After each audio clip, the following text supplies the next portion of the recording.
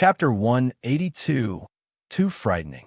The Black Disgust Demon King felt his right shoulder being pressed. Instinctively, he wanted to leap away, but his demonic power instantly solidified, making it impossible to move. His expression changed drastically, and a sense of panic instinctively arose in his heart. The red-scaled little snake and Xianxia widened their eyes. They saw a shadowy figure appear behind the Black Disgust Demon King, a mysterious figure shrouded in dark purple demonic aura. Sword Venerable Fudao. Xianxia immediately guessed the true identity of the shadowy figure, his entire body stiffening with fear. He dare not move, but the Black Disgust Demon King could not move. Guin stood behind the Black Disgust Demon King. He initially wanted to hear some information from the demon, but then thought better of it. There was no need to listen.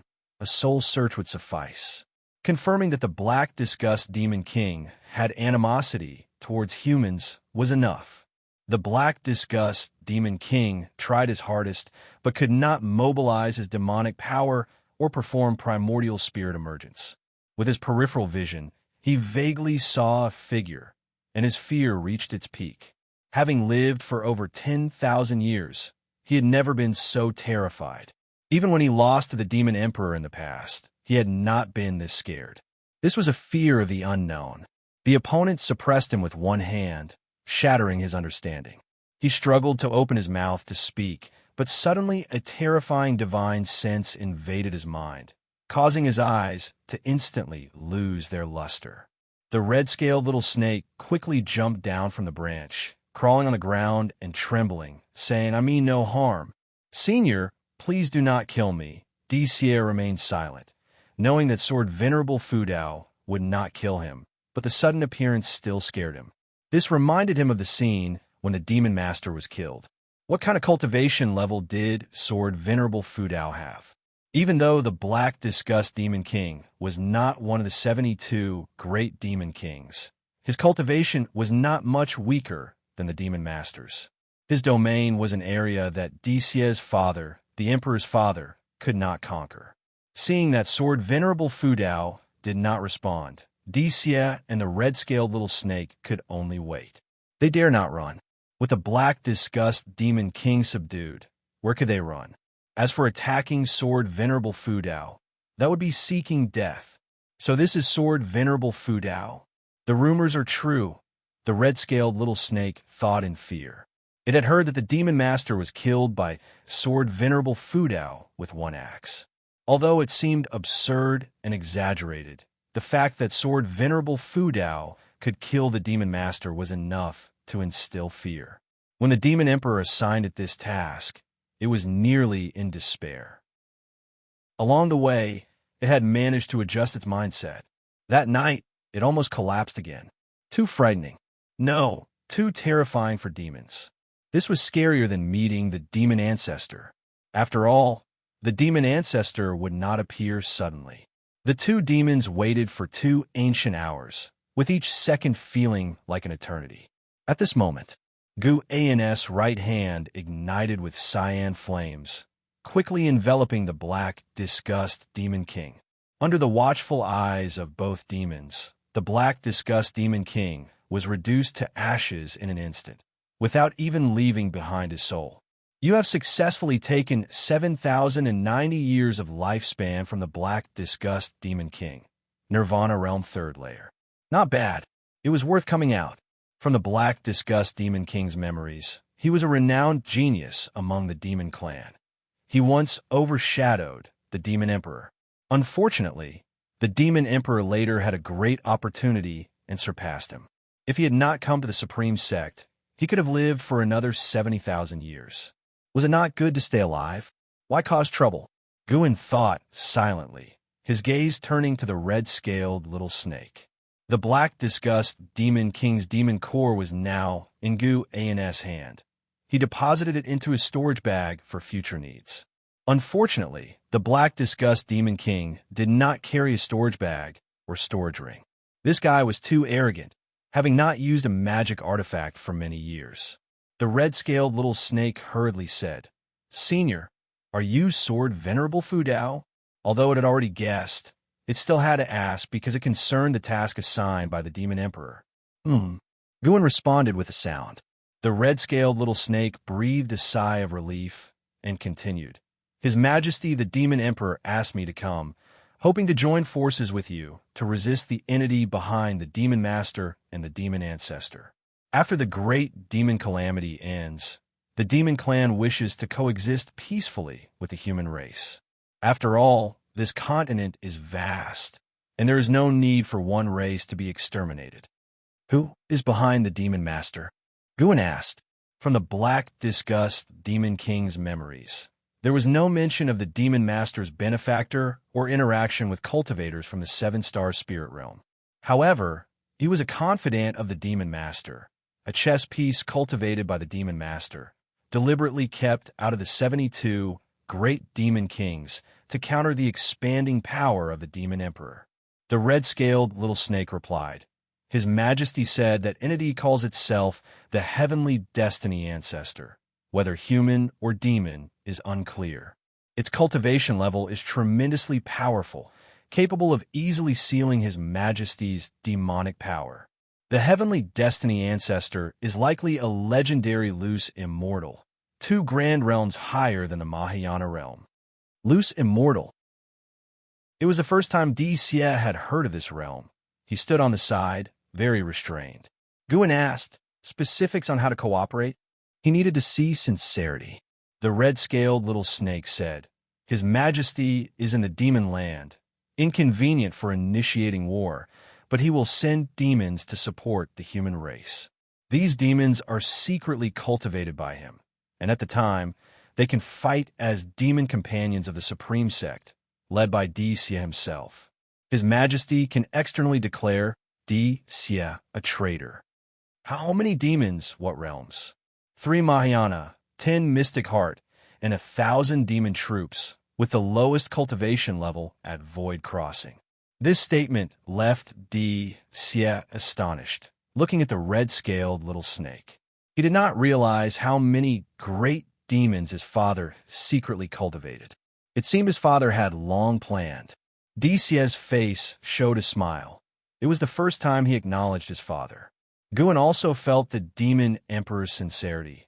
This force indeed could assist the human race. Seeing that sword Venerable Fu Dao remained silent, the red-scaled little snake added, Since ancient times, demons exterminated humans, humans exterminated demons, over and over. Only the Holy Lands endured. His Majesty finds it odd and wishes to change this situation. To use a line from your Supreme Immortal Venerable's book, how can wrongs be righted if both seek revenge endlessly? Guin turned and left a sentence. Let him take you to meet the elders of the Supreme Sect. He walked into the darkness, as if he had never appeared. Thank you, Sword Venerable, for your kindness. In the future, when the continent is peaceful, the demon clan will remember your grace. The red-scaled little snake shouted excitedly, feeling thrilled. Xia bowed to Guin, his courtesy proper. For a long time, the red-scaled little snake sighed in relief, saying, Sword Venerable is really scary. That was the Black Disgust Demon King, and he died so easily, without even a chance to resist. Xia's eyes showed determination, saying, just as you said, how can wrongs be righted if both seek revenge endlessly? In the end, the heavens are watching. Perhaps Sword Venerable Fu Dao is the savior who will change the continent's suffering. The red-scaled little snake nodded in agreement.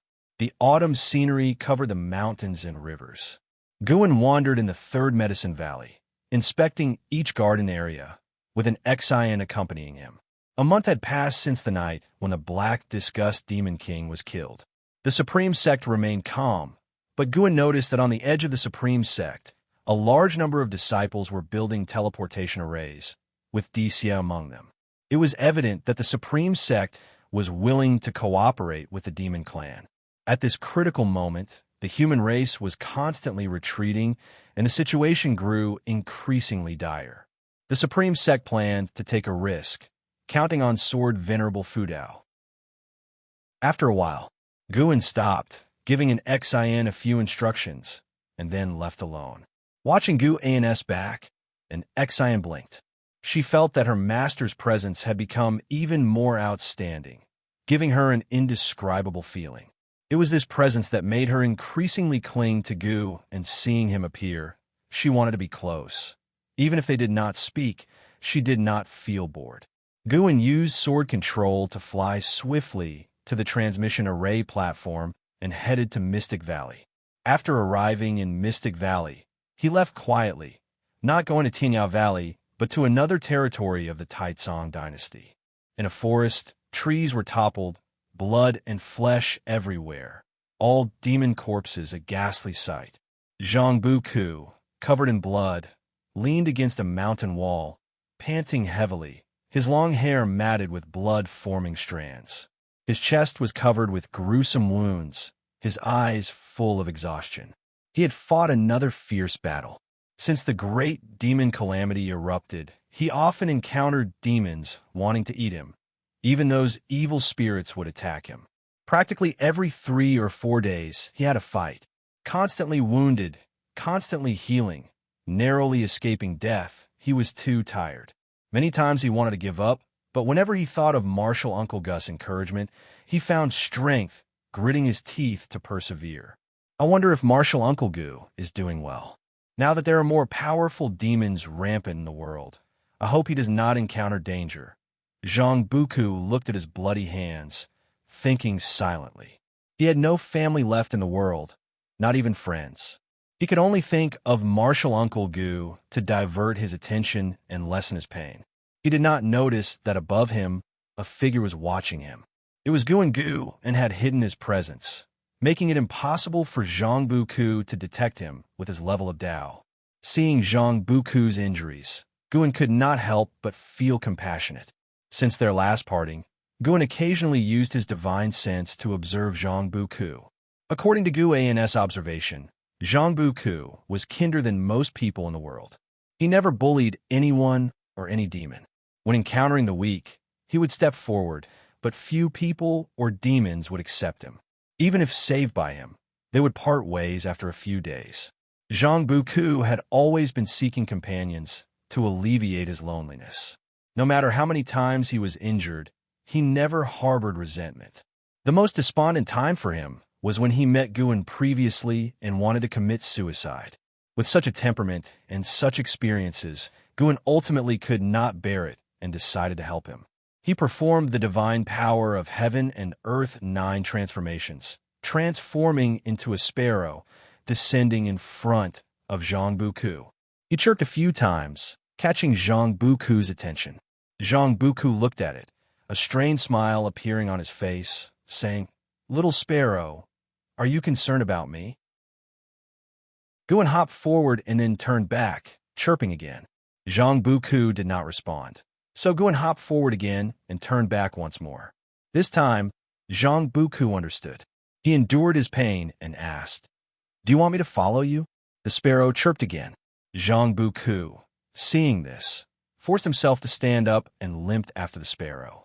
He left a long trail of blood, and, as the sun shone on him, the blood began to glisten.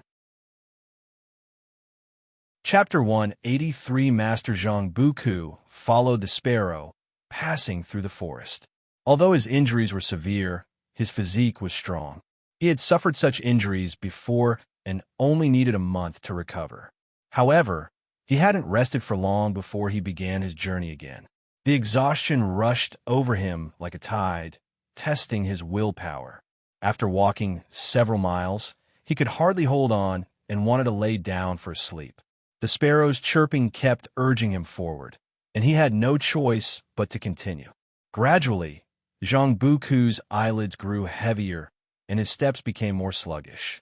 Guan did not help him, only kept urging him on. It was unclear how much time had passed. Finally, unable to endure any longer, Zhang Buku collapsed on the hillside and lost consciousness completely. Sunset and moonrise. A night passed. Zhang Buku's eyelids fluttered. His consciousness gradually returned, and he slowly opened his eyes. The sunlight falling on him made him feel warm. At this moment, a few small birds were perched on his body. Sensing his movement, They all flew away. Zhang Buku opened his mouth, feeling his throat dry. He struggled to get up and looked around, but the sparrow that had led the way was nowhere in sight. His brow furrowed, and he prepared to go downhill to find a place to clean his wounds. He suddenly sensed a faint demonic energy he had never encountered before, inexplicably compelling him to approach. After hesitating for a moment, he took a step forward. He walked around the hillside to the other side and pushed aside the weeds in front of a rock wall to reveal a rather small cave entrance. He began to dig through the soil. After resting for a night, his strength had recovered considerably. An hour later, he crawled into a tunnel. After crawling for a long time, he finally reached a spacious cave chamber. Upon landing, his gaze fell on a smoothed round stone in front of him, upon which a bright red demon core, the size of a human head, was placed. Seeing the demon core, a greedy expression involuntarily appeared on Zhang Buku's face. Step by step, he walked forward with trembling hands. Meanwhile, hundreds of miles away, Guan observed the scene with his divine sense. That demon core was the demon core of the six-headed sea dragon, a demon core from the Mahayana realm, sufficient for Zhang Buku to defy fate and change his destiny. However, given Zhang Buku's current realm, whether he could withstand the power contained in the demon core was uncertain. If he couldn't hold on, Guan would intervene. Under his divine sense's watch, Zhang Buku grasped the demon core tightly and began to cultivate, absorbing the demonic power. His body trembled incessantly, the scabs on his skin transforming into blood, energy, and dissipating. His face contorted, and his skin turned red at a visible speed. What is this pain? Zhang Buku gritted his teeth. Thinking of the hardships he had endured over the years, he was determined to seize this opportunity. He could feel the high realm of this demon core, possibly the strongest demon he had encountered so far. If he could obtain its demonic power, he would undoubtedly be reborn. His expression became more twisted, and his eyes filled with blood. Wisps of blood energy overflowed from his body, coalescing behind him into the terrifying form of a demon, the shape of the six-headed sea dragon, exuding immense pressure. By evening, Guan returned to Mystic Valley. Along the way, many servant disciples greeted him. Senior brother Liya has returned.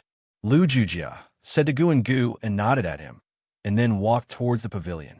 From a moment Liya started his journey back to the Supreme Sect, Guan had sensed his presence. Along the way, Liya encountered many events, including slaying demons and resolving grudges. It seemed they would have a long conversation. Upon going upstairs and entering the room, Guan saw Liya writing at the table. Liya was already at the 9th layer of the core formation realm, but his lifespan had not increased, still at 1,550 years. Compared to Li Xiandao, he was not only less talented, but also less fortunate. Fortunately, Liu was unaware of how powerful his father was and still carried himself with confidence. Guan closed the door and smiled, asking, "Senior brother Li, long time no see. What are you writing?"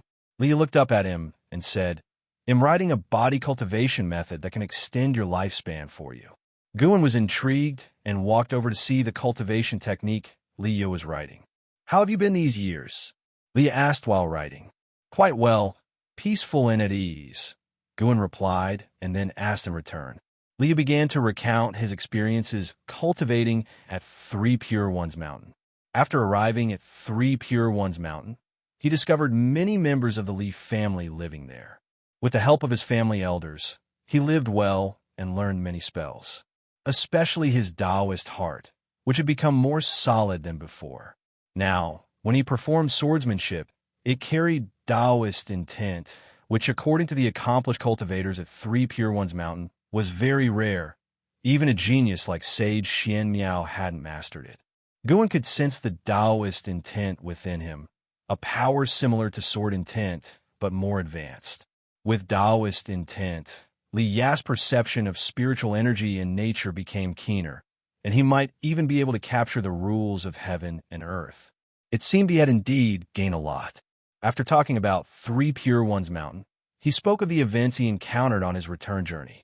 Li also encountered many cultivators who took the opportunity of the demon calamity to commit evil acts, including cultivators from reputable sects, which made him very angry. Now, I not only slay demons, but also people. Although many tell me that in extraordinary times, these people are needed to resist demons, I don't listen. Li said coldly. He then looked at Guan and asked, "Junior brother, do you think I'm wrong?" Guan replied, "How could you be wrong? If these people were willing to resist demons, they wouldn't commit evil acts. By doing evil, they are a burden to the entire human race. I support you."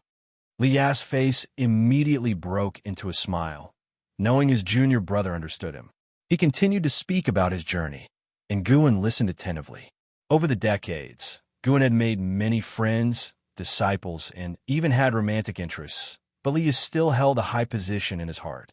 They had both entered the Supreme sect together, and before reaching the Foundation establishment realm, Leah had taken care of him. This kindness he would naturally remember. Once Leah finished writing, he had also concluded his story. Leah put down his brush and looked at Guan, smiling. "Junior brother, I have come specifically to visit you. Tomorrow, I must ascend the mountain again. The world is in chaos. Senior brother can go and do what you must. I don't have your strength and can only plant herbs in Medicine Valley. I will pray for you, wishing you safety," Guan said with a smile as well. Leah laughed. "With you praying for me, I will certainly be safe." He then asked, "By the way, do you still have contact with my emperor father?" This matter had been hidden for decades, and Guan felt it was time to speak out, so he told him about Tinya Valley. "I used to disdain him, but now his deeds have made me look at him with new eyes. Follow him well. If he dares to scheme against you, I will not spare him," Leah said with emotion. After the demon calamity, the three dynasties had ceased fighting, united against the demons. Li Xiandao even personally led troops to expedition against the Demon King, his fame growing larger, acknowledged more highly in the immortal cultivation world than even the emperors of Tianwei and Great Jiang. Oh yes, a wise man at Three Pure Ones Mountain divined that our Li family has a person destined for great things. That should be me. I might become an immortal in the future. See, isn't your senior brother impressive?" Leah said proudly. Only in front of Gu and could he reveal his true feelings. Guan curiously asked, "What are the characteristics of a person destined for great things? Is it top talent or unrivaled fortune?" Leah raised an eyebrow. "Whether in terms of talent or fortune, I'm the strongest among the direct bloodline of the Li family. How do you see it? I should be the person destined for great things. Or do you think there is someone else? You don't possibly like my sister, do you?" "How could that be? I haven't seen your sister for years. By the way, is senior sisterly well?" "Of course she's well, but wait, you just said you don't like my sister."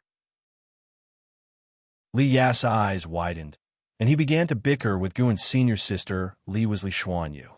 Guan had once helped her manage her cave, and she had introduced him to other businesses.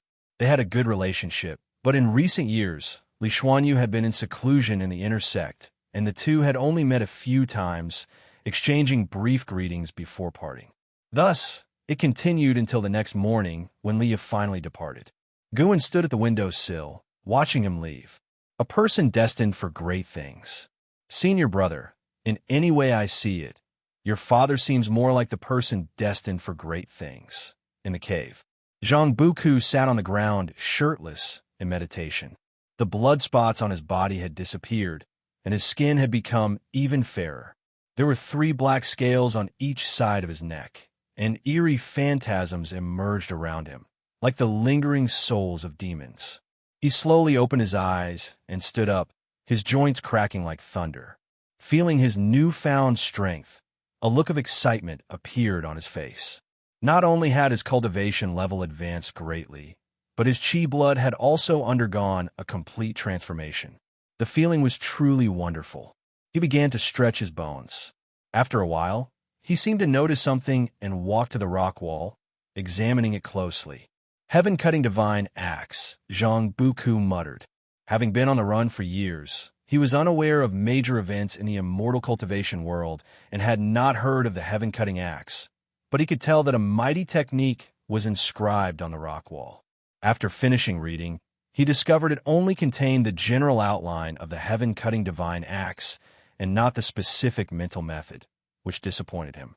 Just from its description, he could tell the heaven-cutting divine axe was formidable. If he could master it, he would be invincible. He suddenly sensed something and used his divine sense to inspect the rock wall. Bang! A vast amount of memory surged into his mind, causing him to become dazed. After some time, his eyes cleared, and a look of ecstasy appeared on his face. He had unexpectedly inherited the complete heaven-cutting divine axe. Recalling those grandiose moves, his heart burned with eagerness. He was impatient to start practicing the heaven-cutting divine axe, but he had no axe in hand. He glanced around and noticed a stone axe wedged in a crack in the rock, making him delighted. He pulled out the stone axe and swung it a few times, feeling it was too light. Nonetheless, he at least had an axe to practice the moves. He stepped back a few paces and then knelt, facing the rock wall. "Senior, though I do not know your identity or whether you are still alive, what I have gained today is entirely due to your grace. From now on, you will be my master. I will never forget your kindness." Afterward, he began kowtowing heavily, his forehead bleeding profusely. Chapter 184 Mutual Appreciation. Su-Han's desperate situation in Tianya Valley. Guan, who was picking herbs, smiled. He heard Zhang Buku's words and felt both comforted and accomplished. "Senior brother Zhang, did you ever think I would become your son's support?" Guan's thoughts drifted back several decades. At that time, Cheng Xiandan was still around, constantly engaged in alchemy and rarely coming downstairs. It was always Zhang Chunxiu leading him, Lia, and Meng Lang in their work. Years passed, and of the original 5 master and disciple members, only Guan and Lia remained. Time flows, and some people and events are taken away by the years, with their traces gradually erased. Autumn leaves danced in the air, as Sun Air, and Sun San followed Guan, occasionally asking questions.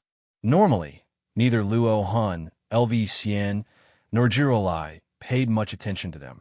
Only Guan would chat with them, and even bring them some gifts whenever he came, so they liked him very much. This time, Guan brought them some spirit fruits, which were very tasty.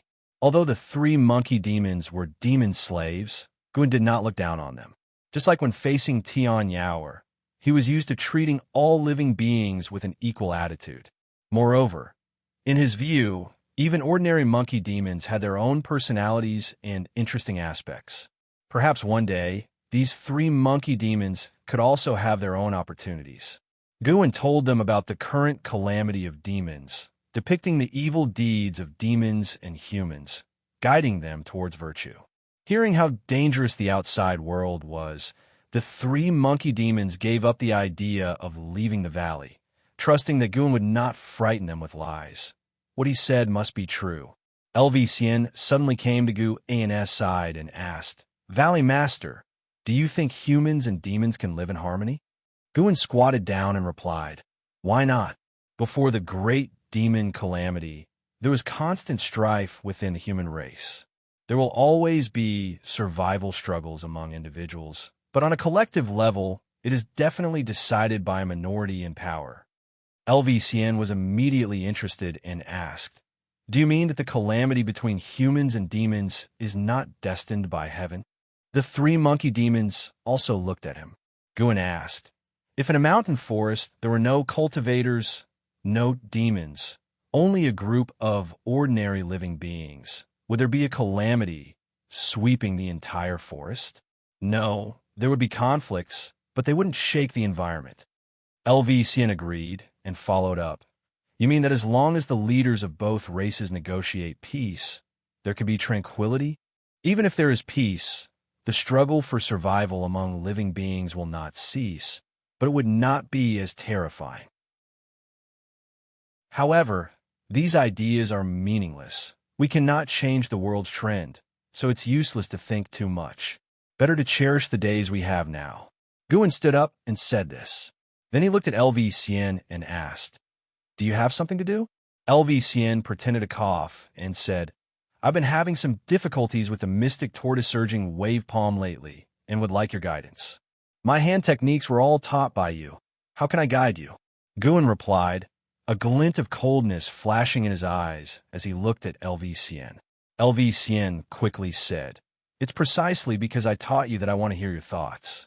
One doesn't need to be superior to guide another. Different people have different insights, and you might offer unexpected ideas." This explanation was reasonable and considerate. Guan said, "Then wait a moment, let me finish my work first." "All right." LV Xian stepped aside immediately. After a while, Guan handed the medicinal herbs to the 3 monkey demons and then took LV Xian to the attic. Without needing his instructions, LV Xian began setting up restrictions. Neither Luo Han nor Ji Ruolai thought much of it. Even though they all served Li Xiandao, they still kept secrets from each other, especially regarding cultivation matters, which should not be easily pried into. An hour later, LV Xian finally opened the door and left, and Guan was also about to leave.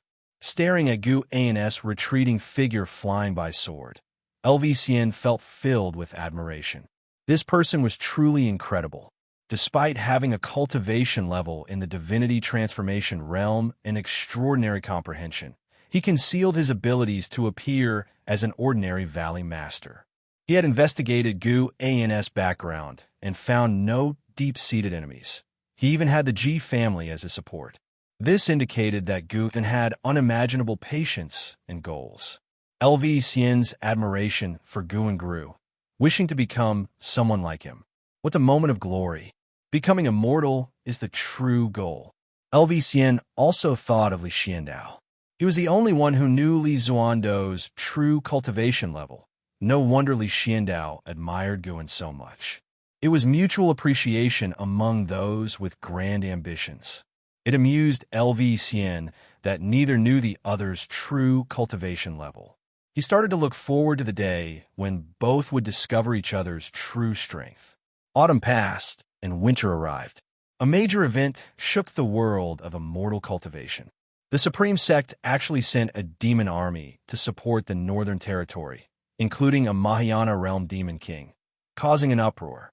Countless people questioned the Supreme Sect's collusion with the demon clan, but with this demon army sweeping through a battlefield, the doubts disappeared, replaced by excitement. Successive reports of victory boosted the morale within the Supreme Sect. Yet, even so, the world crisis remained unresolved. The demon land's demons seemed endless, impossible to kill completely. Besides picking herbs, Guan spent most of his time descending the mountain to slay demons. His lifespan had already surpassed 6 million years. This winter, more and more disciples were dispatched down the mountain, and the number of disciples in the outer and inner sects kept decreasing. Guan could sense a terrifying demonic energy brewing in the north. Loose immortal realm. It must be that demon ancestor. Deep within the demon land, there might be a great cultivator of the 7 stars spirit realm. Therefore, Guan did not act immediately. Once the demon ancestor ventured south, as long as he dared to step into human territory, Guan would strike at once. The 7 stars spirit realm, claiming to be a holy land, would not directly attack the human race. One night, Guan habitually used his divine sense to scan the world and was attracted to a certain forest. In that forest, Su Han was hiding in the grass. He had an artifact that could conceal his aura. The 9 Nether 13 evil were patrolling within 100 miles, but could not find him. Su Han's aura was unstable, indicating severe injuries. Had he fallen out with the ghost mother of Ephemera? Guan had no intention of intervening. He quietly observed. After 7 days, Su Han finally left the forest. During his travels in the mortal world, Guan would occasionally keep an eye on him. Su Han was secretly investigating Xianxia. What was he planning? Guan wouldn't allow Su Han to harm Xianxia. If Su Han dared to harm Xianxia, he would not stand by. Heavy snow fell, covering everything. In a mountain ravine, Yilan, Zhenxin, and several disciples from the law enforcement hall were resting, each cultivating energy to restore spiritual power. Xianxia suddenly opened her eyes and scanned her surroundings.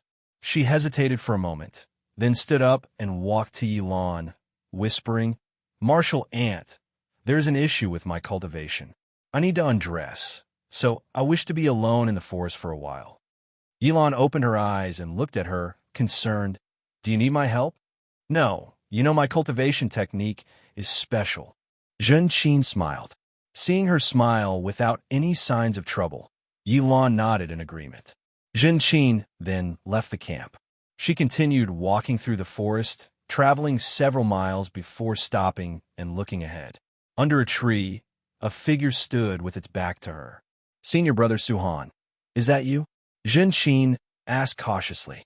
Suhan turned around, his face devoid of color and hair turned white. His bone sword was gone. He forced a smile and said, "It's me, come here." Xianxia hesitated but still approached Suhan. When she was only 7 steps away from him, she sensed being trapped in some kind of restriction, causing her expression to change. "No need to panic. It's my artifact, which can block divine sense detection, keeping the ghost mother of ephemera and the 9 nether 13 evil from finding me," Suhan explained. Xianxia breathed a sigh of relief, maintaining her distance, and asked, "Senior brother, can you really not turn back?" Suhan's face twisted into a grim smile. "Turn back? There's no going back. My hands are already stained with blood. Even if I abandon my cultivation, my enemies won't let me go." Xianxia saw his unstable condition and quickly asked, "Do you need healing medicine?" "No. I came to ask you for a favor." Suhan shook his head. Xianxia couldn't help but ask, "What is it?" At that moment, Suhan suddenly moved closer, pressing his right hand on her forehead. Her eyes widened in horror as she realized she couldn't move. Suhan's face turned immensely cold in that instant. "Senior, brother," Xianxia managed to utter 2 words before a powerful spiritual force entered her body, rendering her speechless. In the distance, in a town, Gun was swinging his sword to slay demons, his brows furrowed, eyes complex. He turned and continued to kill demons, while other cultivators were fighting alongside him in the town. In the forest, Suhan looked at Xianxia's panicked expression and whispered, "Junior sister, don't be afraid. I won't harm you. Senior brother is at the end of his rope, destined to die, and wants to pass all my cultivation to you before I die, to help you change your fate." Hearing this, Xianxia's pupils dilated. Memories of Outer Gate City flashed in her mind. Back then, the Outer Gate wanted to sacrifice disciples, and Suhan risked his life to cover her escape from the city. Because of this gratitude, she had always cared about Suhan's fate. Though Suhan was infamous, perhaps wronging many people, he had always been good to her. Everyone could condemn him, but not her. The ghost mother of ephemera taught me the defying fate divine skill, wanting me to enter the 9 nether road. Though I don't know her final intention, my fate would be grim. In a secret realm, I seized a Mayana Dharma artifact and escaped them, but I'm heavily injured and won't live long. The hateful heaven divine sword ends with me. I sought revenge, but the true enemy is elusive. Yet, I understand now that practicing the hateful heaven divine sword means endless enemies. Perhaps I've already taken my revenge. Junior sister, with our average talent, we are mere ants in the world of cultivation. Practicing the hateful heaven divine sword was my only chance to escape fate. Though I failed, my life was still worthwhile. Now, inherit my cultivation. Chapter 185, Hateful Heaven Ancestor, listening to Suhan's last words. Xianxia's eyes were red. She wanted to stop Suhan, but she couldn't speak. Suhan continued to instruct. "I'm only passing my cultivation to you. After I die, burn my body to ashes, and remember to take my storage bag. Anything related to the ghost mother of ephemera has already been discarded." Blood began to flow from the corners of his mouth, followed by his eyes and nose. The blood streaks on his pale face were so brilliant, especially in the icy snow, making it even more horrifying. Seeing Su Han's eyes turn into a pair of blood-red eyes, Xianxia's heart ached immensely, and tears kept flowing uncontrollably. Her robe began to flutter, and her cultivation level started skyrocketing. The power of the defying fate divine skill is very easy to cause deviation, but this cultivation technique itself is meant to be a wedding dress. After passing it on to others, the power becomes pure, even able to cleanse their tendons and marrows, transforming them. Junior sister, thank you for still thinking about me. Su Han's voice grew weaker. Xianxia felt her eyelids becoming unprecedentedly heavy. Her vision started blurring. She couldn't see her senior brother's face clearly anymore. Tell Master, I'm sorry. I disappointed him. He helped me establish my foundation. But instead of repaying him, I only caused trouble. Although this life has been extraordinary, there are too many regrets. Xianxia's consciousness completely sank into chaos. The snow fell harder and harder, as if the heavens and earth were lamenting. No one knew how much time had passed. Xianxia's consciousness began to wake up, and she suddenly opened her eyes, awakening as if from a dream. She found herself lying in the snow, with another person lying beside her, her senior brother Su Han. She immediately scrambled up to check on Su Han, but as soon as she turned him over, she was so frightened that she hastily retreated. Su Han was already dead, his whole body was purple, and he was skin and bones, looking as if his flesh and blood had been sucked dry. Extremely terrifying. Senior brother. No, it shouldn't be like this. Xianxia sat desolately on the ground, staring at Su Han. She could feel an unprecedentedly powerful spirit power within her, but she wasn't the least bit happy. She suddenly threw herself on Su Han's corpse, starting to wail loudly. When she flipped Su Han over to face the sky, she noticed that his purple lips were slightly curled, as if he had died without pain. After a long time, after Xianxia vented her emotions, she slowly stood up. There were still tear stains on her face, but her expression had become colder than ever. She raised her right hand, and with a gesture, Su Han's gold ring flew into her hand. She could feel the immense power contained in this gold ring. Even though she had been transformed, it still shocked her. This must be a Mahayana Dharma artifact. Xianxia's eyes turned back to Su Han. She bit her lip, her eyes full of struggle.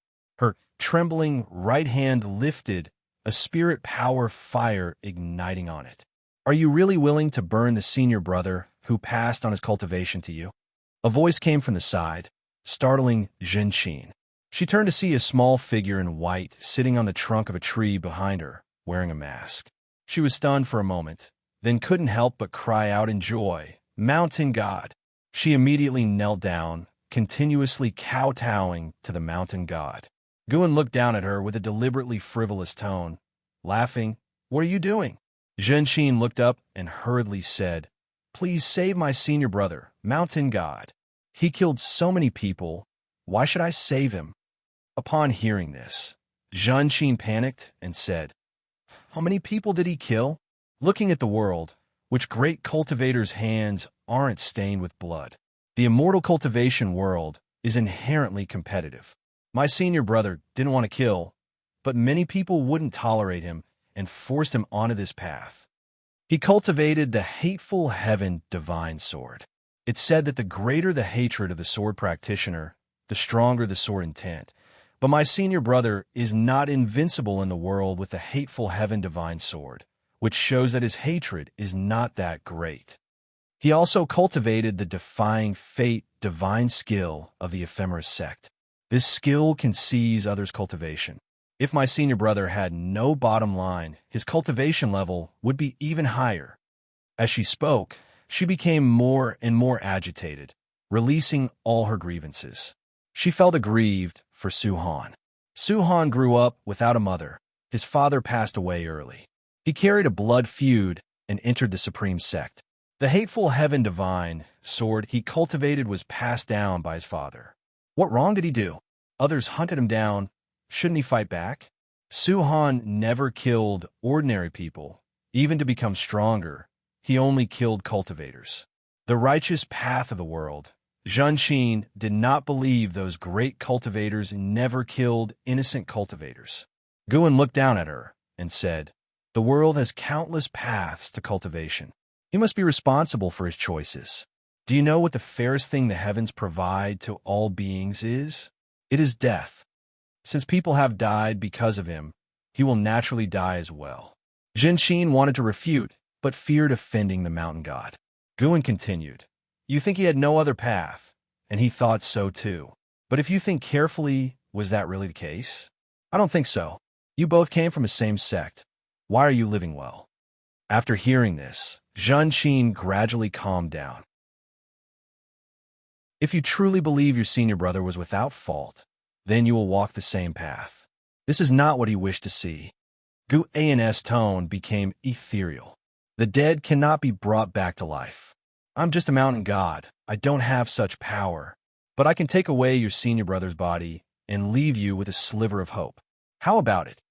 Upon hearing this, Xianxia did not respond immediately.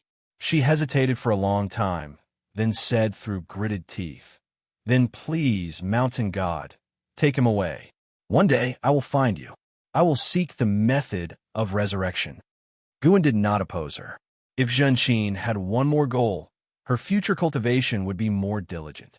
He raised his right hand, taking Su Han's body into his hand, making it very small, leaving only a storage bag on the snow. Seeing the mountain god's miraculous divine skills, a grief-stricken Xianxia was too sad to be amazed. She got up and asked, "Mountain god, why are you here?" Guan disappeared from the tree branch, leaving a sentence. Who says a mountain god can only stay in one place? Moreover, I am not just a mountain god. Upon hearing this, Xianxia was awed, thinking that this mountain god might hold a transcendent position among the immortals and gods. She wiped away her tears and infused the gold ring with spirit power, causing the barrier to disappear immediately. She headed toward the place where Yilan and others were stationed. Her senses had already captured the aura of Yilan and others.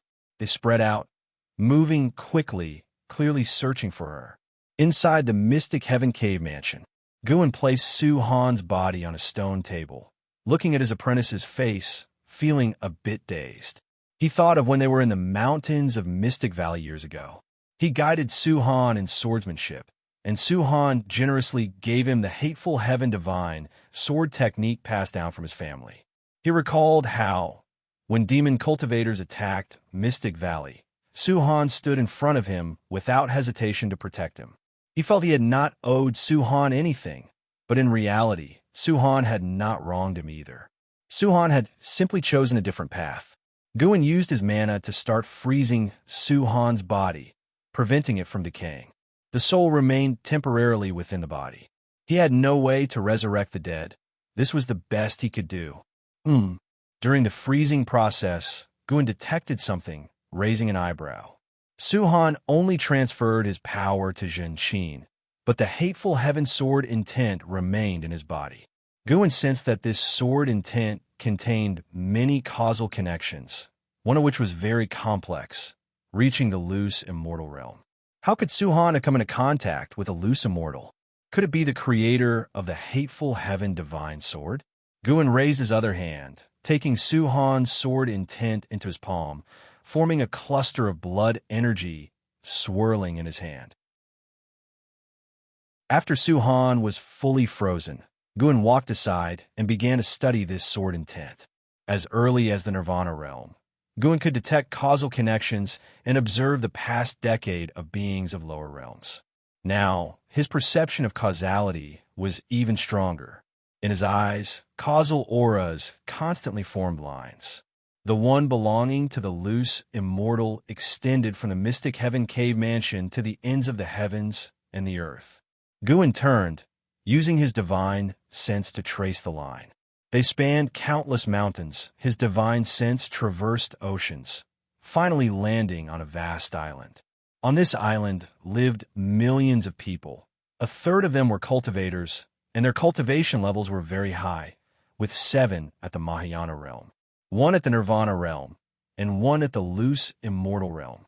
The loose immortal was hidden underground on the island, within a complex barrier. The hateful heaven ancestor has developed hostility toward you, and his killing intent is increasing. Would you like to perform lifespan detection on him? How does he know about me? Guin was secretly alarmed. He hastily dissipated the hateful heaven sword intent in his hand, choosing life-span detection. Hateful heaven ancestor, loose immortal realm second layer 14809/25000/28000. Loose immortal realm second layer. After a moment of hesitation, Guin disappeared from his spot. In a mysterious underground chamber, the hateful heaven ancestor, clad in a gray robe, meditated on a prayer mat. He kept his eyes closed, brows furrowed. Mountain god, who was playing tricks?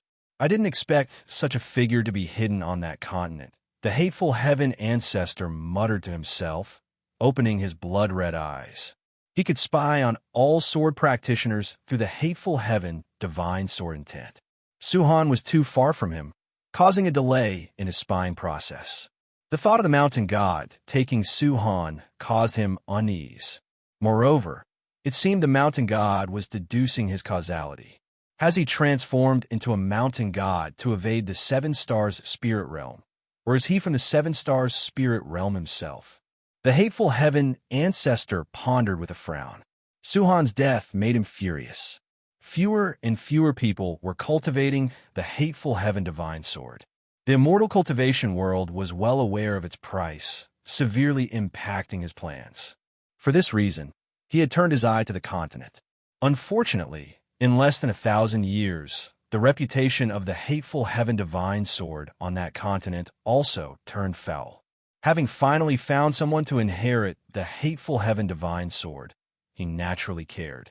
He felt resentment toward the ghost mother of ephemera and the 9 nether 13 evil, even considering exterminating those insects, but feared being discovered by the Seven Stars spirit realm. Now, no one on the continent cultivated the hateful heaven divine sword. The more the hateful heaven ancestor thought about it, the angrier he became, even developing murderous intent. No, I have to go there myself and personally pass on the teachings. The hateful heaven ancestor thought silently, closing his eyes to continue cultivating. This matter could not be rushed. He needed to wait until the so-called calamity of demons and spirits ended before quietly sneaking onto the continent. He had already discovered that the Seven-Star Spirit Realm had nurtured another human dynasty. At that moment, a hand suddenly pressed on the hateful heaven ancestor's shoulder, making him open his eyes abruptly. Chapter 186. Hateful Heaven Path. Demon Ancestor intends to head south. Hateful Heaven Ancestor had stayed in his cave for over 1,000 years without taking a single step outside. None of the cultivators on the island knew he was hiding there. Suddenly, someone tapped him on the shoulder. Even though he had loose immortal cultivation, he was still startled. He instinctively wanted to turn his head, but at that moment, an incredibly terrifying mana surged into his body, destroying his bones and tendons before restraining his primordial spirit. Behind him stood Guin, who had performed the 9 extremes yin-yang body. Guin pressed a hand on his shoulder, looking down at him.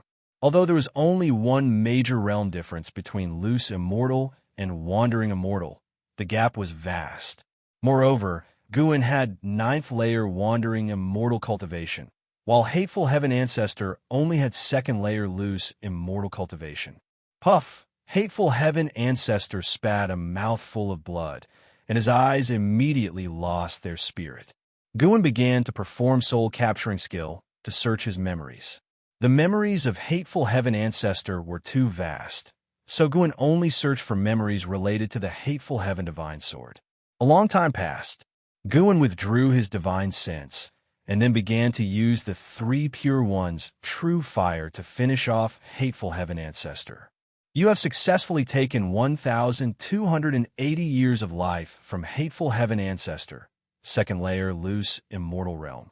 Watching hateful heaven ancestor's body gradually turn to ashes, the heavy weight on Guin's mind slowly lifted. Being resented by a loose immortal put pressure on Guin. If he didn't eliminate the enemy immediately, he couldn't be at ease. He started examining the cave. It wasn't small. It was well furnished and even had a spirit pond with various kinds of aquatic plants. According to Hateful Heaven Ancestor's memories, he had no connection with this island. He had sneaked onto the island to hide because he had enemies. His enemies were from a sea bass sect called Star Sea Congregations. This sect dominated the ocean and had countless disciples, though Guin wasn't sure of their exact strength. During the memory search, Guin was very careful, fearing he might see other wandering immortals or higher realm beings. Immortal Path realm cultivators' perception of karmic forces increased with their cultivation level, and he worried that other great cultivators might notice his soul search. As for the strongest cultivator on this island, they were only in the Nirvana realm, not a major concern. Soon, Hateful Heaven Ancestor was burned to ashes. Guin began to inventory his belongings. His storage bag was of high quality, containing dozens of restrictions. The internal space was over 10 miles in diameter, storing countless spirit stones, elixirs, magic artifacts, secret books, and rare treasures. Guin felt that with this storage bag alone, he could establish his own sect. He wasn't in a hurry to leave. He sat on a stone bench and took out a secret book to read. This secret book was called Hateful Heaven Path. The Hateful Heaven Divine Sword was merely a branch of the Hateful Heaven Path. Because Hateful Heaven Ancestor had been a sword cultivator, he had created the Hateful Heaven Divine Sword. Hateful Heaven Path was a legacy discovered by Hateful Heaven Ancestor in an ancient palace under the sea when he was 1,000 years old. It was said that this palace belonged to a powerful sect from ancient times. When the ocean submerged the mortal world, everything sank to the seabed. Hateful Heaven Ancestor had reached his current height, relying on the Hateful Heaven Divine Sword. He propagated the sword technique, allowing sword cultivators to bolster his Hateful Heaven path. The power of the Hateful Heaven Divine Sword came from borrowing his strength. In this process, he would continually absorb the other party's chi, fortune, and lifespan. Thus, those who practiced the Hateful Heaven Divine Sword advanced quickly in cultivation, but also died quickly. The cultivator from the sword sect of the Great Yu dynasty who created the Hateful Heaven Divine Sword had also been taught by him, not self-created. After perusing it, Guin thought Hateful Heaven Path was indeed powerful, but it was too sinister. Moreover, practicing this path would lead to backlash. For example, Hateful Heaven Ancestor couldn't be exposed to sunlight and could only act at night. Even as a loose immortal, walking in the sunlight would cause heart demons to torment him. Guin threw the secret book into his storage bag and continued to inventory the other secret books. At the end of the year, the demonic catastrophe was entering a more severe stage, and the Supreme Sect began mobilizing outer disciples to patrol the surrounding areas. That day, a violent demonic cat rushed into Mystic Valley, attempting to attack servant disciples. Fortunately, Chu Jingfeng arrived in time to slay it. When Guin returned from the Third Medicine Valley and saw the demonic cat's corpse, he found it still harbored a concealed and sinister power of cause and effect.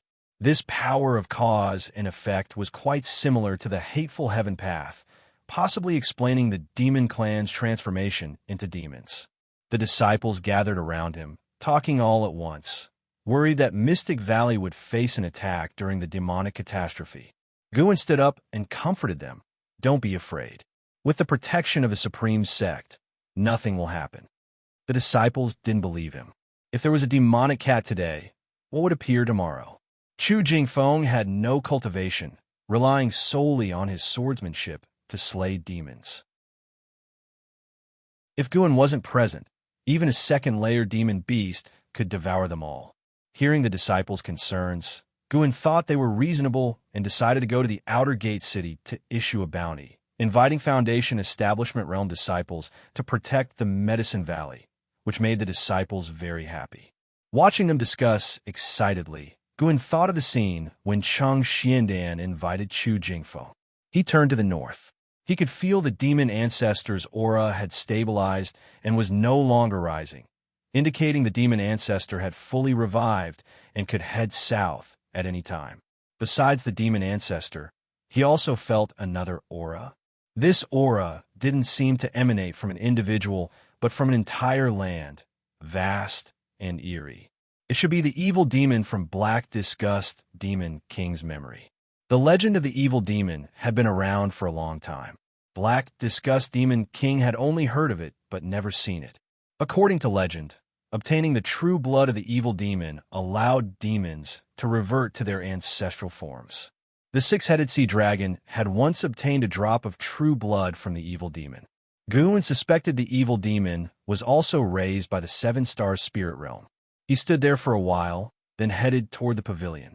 At the same time, in the distant north, demon energy filled the heavens and earth. Thunderclouds covered the sky, and lightning flickered, resembling the rolling of a sea dragon.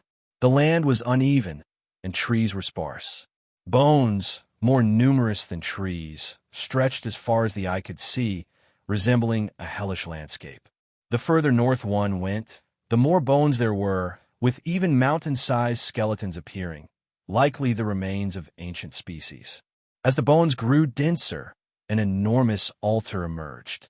It stood on a desolate plain, over 20 miles in diameter, made of some kind of blue stone and covered with numerous ancient runes.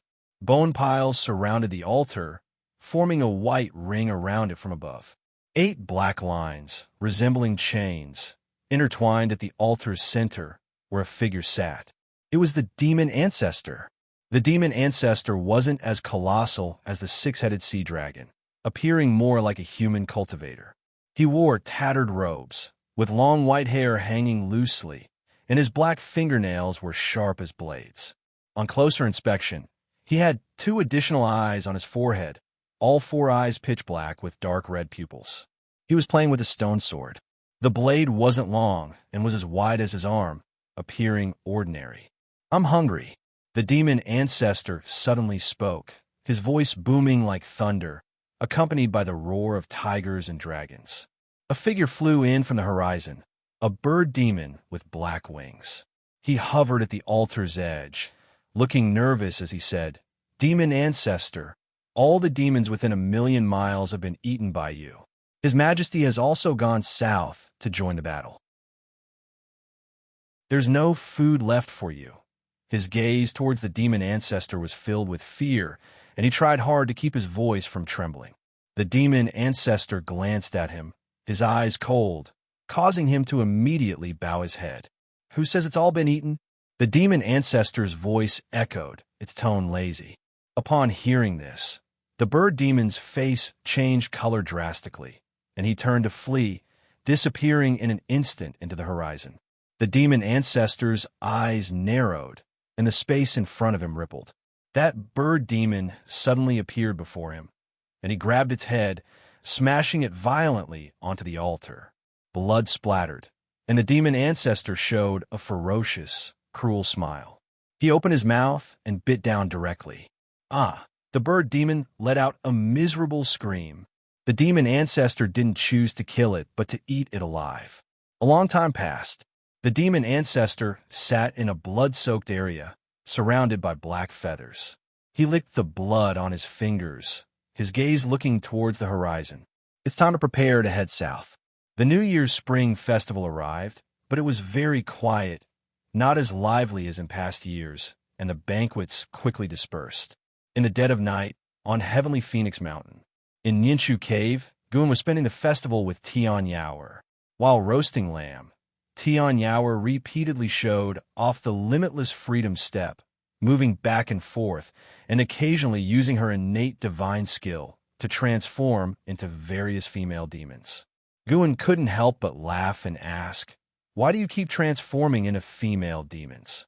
I want to see if the master likes it." Tian Yaoer stopped and giggled. Guan commented, "None of them are as pretty as you. Stop transforming from now on." He was telling the truth. Tian Yaoer was already stunningly beautiful, far superior to the female demons who retained demonic features. Hearing this, Tian Yaoer was overjoyed and immediately pounced on Guan, clinging to his arm. After being affectionate for a while, she asked, "Master, can you catch a few more demons to keep me company? Guan asked, what kind of demons do you want? Just female demons, preferably young ones, easy to control, Tian Yaoer smiled. Guan thought for a moment and nodded in agreement. Now that the various zones in Ninshu Cave were running smoothly, he could capture a few demons for Tian Yaoer to assist her, ensuring she could focus on her cultivation. Let's see if I come across any later.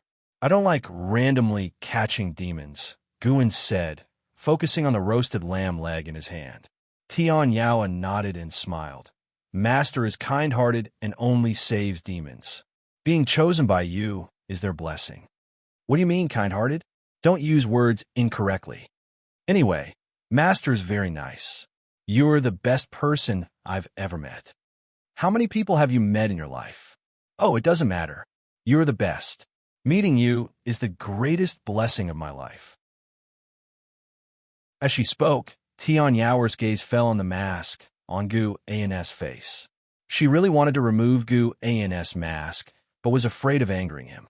Guan handed her the lamb leg and then stood up, saying, all right, you eat slowly. I have to go. Tian Yaoer froze and quickly asked, so soon? Where are you going? Gu then vanished into thin air, leaving a single sentence, to check on another lonely demon. Tian Yaoer's smile instantly froze. Chapter 187 Immortal Paths, Powerful Enemy. The Supreme Sex Crisis Inside the Cave. Zhang Buku wielded the stone axe, continuously swinging it. His movements were fierce, his footwork mysterious, and his afterimages appeared in succession, making it seem as if several clones of him were left in the cave. Since he arrived at this cave and learned the heaven-cutting divine axe, he hadn't gone out again. Relying on cultivating the heaven-cutting divine axe, his chi blood rapidly strengthened, and he had completely fused with the power of that mysterious demon core. He didn't notice a sparrow watching him from a distant rock. Watching Zhang Buku's posture, Guan felt gratified. This kid still had some talent. At least he hadn't wasted the effort of nurturing him. Guan also noticed the change in Zhang Buku's bloodline. This change wasn't evolving towards the six-headed sea dragon, but was another type of demonic aura he hadn't seen before. He suddenly thought of the evil demon. The six-headed sea dragon ingested the true blood of an evil demon, thereby regressing to its ancestors. Could it be that Zhang Buku would also regress to his ancestors? In fact, Zhang Buku wasn't alone and destitute. He still had a mother. But Zhang Chunxiu had never revealed his mother's identity, making it impossible for him to find her. Could Zhang Buku's mother have an extraordinary background? Guan thought silently, but didn't fear too much. After practicing the heaven-cutting divine axe for a while, Zhang Buku finally saw Gu in, "It's you, little sparrow, you've finally appeared. What is your relationship with the predecessor of this cave?" Zhang Buku asked excitedly. He didn't rush towards Guan immediately, fearing he'd scare Guan away. Guan shook his head and didn't make a sound. The Heaven and Earth 9 transformations, brought by the All Things Form and Energy art, were indeed convenient. Not only could it transform one's form, but could also change one's aura. Zhang Buku hadn't noticed anything unusual about him at all.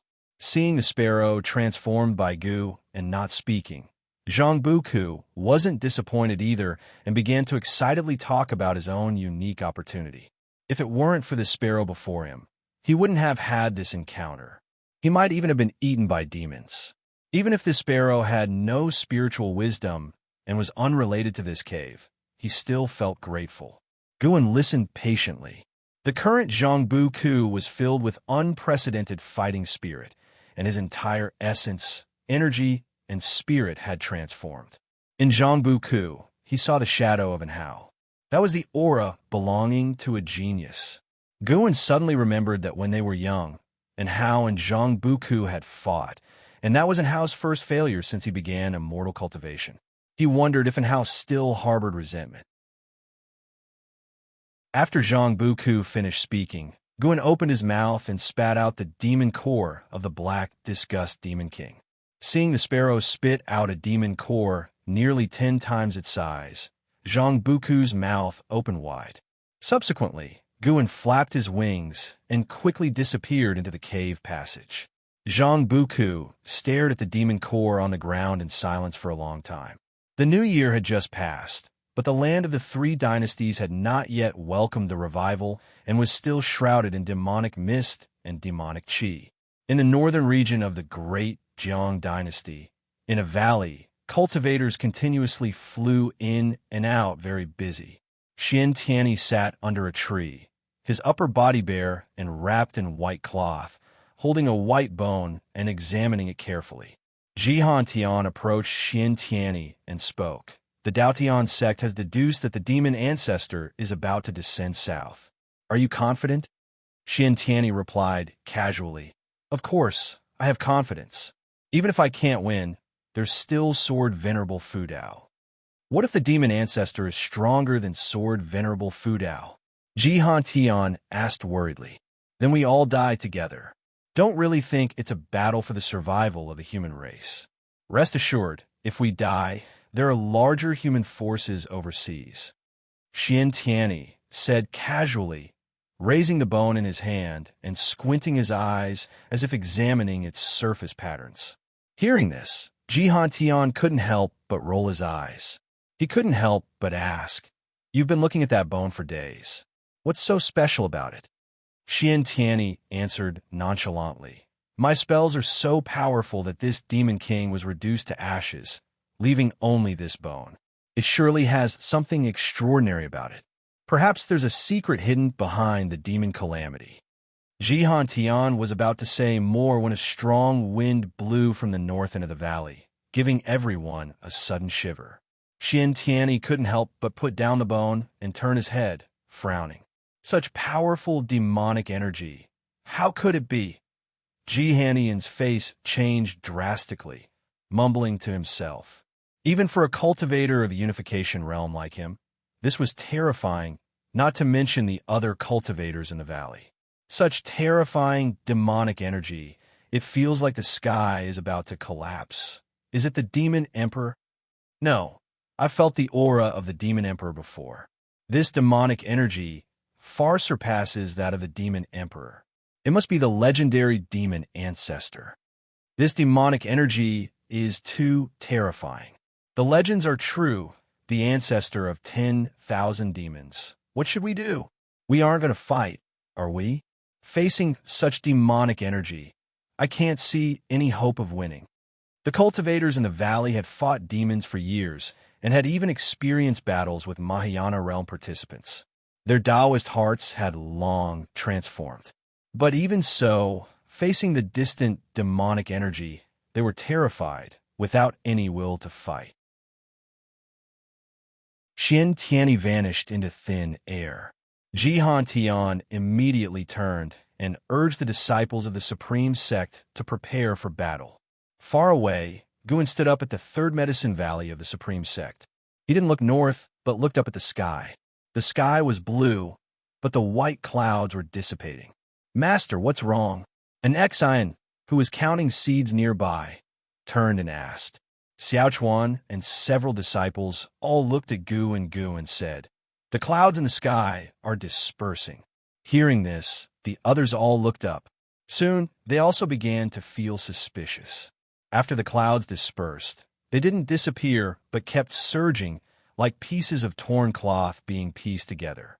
Moreover, everyone noticed that the whole world became strangely quiet, with even the sounds of insects missing. Seven-star spirit realm. Is it? Guan looked at the sky and thought silently. He could feel the space above the Supreme Sect fluctuating. A mysterious power had already enveloped the entire Supreme Sect. This power had surpassed the Nirvana realm, so the Supreme Sect cultivators hadn't noticed. The demon ancestor descended south, but another loose immortal was about to arrive at the Supreme Sect. It seemed the seven-star spirit realm had set its sights on Sword Venerable Fudao. Were they afraid that Sword Venerable Fudao would stop the demon ancestor from descending south? Under Gu An's gaze, the scattered clouds in the sky gradually formed an array diagram, grand and spectacular. This made more and more disciples of the Supreme Sect look up. The disciples in the valley could even hear the noise from the outer city in the distance. Lu Lingjun appeared next to Guan, saying in a deep voice, "Trouble is coming, you better not run out." With that, she leaped into the sky. Not only her, but the Unification Realm cultivators of the Supreme Sect also flew out. Lu Lingjun took out a treasure sword and slashed it, the spiritual power sweeping across like a rainbow, majestic in momentum. With a loud boom, the array diagram in the sky burst out with brilliant golden light, and a boundless pressure descended, startling Lu Lingjun to stop in a hurry. The other Unification Realm cultivators were the same. Unlike Lu Lingjun, they were suppressed by the pressure from the sky, unable to move, all looking at the array diagram in the sky with fear. Every piece of scattered cloud in the array diagram emitted golden light, forming golden lines and then condensing into golden runes. The golden light shined down, and whoever was illuminated by it couldn't move. And Zin's eyes widened, showing a look of despair. The outer city, atop the heavenly repair platform. The cultivators in sword enlightenment there all stood, their bodies trembling. They looked at the sky incredulously. "What is that?" Zhuo Yijian, standing next to the heaven-cutting axe, raised his neck and asked with difficulty. No one answered him. The other cultivators seemed to be watching the descent of gods, but not bringing fortune, rather despair.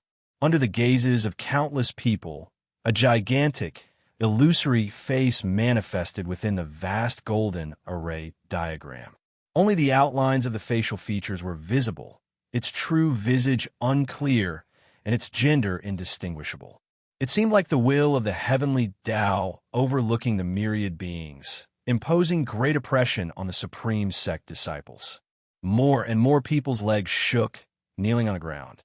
Subconsciously, it was as if an invisible hand pressed their heads, not allowing them to look directly at the mysterious giant face in the golden array diagram. In a mansion in the inner sect city, Ji Xiaoyu looked at the sky, her brows tightly furrowed. She didn't recognize this array diagram, but intuition told her the visitor was certainly related to the seven-star spirit realm. "May I ask which senior has arrived? Why oppress the Supreme Sect in this world of chaos wrought by demons?" A female voice rang out, and a woman in black appeared next to Lu Lingjun. She was the Supreme Elder, Fairy Suxin. Returning from overseas, she suffered severe injuries last year in the demon battlefield, and now back in the Supreme Sect to heal. Her cultivation level wasn't much higher than Lu Lingjun. Facing the golden array diagram together, they could only slightly reduce the pressure. The mysterious giant face in the golden array diagram didn't respond. It seemed to be searching for something. Suddenly, the golden array diagram emitted golden light beams, shooting towards the outer gate city of the Supreme Sect, sweeping across the sky. Under the gazes of countless disciples, the golden light beams converged into a golden arm, like the hand of the heavens, exuding supreme pressure. That direction was exactly the heavenly repair platform. Standing beside the heaven-cutting axe, Zui Yijian's face changed drastically. He was also suppressed, half kneeling, unable to stand up.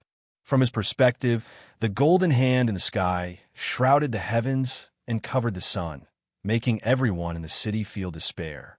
With a loud rumble, the heaven-cutting axe trembled. An immense sword intent soared into the sky, causing the golden hand to stop. Existing within the realm of a mortal path, why hide among mortal sects? A cold voice echoed, reverberating through the Supreme Sect, making every cultivator hear it clearly. Realm of the mortal path? They immediately thought of an entity. Sword Venerable Fudao.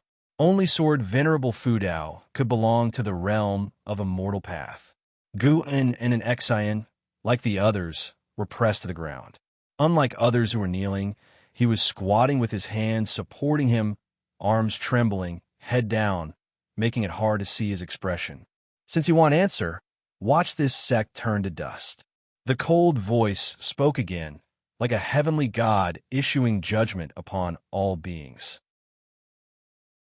The terrifying pressure over the supreme sect suddenly intensified, and the earth began to tremble. With his head down, Guan glanced at Xiaochuan and Exen and others' desperate expressions from the corner of his eye. Everyone's hearts were shrouded in fear, too preoccupied to look at those beside them. Guan sighed softly. Why do people always seek death? Chapter 188. What realm is Sword Venerable Fudao in? Guan infused his mana into the ground. The five-element spiritual energy followed his mana and converged towards the heavenly repair platform. On the heavenly repair platform, the cultivators who couldn't raise their heads saw wisps of spiritual energy emerging on the platform, all converging in one direction. They glanced out of the corner of their eyes. The heaven-cutting axe, Zhuo Yijian, kneeling beside the heaven-cutting axe, felt it even more deeply. His pupils dilated, filled with excitement. The elder was about to make his move. Nature's spiritual energy gathered beside the heaven-cutting axe, forming a whirlpool, quickly condensing into a dark purple phantom. It was precisely Gu Ans 9 Extremes Yin-Yang body. Under the golden light, the posture of the 9 Extremes Yin-Yang body was incomparably domineering, causing the nearby cultivators to be filled with excitement. Sword Venerable Fudao has appeared. The giant face in the sky locked its gaze on the 9 Extremes Yin-Yang body. The golden light array diagram once again burst forth with golden rays, and this time it was as if a torrential downpour decorated the entire sky, especially for the cultivators on the heavenly repair platform. The visual impact was immense. Under Zhuo Yijian's watchful eye, the 9 Extremes Yin-Yang body grasped the handle of the heaven-cutting axe in reverse. The heaven-cutting axe, which the cultivators of the supreme sect thought impossible to lift, was effortlessly raised as if it had no weight. The 9 Extremes Yin-Yang body lifted the axe with one hand, facing the golden rays that filled the sky. Its figure looked so insignificant. But at that moment, all the cultivators kneeling on the platform directed their gaze towards it. With its appearance, everyone in the outer sect city felt the pressure on them lessen. At least they could turn their heads. No one knew why. But looking at Sword Venerable Fudao holding the heaven-cutting axe, all the fear in everyone's hearts dissipated. Time seemed to slow down at that moment. Zhuo Yijian raised his head, a look of fanaticism on his face. He was still kneeling, as if worshipping the 9 Extremes Yin-Yang body. The 9 Extremes Yin-Yang body lifted the axe with its right hand, moving the heaven-cutting axe to its left waist, and then suddenly lifted it upwards, slicing heaven with axe. With one slash, the entire world instantly lost its color. The golden rays in the sky were successively annihilated. The golden light array diagram spanning the sky was directly cut in half, including the giant face, and even a clear space rift appeared in the sky, shocking the onlookers. Who are you to have trained the heaven-cutting divine axe to such a degree? A mysterious, cold, and indifferent voice sounded, this time filled with fear, no longer calm and composed as before. Boom! The golden light array diagram in the sky, sliced in half, suddenly exploded, a terrifying strong wind crushing everything between heaven and earth. So Yijian instinctively lowered his head and closed his eyes. All the disciples in the Third Medicine Valley were blown away by the suddenly erupting strong wind, including Gu Ns' true body. The formations in each area of the valley were activated, forming protective barriers, like light shields suddenly lighting up. The mountains and forests outside the Medicine Valley shook violently, as if the trees were about to be uprooted at any moment. The same happened in Mystic Valley. All the cultivators in the outer gate cities in the 8 directions, the inner gate cities in the 4 directions, and the main city of the sect saw the golden light array diagram in the sky suddenly cut in half. Although they couldn't see clearly what had happened, the space rift spanning the sky proved that someone had just made a move. Along with the mysterious enemy's words, everyone thought of Sword Venerable Fudao. Ji Xiaoyu stood on the eaves, resisting the strong wind with her own spiritual power. The debris beneath her feet was blown away. She squinted as she looked on, her eyes filled with shock.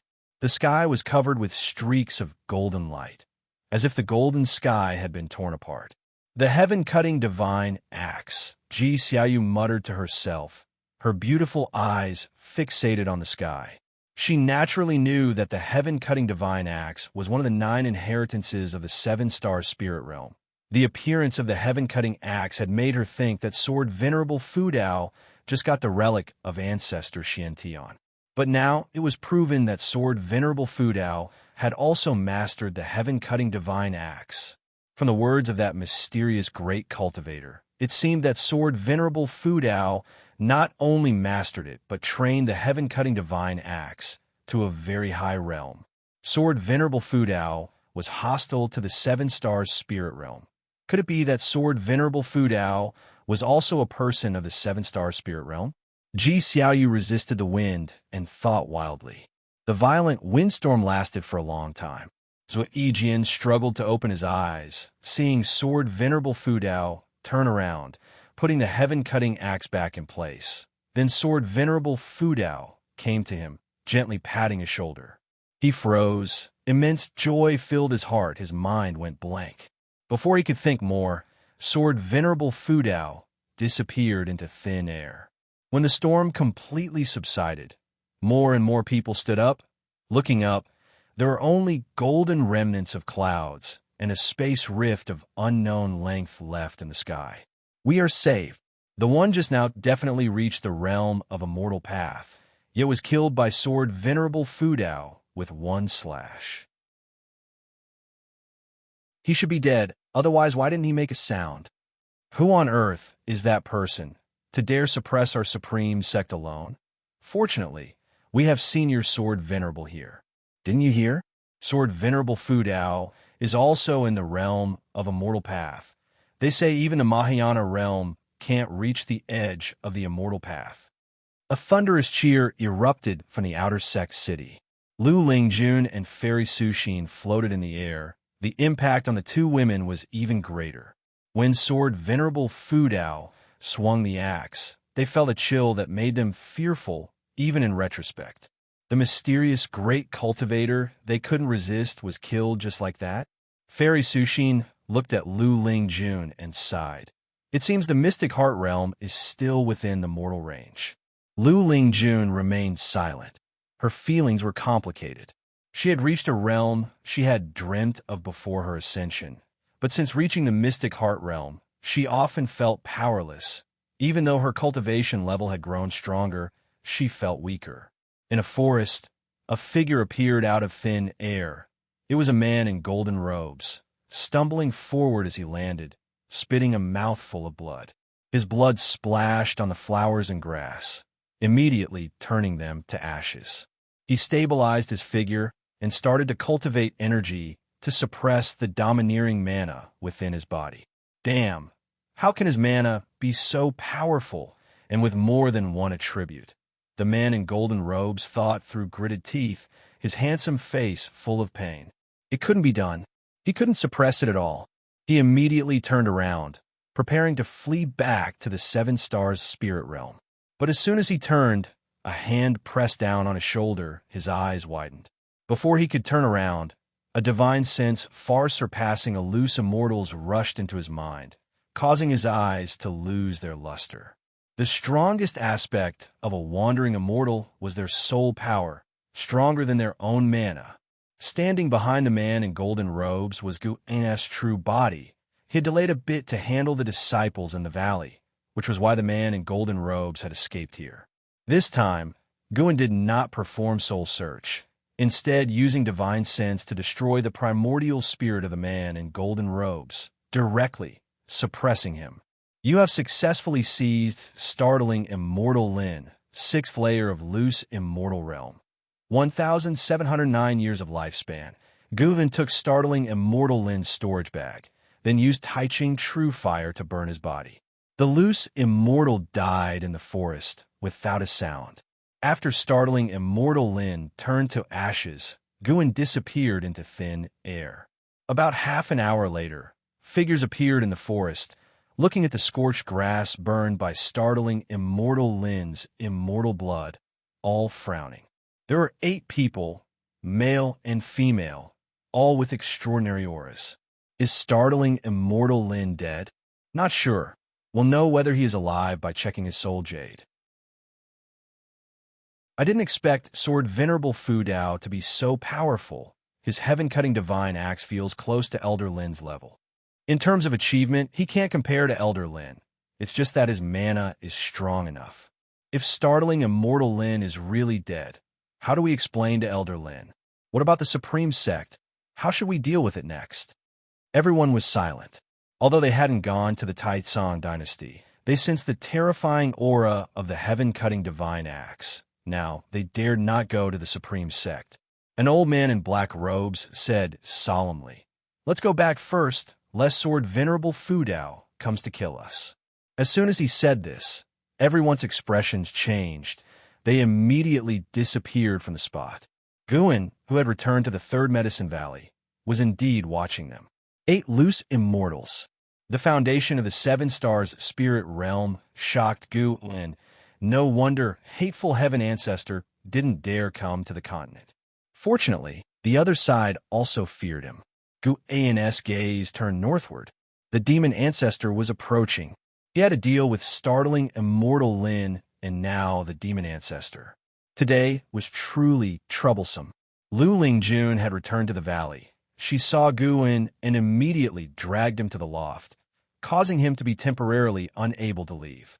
As Lu Lingjun closed the door, Guan asked, "What's wrong with you?" Lu Lingjun replied, "After the demon calamity ends, I'm planning to leave the Supreme Sect and explore the secret realm Shenzhen discovered." Guan couldn't help but ask, "How do you know we can definitely withstand the demon calamity?" Lu Lingjun gave him a blank look and said crossly, "You didn't see how Sword Venerable Fu Dao acted today. Just 1 slash killed the invader. With Sword Venerable Fu Dao here, how can the Taizong dynasty not withstand the demon calamity?" Guan was secretly pleased, but still showed a worried expression on his face, saying, "No matter how strong Sword Venerable Fu Dao is, he can't possibly wipe out all the demons, right? He only needs to deal with the demon ancestor and the demon emperor. The demon calamity will surely end. Today, I have truly broadened my horizons. This is also the first time I have seen Sword Venerable Fu Dao in action myself."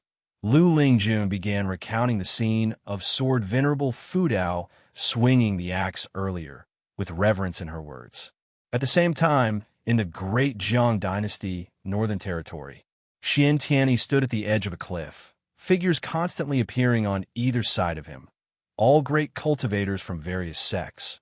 Following their gaze forward, there was a desolate plain with demon energy permeating. The end of heaven and earth was murky, as if black mist was about to press down. Liang Songhai of the Tsangtian sect looked at Xianxia and said, "We sensed a terrifying pressure from the direction of the Supreme Sect earlier. Could something have happened?" Others also looked at Xianxia. Xianxia said indifferently, "It came quickly and went quickly, meaning it's already resolved. If it was an enemy, with Sword Venerable Fu Dao there, anyone daring to invade the Supreme Sect would die."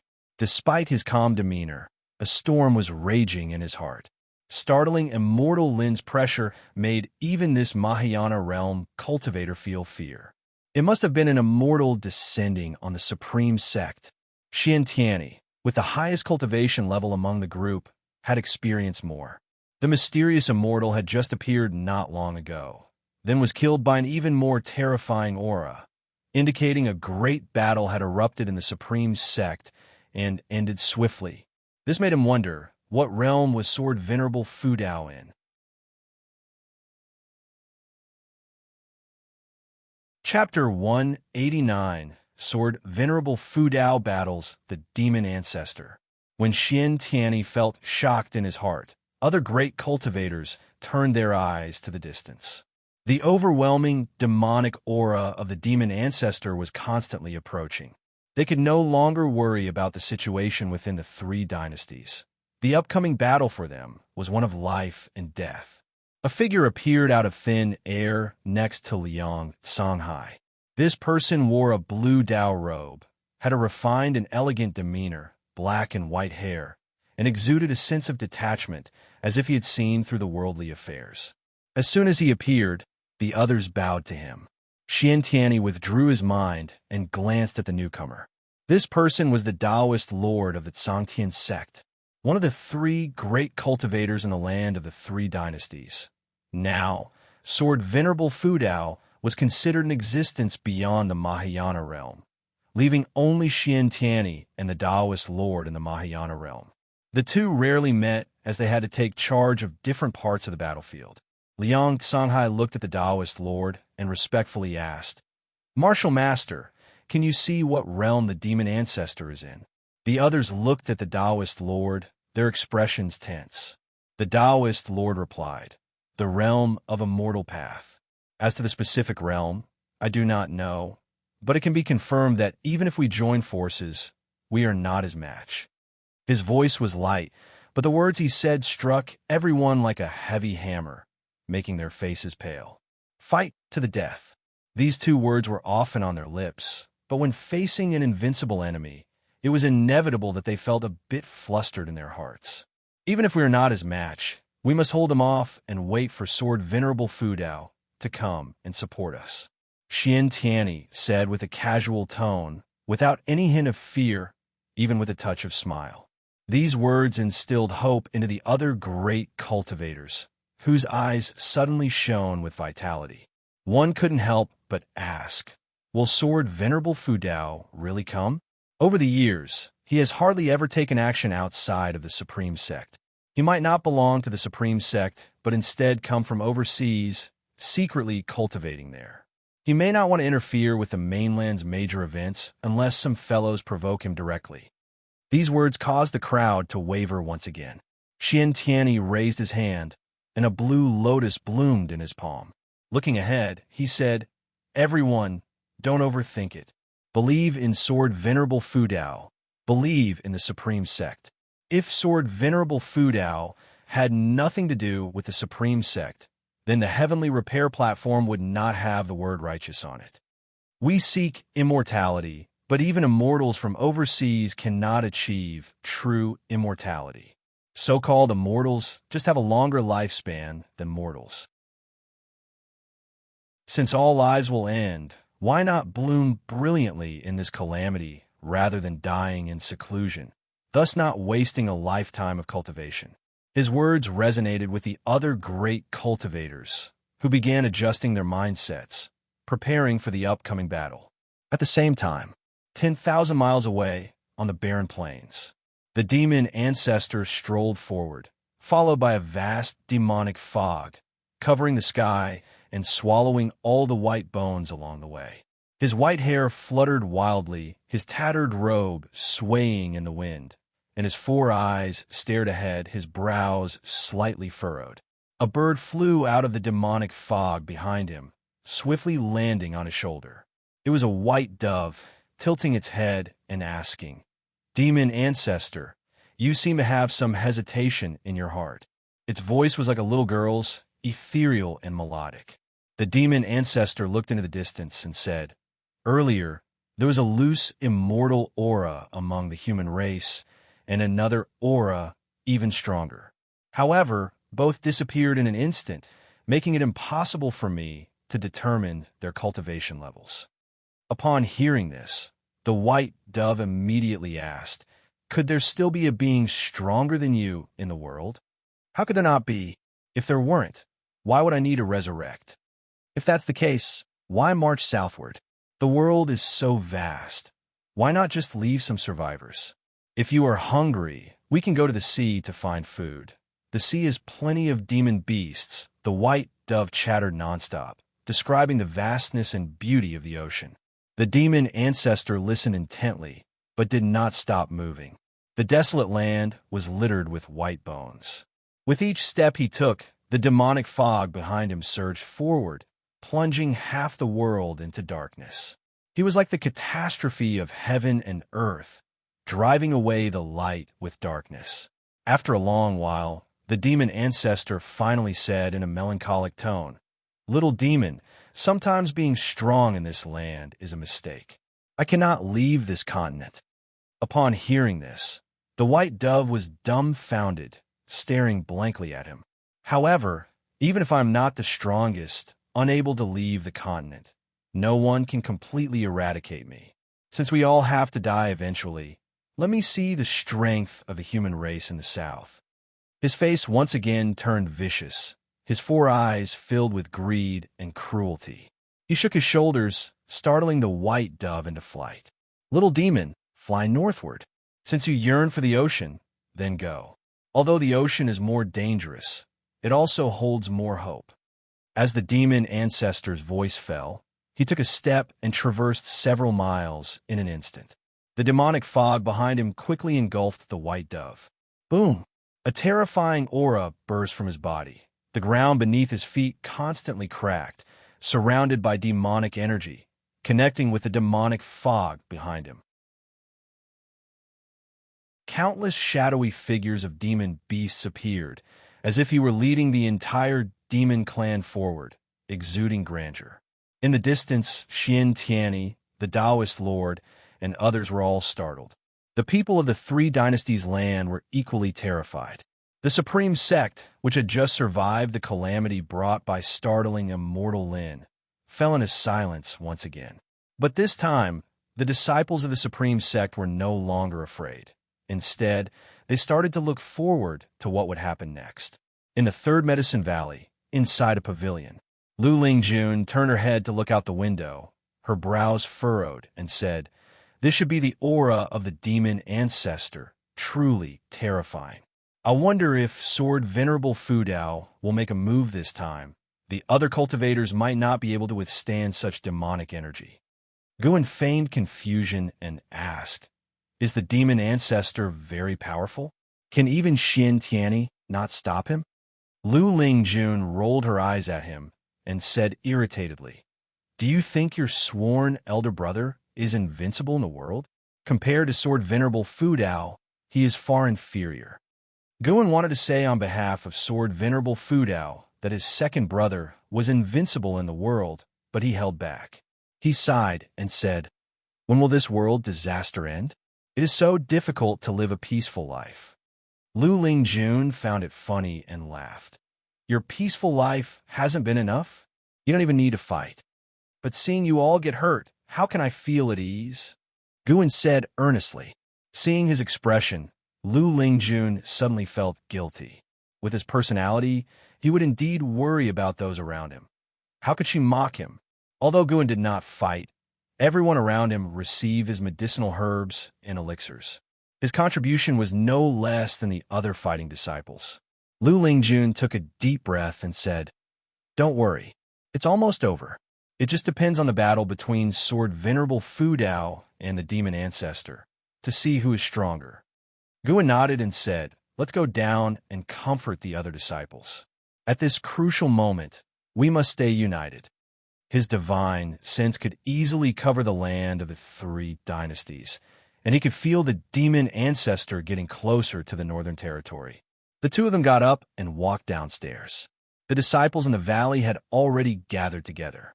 Seeing Guan and Lu Lingjun coming over, they quickly surrounded them, asking Lu Lingjun about the distance of the demonic aura from the supreme sect. With their low cultivation levels, they did not know where the demonic aura was, worrying that it was once again aimed at the supreme sect. "Do not worry. This demonic aura should be from the demon ancestor. It is still far away, and the great cultivators of the immortal cultivation world are already preparing to confront him." Lu Lingjun reassured them. The mention of the demon ancestor startled the disciples, and they began discussing it incessantly. Xiaochuan turned to look at his senior brother, who was standing outside the crowd, gazing at the sky, lost in thought. He immediately walked over and asked, "Senior brother, are you worried?" Guan nodded and said, "Of course I'm worried. I can't help but wonder if I should have worked harder on my cultivation. If I were stronger, I would feel more at ease now." Xiaochuan responded, "Senior brother, you should indeed work harder on your cultivation. Your talent and status are higher than mine. Don't give up. I'm also talking about you, fool. Can you focus on the cultivation technique I taught you? Senior brother, do you think that even if I cultivate this technique, I can reach the core formation realm? Will I be able to form a nascent soul in this lifetime? We don't know. It's impossible. Even if I live for another couple hundred years, if all the time is spent on cultivation, what's the point? This is something you once told others. I just want to enjoy life to the fullest. Maybe in my next life, I'll be a genius like senior brother Liya. Xiaochuan chuckled, his face showing a look of yearning. Looking at the wrinkles at the corners of Xiaochuan's eyes, Guan couldn't help but mock himself. He always said to respect everyone's choices, yet he cared too much for those close to him. He patted Xiaochuan's shoulder, then turned his gaze to the horizon. Better think about how to kill the demon ancestor. After slaying startling immortal Lin, the seven-star spirit realm would certainly notice Sword Venerable Fudao. Since that's the case, no more pretending. It's time to show everyone's swordsmanship that surpasses the Taitsong Divine Shocking Sword. Guan squinted his eyes, his gaze seemingly piercing through the sky to the outer heavens. The Great Jiang Dynasty, Northern Territory. On the cliff, Xin Tianyi, the Taoist lord, Xin Quan, Liang Songhai, Taoist Tianshu, and others, more than 30 great cultivators stood side by side, their robes flapping in the wind. Following their gaze, the sky had been obscured by the vast demonic fog. Their divine senses had already locked onto the demon ancestor. The Taoist of immortality from the Three Pure Ones mountain, dressed in a white robe, held a horsetail whisk and waved it downward off the cliff. Rumble. The earth cracked. The mountain where the cliff was located separated from the barren plain, forming a deep, bottomless chasm. Spiritual energy rose from the chasm, forming a shocking energy wall, dispersing the clouds in the sky. Xin Tianyi glanced at the Taoist of immortality with the corner of his eye, then continued to stare at the demon ancestor. Everyone, Liang Songhai was about to speak when he suddenly sensed something, abruptly raising his head. It wasn't just him, the other great cultivators did the same. They saw the sky quickly darken. The starry sky appeared on the heavens, countless stars twinkling, even meteors streaked across. The Taoist lord couldn't help but frown, calculating with his fingers. The demon ancestor also saw this scene. Behind him was the dim demonic fog, while in front of him, half the sky was covered by the brilliant starry sky.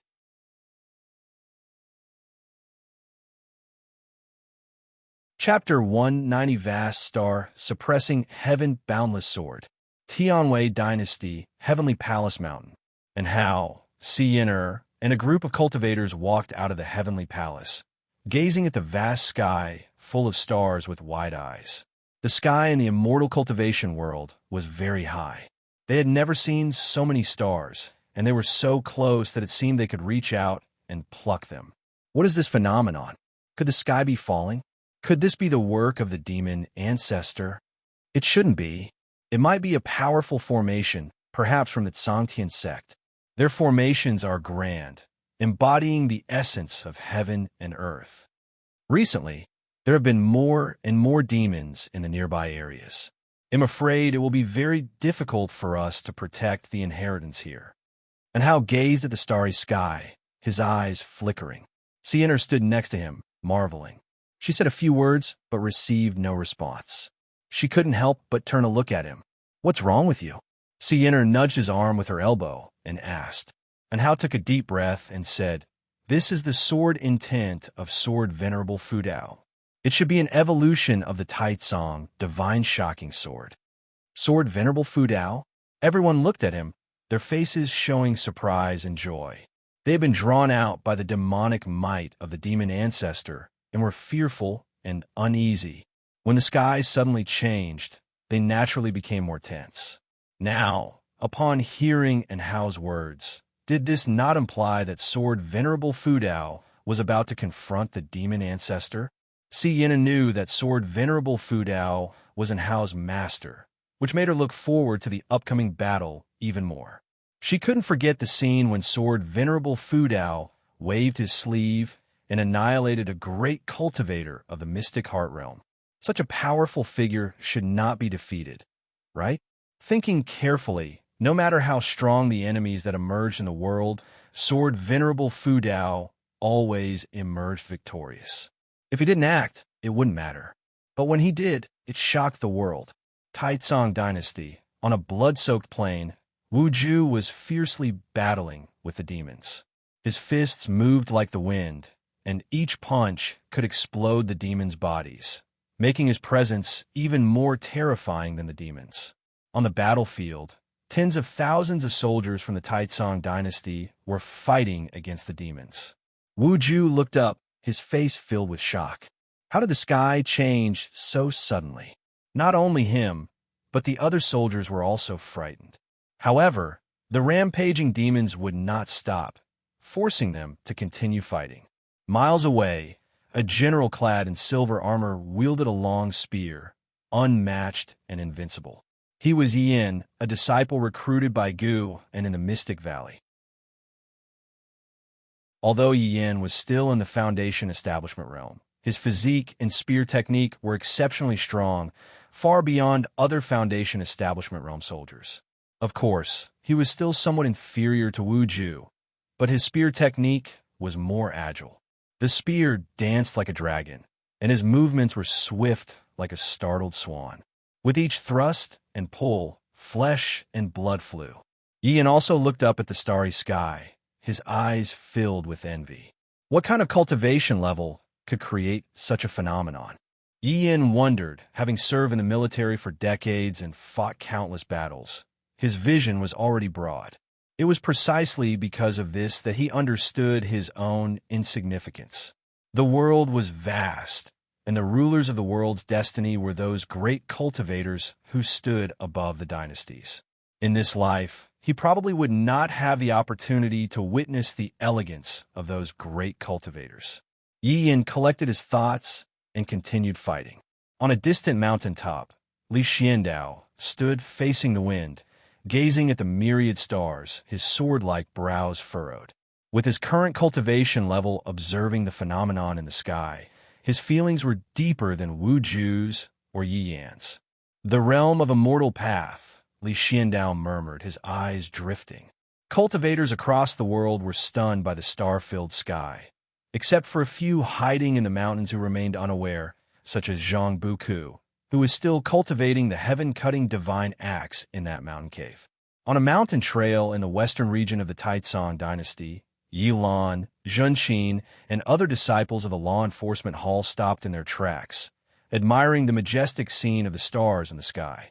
The disciples speculated that a great cultivator was about to confront that unknown, terrifying, demonic energy. Yilan withdrew her gaze and looked at Zhenxin, sighing slightly. Since the last disappearance, Zhenxin seemed like a different person, becoming silent. Even when questioned, Zhenxin did not respond, which made her very worried. She could only pray now that the demonic calamities would end soon, so she could take Zhenxin back to the Supreme Sect to rest. In the Third Medicine Valley, all the disciples were astonished by the changes in the sky, and Lu Lingjun was gazing at the star-filled sky. She felt a vast sword intent that reminded her of Sword Venerable Fu Dao, but she also felt that this sword intent was stronger than what Sword Venerable Fu Dao had displayed before. Was it someone else, or had Sword Venerable Fu Dao never shown his full strength before? Guwen and Xiaochuan stood side by side, both gazing at the sky with similar expressions, but Guwen only pretended to be shocked. His divine sense had already locked onto the demon ancestor. When he wielded the vast, star-suppressing, heaven-boundless sword, the demon ancestor had no escape. It was too late to turn back now. However, instead of retreating, the demon ancestor exploded with even stronger demonic energy, intending to invade the human race's territory. Sword Venerable Fu Dao? Let us determine the victor of this calamity today. The demon ancestor's cold voice echoed across the three dynasties. This time, people were not afraid. The words Sword Venerable Fu Dao seemed to have a certain power, giving them a great sense of security. By now, Not only the immortal cultivation world, but even commoners knew the name of Sword Venerable Fudao. Sword Venerable Fudao had already become the guardian deity in the hearts of people across the three dynasties, even greater than the mountain god. The mountain god was ethereal and elusive, but Sword Venerable Fudao was a cultivator, closer to them. Northern territory of Great Jiang. After the demon ancestor's call, he leaped into the air, his demonic energy erupting, with thunderbolts intertwining around him. The demonic fog behind him billowed fiercely, and countless demonic beast phantoms roared deafeningly, causing the ground to crack continuously, as if the entire world was about to collapse.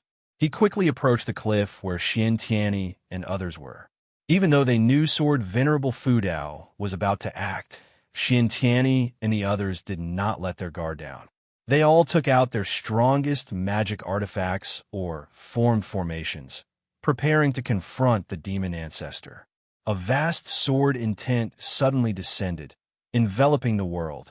Xianxia and the others instinctively looked up, and then their eyes widened, and their mouths fell open. Even the inscrutable Taoist Lord and Taoist of immortality could not remain calm at this moment, all showing shocked expressions. As they watched, the countless stars burst out with sword light, like innumerable sword shadows streaking down with flowing light, covering the entire sky, an awe-inspiring spectacle. Even someone as strong as the Mahayana realm felt insignificant as dust at this moment. The demon ancestor gazed at the endless starry sword shadows, a fleeting look of fear in his eyes, followed by a manic expression. Rumble. Amidst the rolling demonic fog, countless demonic beast phantoms condensed into a giant demon 1,000 feet high. The figure was human-like, standing on lions and tigers, with an azure dragon coiled around its waist, a phoenix spreading its wings on its shoulders.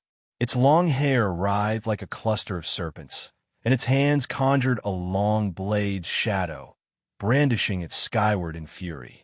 At this moment, Xianxia and others, along with the approaching cultivators in the rear, were all stunned. It seemed as if they were witnessing a creation god resisting the sky, the visual impact making their hearts pound like war drums. Boom, boom, boom. Endless starry sword shadows descended, striking the long blade in the giant demon's hands.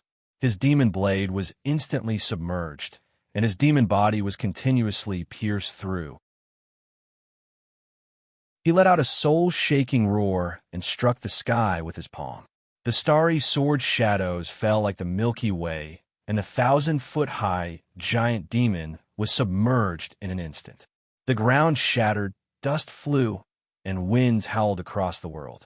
The giant spiritual energy wall cast by the Taoist of immortality shattered in an instant, startling Xianxia and the others to gather their spiritual power to defend themselves. But the mountain they stood on was still pulverized, and they were swept away. People in the three dynasties felt the northern sky suddenly burst with blinding light, and the world lost its color in their eyes. Even the people in the Third Medicine Valley were dazzled and closed their eyes. Lu Lingjun flew into the sky, shielding the valley with her spiritual power.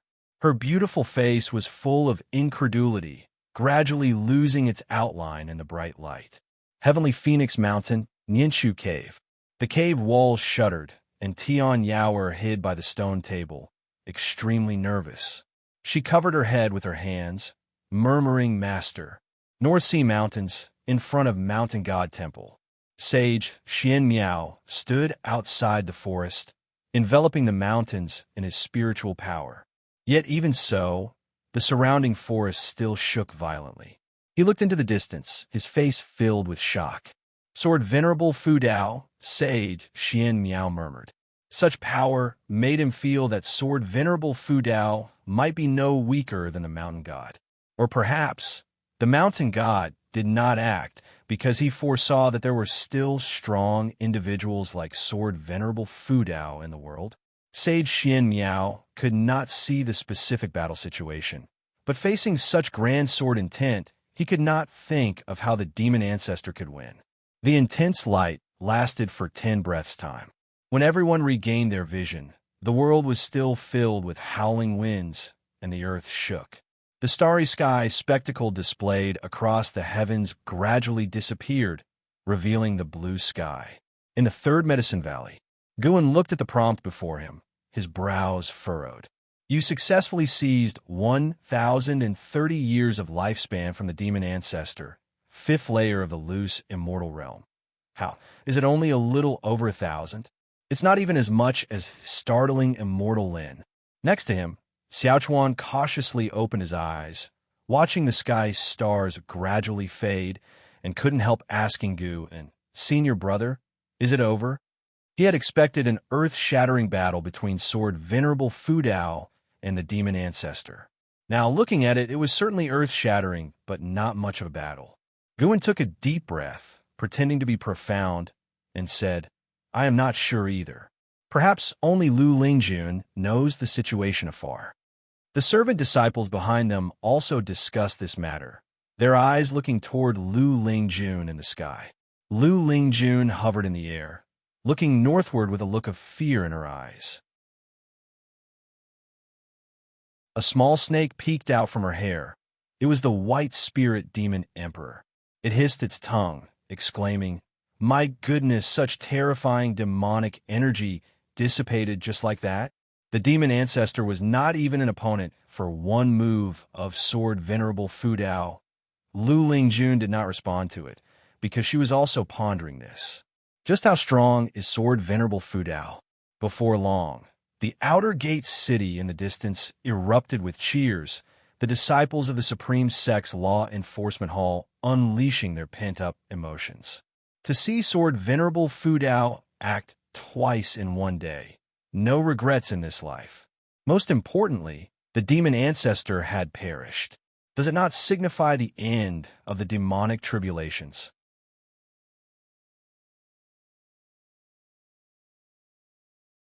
Chapter 191. Sword Venerable shakes the world. Holy Land saves the world rumble. Rumble. Dust flew in the air as Xianxia flew out from the ruins. He ascended to the sky. Overlooking the scene below, his eyes widened.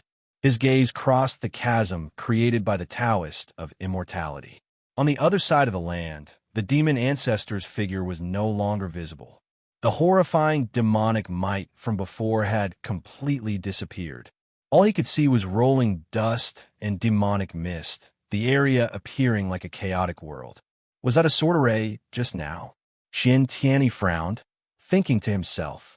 The sword Venerable Fu Dao hadn't appeared, yet he was able to vanquish the demon ancestor with one move, truly frightening him. This was his first real encounter with the might of the sword Venerable Fu Dao. Even on the ocean, he had never seen such a sword array. Other great cultivators also gathered from all directions. They were unharmed, only thrown off by the force. They were very excited. The demon ancestor is dead. Is the demonic calamity finally over? Ha ha! We finally won, and we didn't have to die.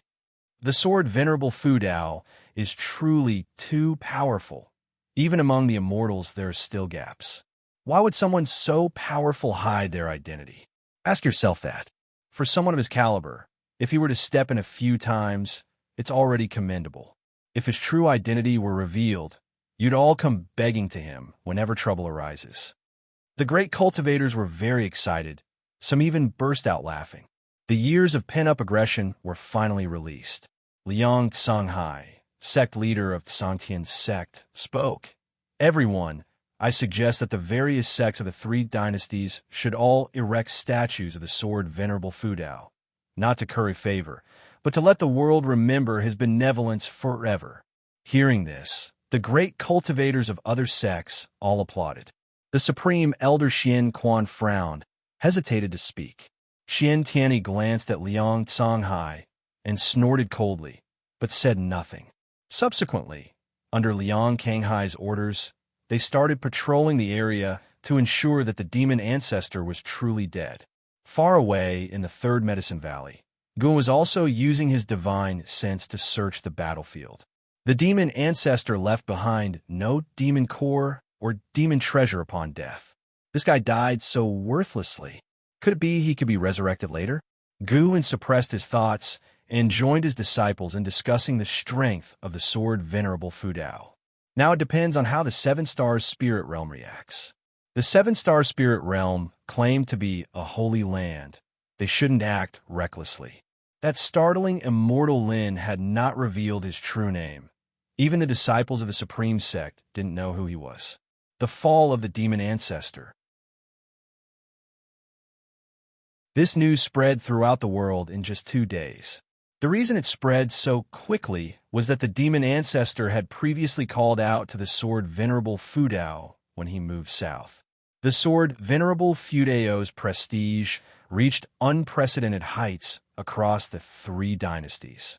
Although the rampaging demons had not completely dispersed, the demon kings were already scared and had withdrawn from the lands of the 3 dynasties, greatly boosting the morale of the human race.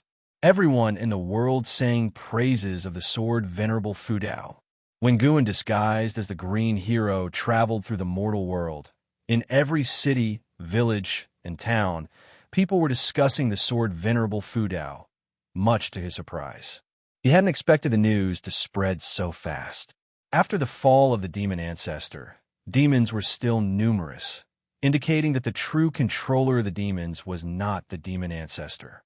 However, as long as the demon kings retreated, the 3 dynasties would eventually triumph. Guan did not remain idle, seizing the time to accumulate lifespans. The ability to seize lifespans was his greatest secret, so he couldn't use the identity of the sword Venerable Fudao to massacre, mainly because the sword Venerable Fudao seldom slaughtered demons before. It was more reasonable to do so as the Green Hero, as there were many heroes like him in the current world. Days passed by. A month later, Guan's life span broke 8 million years. On this day, LV Batian came to the 3rd Medicine Valley to find him.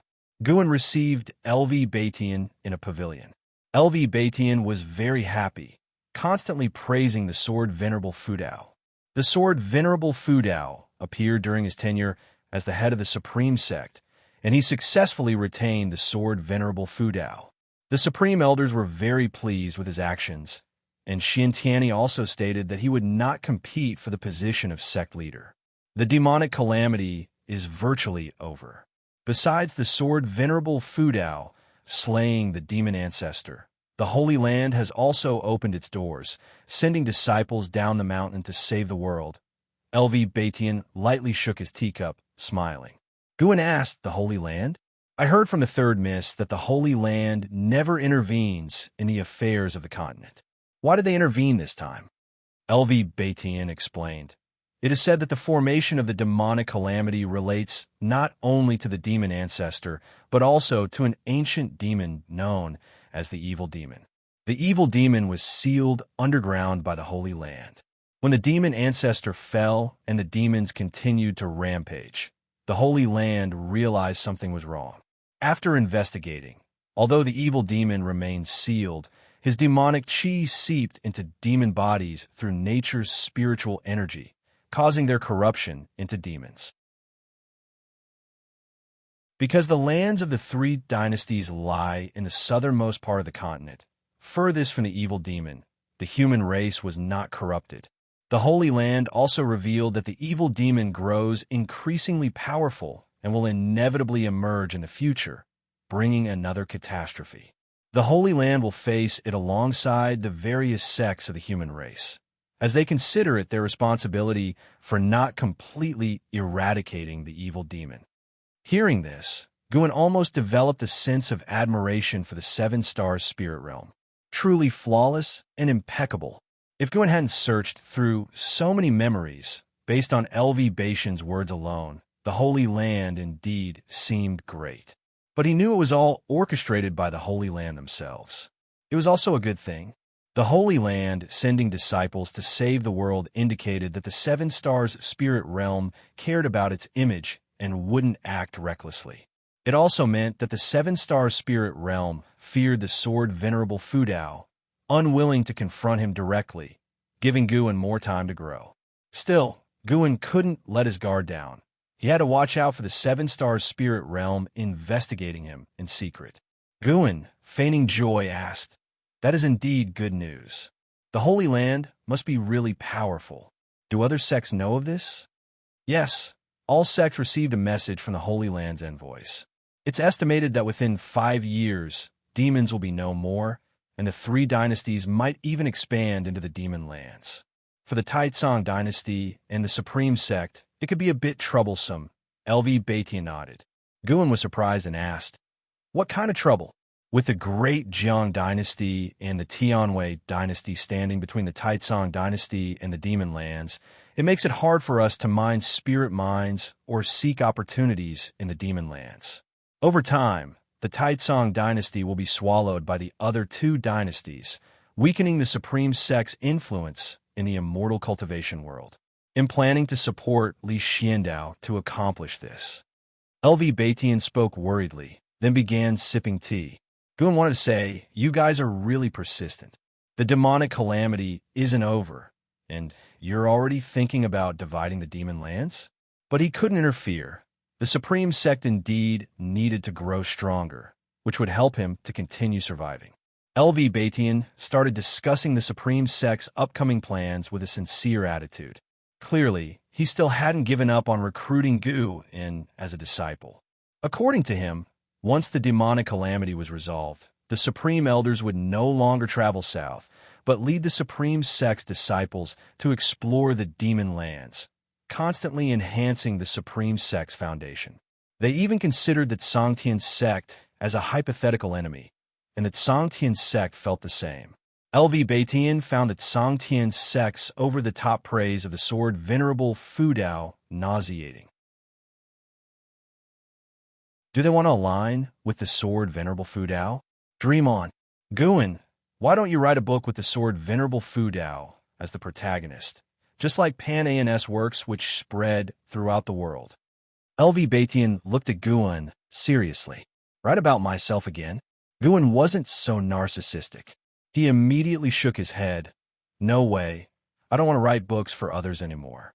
Besides, the karma of the sword Venerable Fudao is too significant. If I write it and the book becomes famous, it attract endless trouble. Sect leader, do you want to get me killed? Not to mention, you wouldn't be able to defend against the enemies of the sword Venerable Fudao. LV Baitian agreed, temporarily setting the idea aside. After chatting for a long time, LV Baitian left regretfully. Guan didn't stay idle. He left the Third Medicine Valley, spent an hour in the Mystic Valley, and then disguised himself as the Green Hero again to descend the mountain. Time flew by, and another month passed. Guan celebrated his 95th birthday. He was getting closer to 100 years old. On this day, Xianxia visited Guan. He pulled Guan, who was still sowing seeds in the garden, back to the pavilion, looking mysterious. "What's the matter? So urgent?" Guan asked, seeing Xianxia set up restrictions inside the room.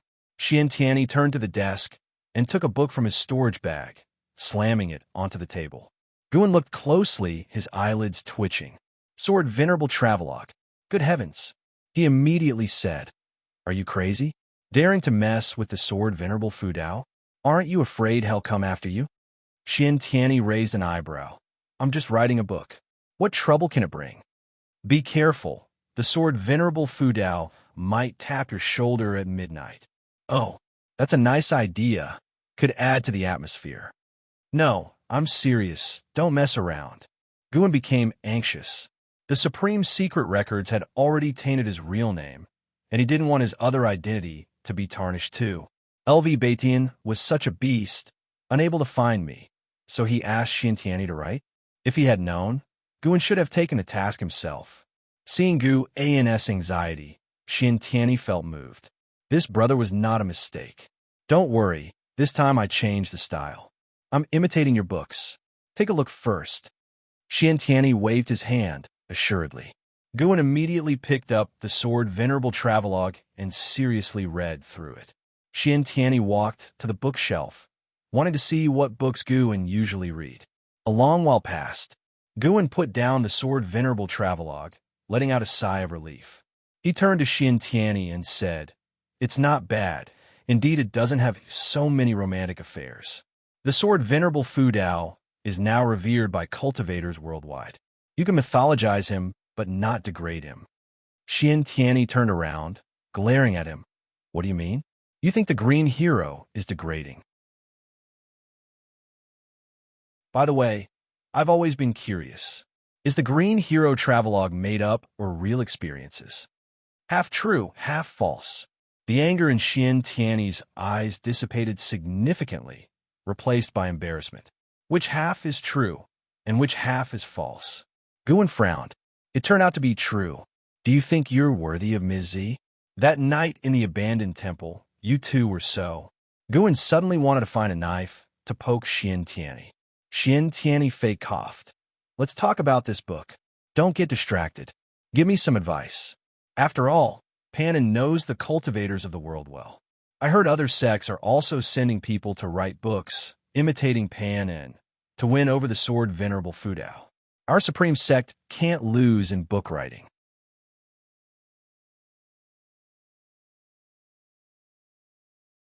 Chapter 192, Can't Lift It, Just Can't Lift It. First of all, the name cannot be called travelogue. It has no attraction at all. As an immortal cultivator, do you want to see people traveling the world? Don't they have the ability? I like to watch it because my aptitude is poor and I don't dare to leave the supreme sect on normal days. Guan commented pompously. Xianxia sat down beside him, carefully listening to his suggestions. Just like that, Guan began his long-winded tirade. Putting aside everything else, bragging felt exhilarating. No wonder so many people like to act as mentors. Guan enjoyed it very much. 2 ancient hours quickly passed. Guan stopped reluctantly, while Xianxia felt deep admiration, realizing there were so many tricks to writing a book. What to make enjoyable, relatable, create tension, and more.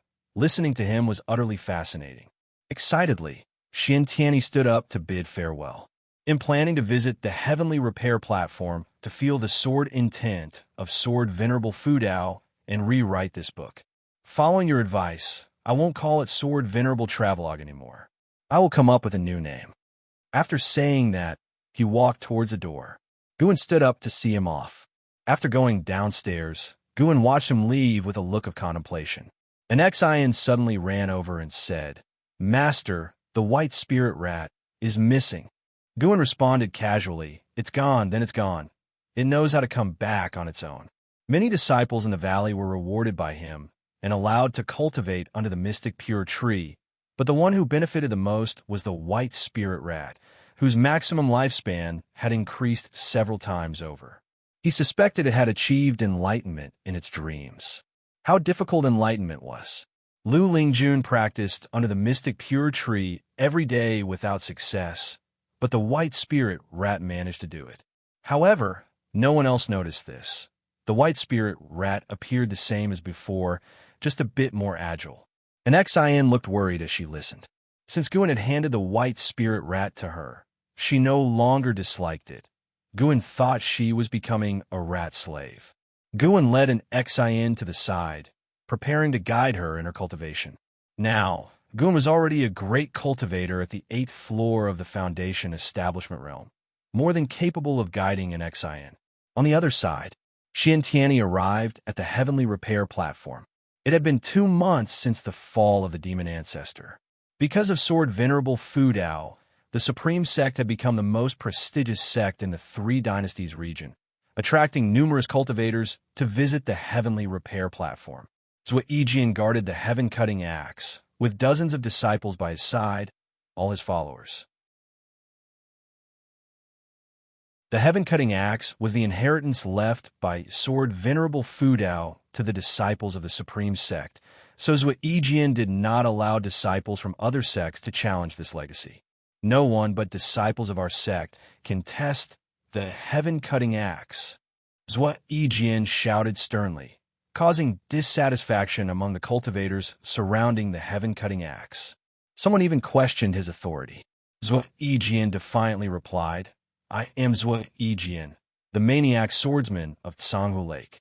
My sword was once used by the Sword Venerable himself. and I have the duty to safeguard his legacy.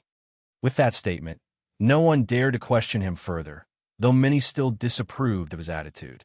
Xianxia watched from a distance, equally displeased. An insignificant nascent soul realm cultivator dare to act so arrogantly? He suddenly recalled Gu An's warning. Yes, this could be written down.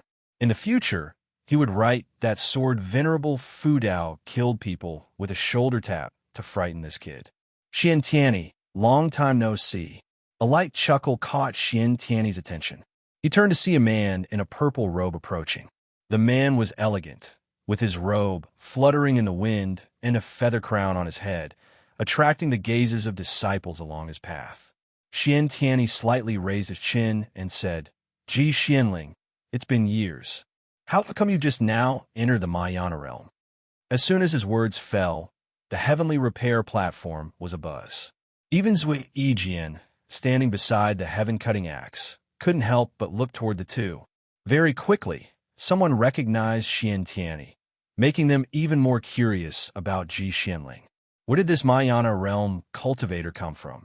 Weren't there only 2 Mahayana realm cultivators in the 3 dynasties region? Ji Xianling walked up to Xianxia, standing 5 steps apart, their heights nearly identical. Xianxia was more arrogant, while Ji Xianling, though not as proud, was equally formidable. Brother Xian, you made rapid progress after a trip to the ocean. Are you now a disciple of the Supreme Sect or the Star Sea congregations? Ji Xianling asked with a smile. Xianxia scoffed. I could be a disciple of any sect I want, can you? Ji Xianling chuckled and continued asking. I wonder, Brother Xian, have you met Sword Venerable Fu Dao? Xianxia suddenly had an idea, smiling as he said, Of course I have. If you want to meet Sword Venerable Fu Dao, you can.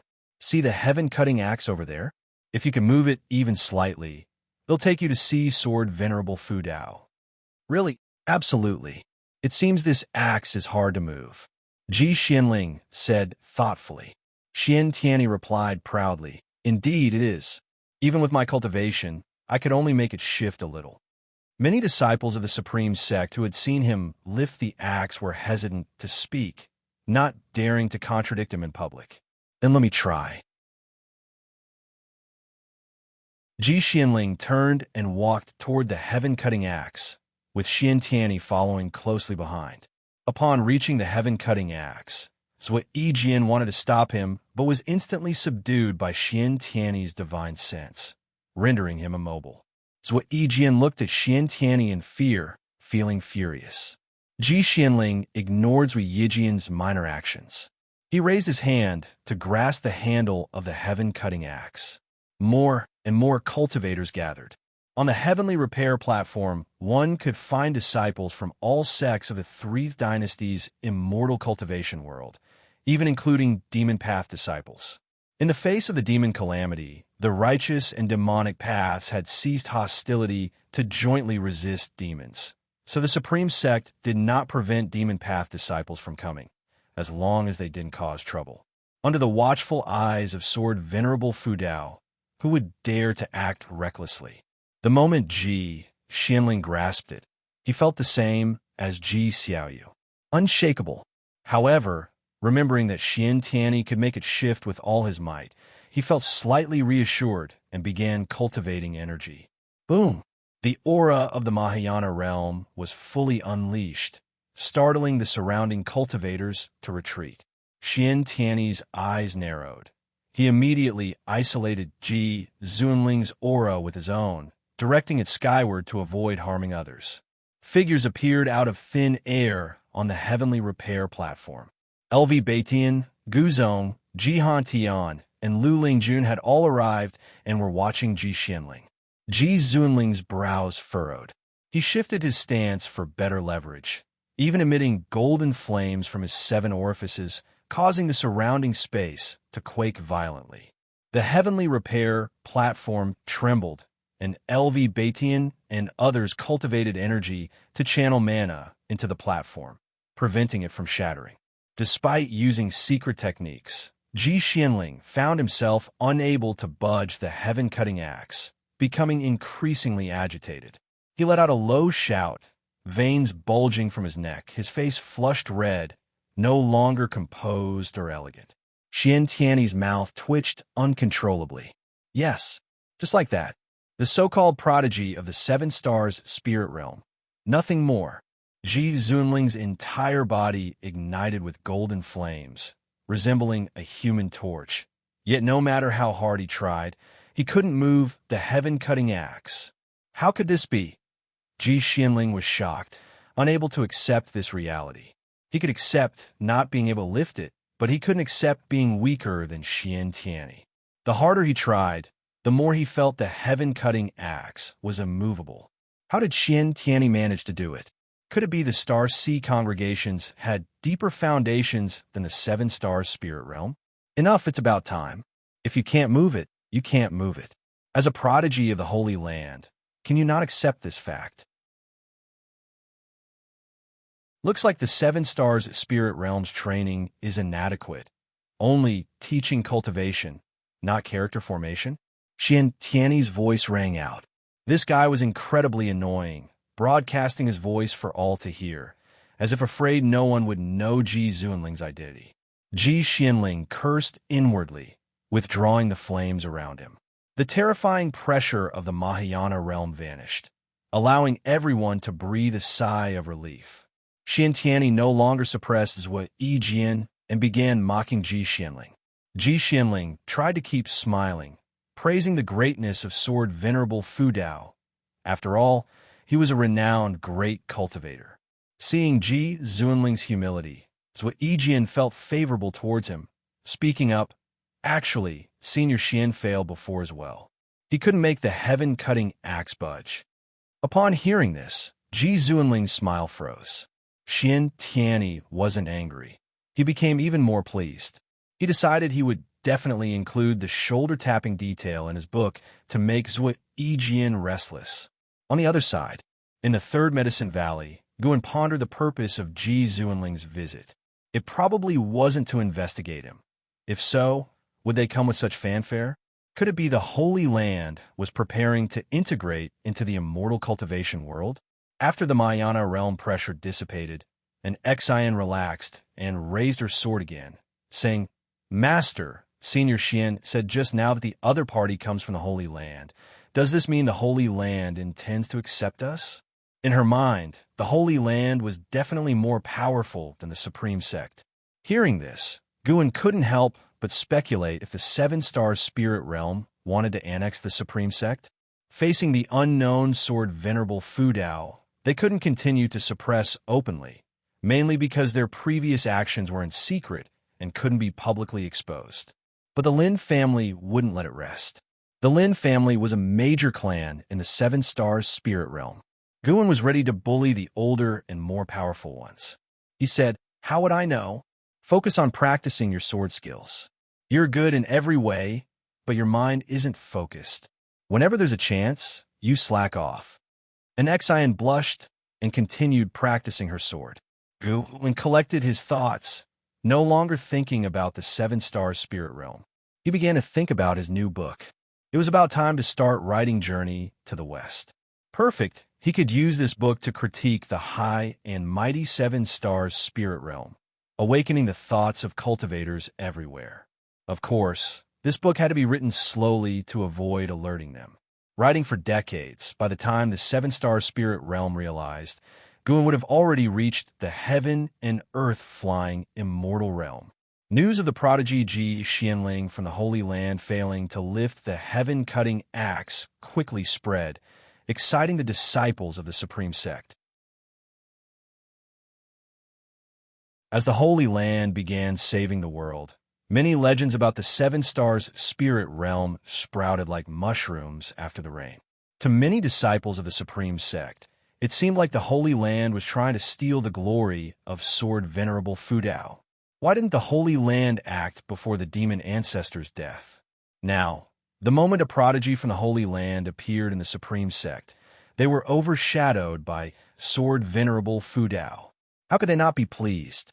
This news quickly spread from the Supreme Sect to the immortal cultivation world of the Three Dynasties. attracting more and more cultivators to come to the Supreme Sect, eager to witness the prowess of the heaven-cutting axe.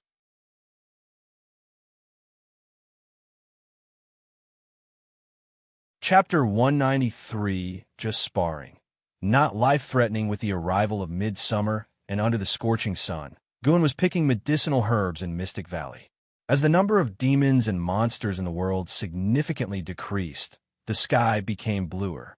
Now, with the three dynasties, the Holy Land, and the Demon Emperor's forces actively eliminating demons, Guan's speed of harvesting life spans also slowed down. However, everything gradually returned to peace, which was a good thing for him.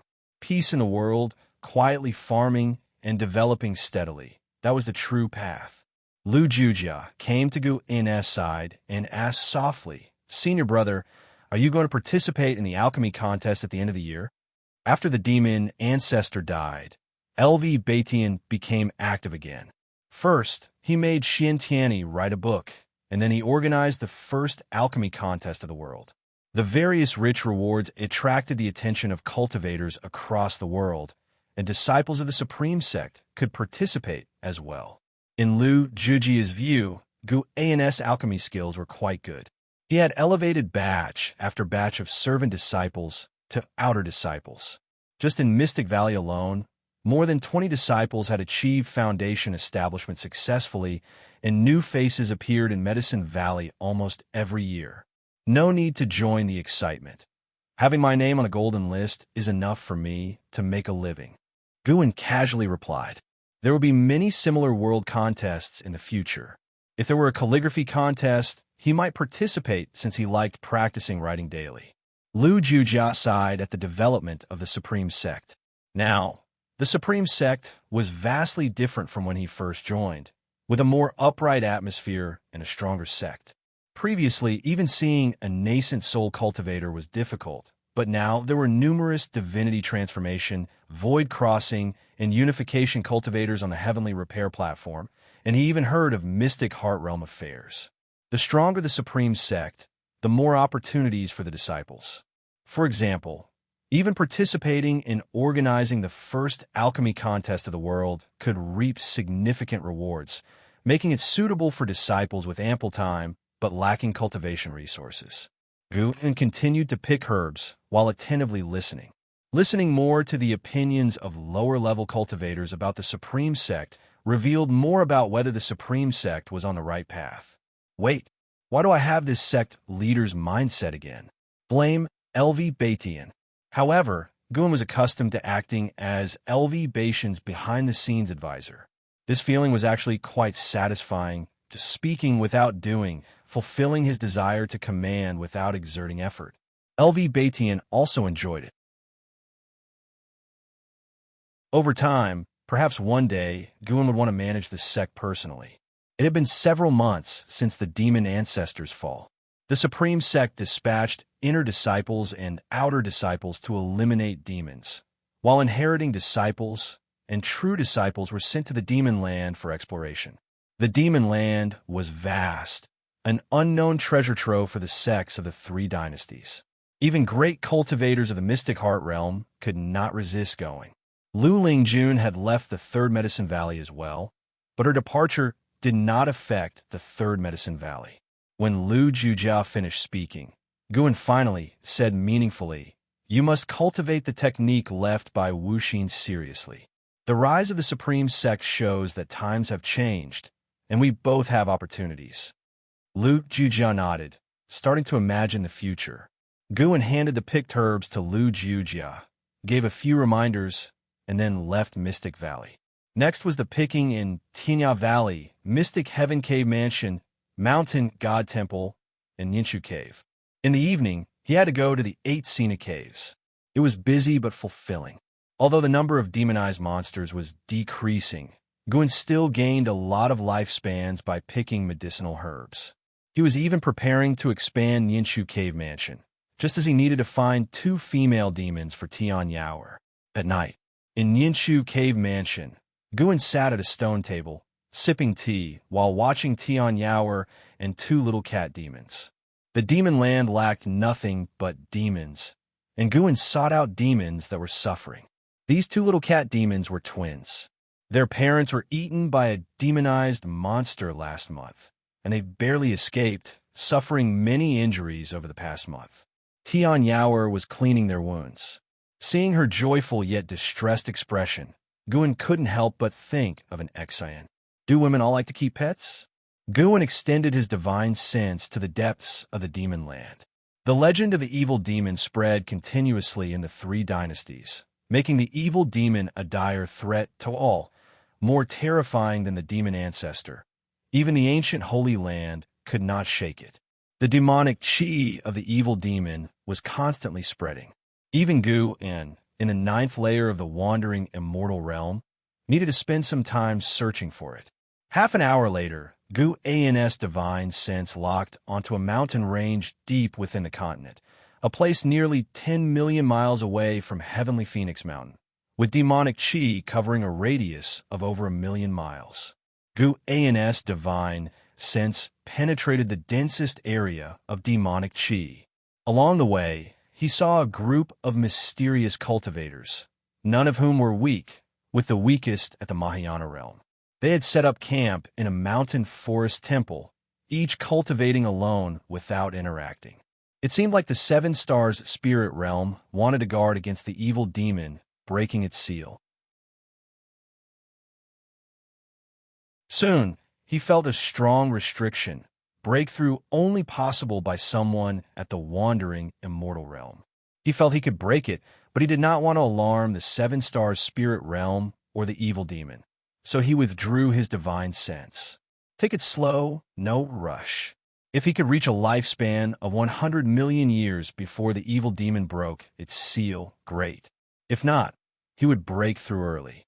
Guan called up his attribute panel and saw that his lifespan was about to hit 9 million years, feeling calm inside. After a while, Guan asked, "Have you thought of what to name them?" The two little cat demons had low spiritual wisdom, still at the first order. Xianxia thought for a while and said, "Master, why don't you name them? Speaking of which, I still don't know what Master's name is." Upon saying this, her tone turned wistful, her gaze at Guan filled with grievance. Ignoring her look, Guan said, "Let's call them Tianxing and Tianbai." Both cat demons were white. The names Tianxing and Tianbai came to Gu An's mind because of his Qinghong sword and Yilan's white spirit sword. Tianxia, immediately flattered, "Sounds good, as expected of Master." Guan stood up and left with a parting word, "Remember, don't let them step on the herbs." Seeing him disappear into thin air, Xianxia pouted, then picked up the two cat demons and brought them to the stone table. She suddenly noticed 2 books on the table. Sword Venerable Legend. Xianxia became interested, placing the 2 cat demons on the table, then picked up one of the books and started reading. At the end of summer, the heat in the world persisted. In the third Medicine Valley, Xianxia sat on a chair, looking depressed. He couldn't help but ask, "Why doesn't my Sword Venerable Legend sell as much as your book?" Guan was writing, answering, "Maybe there are too many books of the same type, so it has a weaker effect. Not to mention other sects. Just the Supreme Sect had produced dozens of books about Sword Venerable Fudao. Green Hero didn't have Pan-ANS appeal, so how could it be popular?" Xianxia sighed, feeling he was better suited to writing travelogues. He picked up a piece of paper Guan had just finished writing and read aloud. Chaos wasn't divided, and the world was in turmoil, vast and boundless, unseen by anyone. Since Pangu broke the primordial chaos, from then on, clear and turbid were distinguished. Just the opening poem captivated him. This must be an investiture of the gods type of book. He read on seriously, finding it fascinating. When he finished the first page, he wanted to find the second, but Guan hadn't written it yet. Guan wasn't just recalling the plot, but also thinking about the handwriting, how to make it look good. "Forget it, you keep writing. I'm here to say goodbye today."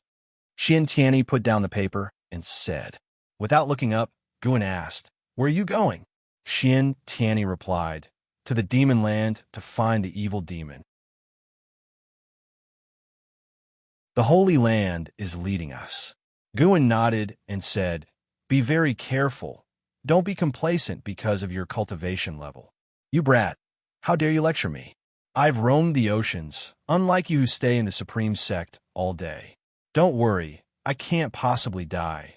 I'm invincible below the immortal path. Xianxia stood up, full of spirit, and said. Guan looked at him and asked, what if you encounter an immortal path being? Then he'll die gloriously. Xianxia said, turning to leave. At the door, he looked back and urged, write faster. I want to see if your book can surpass Investiture of the Gods. He pushed the door open and left. Guan did not get up to see him off. Surpass Investiture of the Gods? Guan chuckled, continuing to write. As dusk approached, he finally left the third Medicine Valley. Late at night, in the mountains and forests, wearing animal skins, Zhang Buku strolled forward, carrying a stone axe at his waist. His eyes were fixed on the firelight on the mountain, where there was a temple, illuminated by firelight and an inexplicably familiar aura. He had left the cave a month ago, heading north, seeking opportunities in the demon land. Along the way, he had hardly interacted with cultivators or demons, making him very nervous as he cautiously approached the mountain. Soon, he entered the temple. It was large, with Zhang Buku standing in the outer courtyard, hesitating. The firelight was just behind a wall. Since you're here, come over and meet.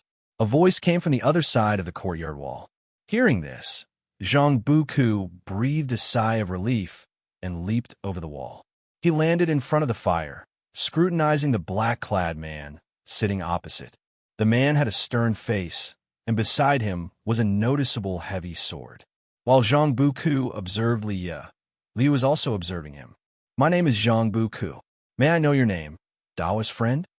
Zhang Buku cupped his fists and said. He could sense the person before him was very strong, but now he was no longer the same as before. He was only somewhat nervous, not afraid. Liya replied, my name is Liya. Why do you have half-demon energy in you? Zhang Buku answered, my father is human, my mother is a demon. Are you the same as me? Liya? That name sounded familiar. Upon hearing his question, Liya glared at him and snorted, of course not. I only consumed a demon treasure, having the power of demon blood. Zhang Buku felt a bit disappointed upon hearing this. Noticing the stone axe at Zhang Buku's waist, Liya stood up and smiled. Kid, how about we spar a bit? Since witnessing Sword Venerable Fudeo's vast star-suppressing heaven-boundless sword, he had understood the tight song Divine Shocking Sword better. He had been diligently practicing for half a year, eager to test it out. Zhang Buku instinctively touched the stone axe at his waist and asked, are we really just sparring? Liya nodded, just sparring, no life-threatening moves. I've been practicing my swordsmanship for half a year and want to test it. Zhang Buku's eyes lit up, and he smiled. To be honest, I've been practicing hard for some time too. All right, let's go.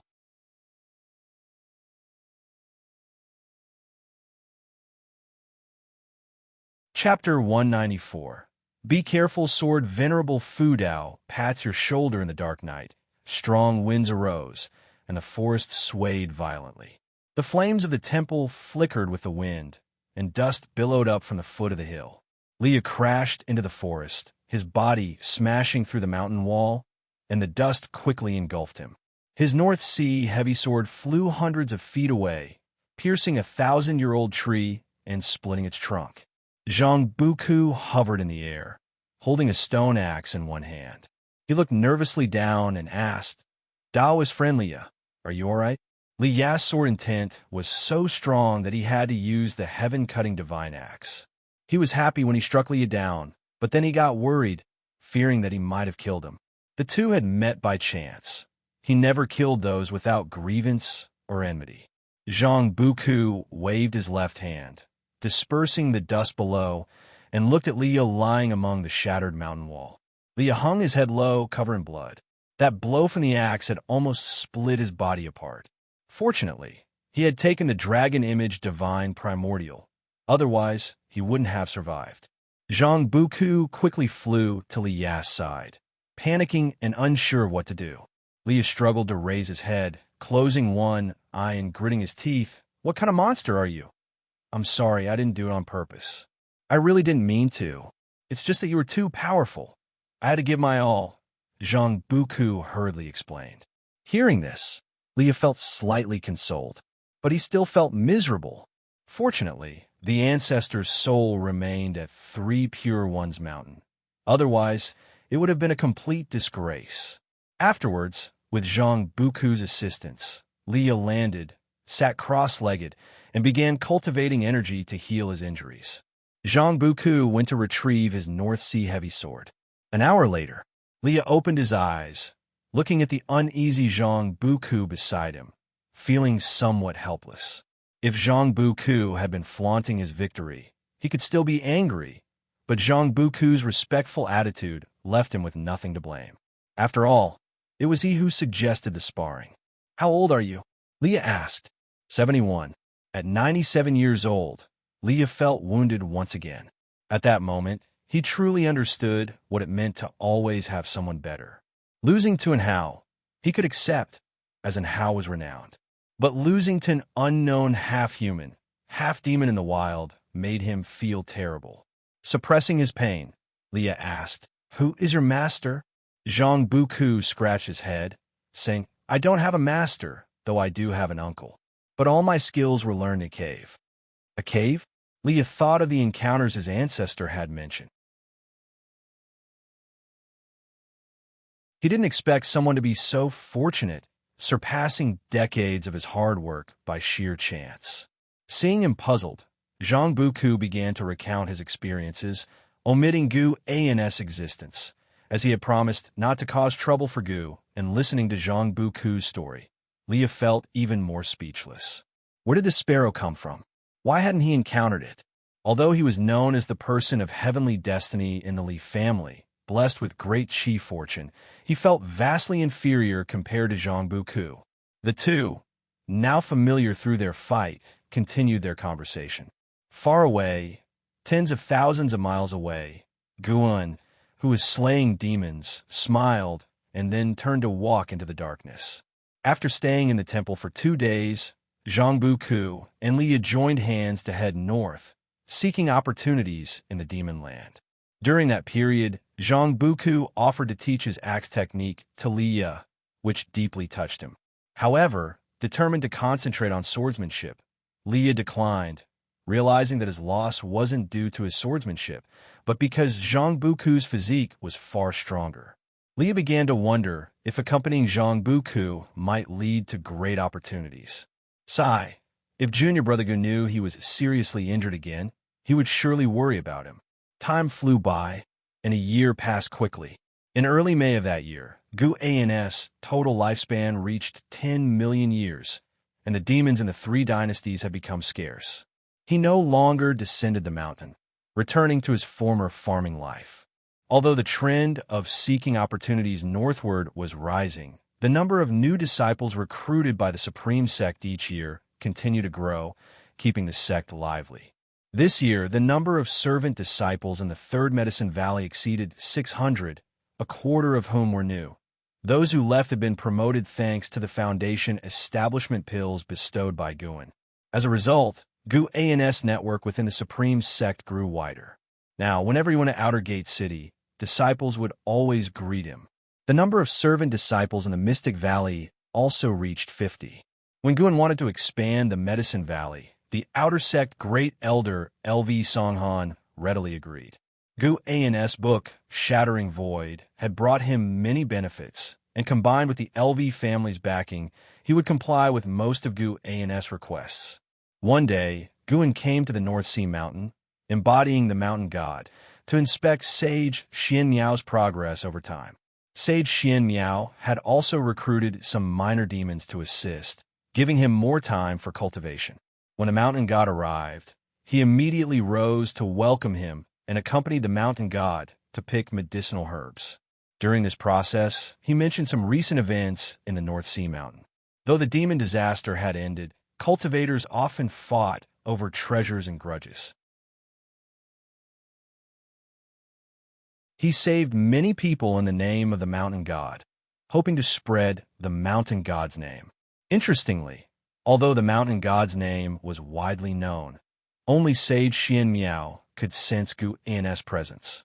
Guan speculated that it was because others hadn't seen him, while those like Zhenqin and other disciples of the law enforcement hall who had seen him did not worship him. The disciples of the Supreme Sect only revered Sword Venerable Fudao. Mountain God, what do you think of the Holy Land? Sage Xianxia suddenly asked, his expression slightly tense. While picking medicinal herbs, Guan replied, "Why do you ask?" Sage Xianxia answered, "I always felt the demon disaster was related to the Holy Land and the recent rumors about the evil demon. I found in some historical records of Three Pure Ones Mountain that the evil demon appeared only after the birth of the demon ancestor. There's no clue about where he came from or why he came. Didn't Three Pure Ones Mountain also claim to be a holy land? If you suspect something, why not investigate the seven-star spirit realm?" Guan asked nonchalantly. Did Sage Xianxia want him to act against the seven-star spirit realm? That was impossible. Before fully understanding the seven-star spirit realm, Guan wouldn't act rashly. Sage Xianxia stepped forward and whispered, "We did investigate before, but it resulted in a near-catastrophic disaster. Since then, Three Pure Ones Mountain no longer dares to mention the Holy Land. Even my master stays apprehensive about them." Guan wasn't surprised. The land of the three dynasties had undergone numerous dynastic changes and sect upheavals, yet only the Seven Stars spirit realm persisted. Surely, there were those who suspected it, but didn't dare offend it. "Be careful tonight. Their people are coming for you," Guan suddenly said with a smile, catching Sage Xianxia off guard. Guan's visit to gather medicinal herbs today was because he sensed two Mayana realm presences approaching the North Sea Mountain, one of whom had set off from the Supreme Sect. Sage Xianxia wanted to ask more, but Guan refused to say anything. After gathering the herbs, Guan took a portion, leaving the rest for him, and then disappeared into the forest. Sage Xianxia became restless, anticipating an encounter with people from the Seven Stars spirit realm that night. At dusk, the North Sea shimmered. Ji Xianling stood at the shore, holding a book with the words Sword Venerable Legend on its cover. Out of nowhere, a figure appeared beside him, a man dressed in a gold-threaded red robe, with a ruby-embedded headpiece burning with golden-red flames. His right hand was placed behind his waist, and arrogance marked his brows. "Why are you slower than me?" Ji Xianling asked nonchalantly. Lin Shen stared at Ji Xianling and snorted. "That's what I should be asking you."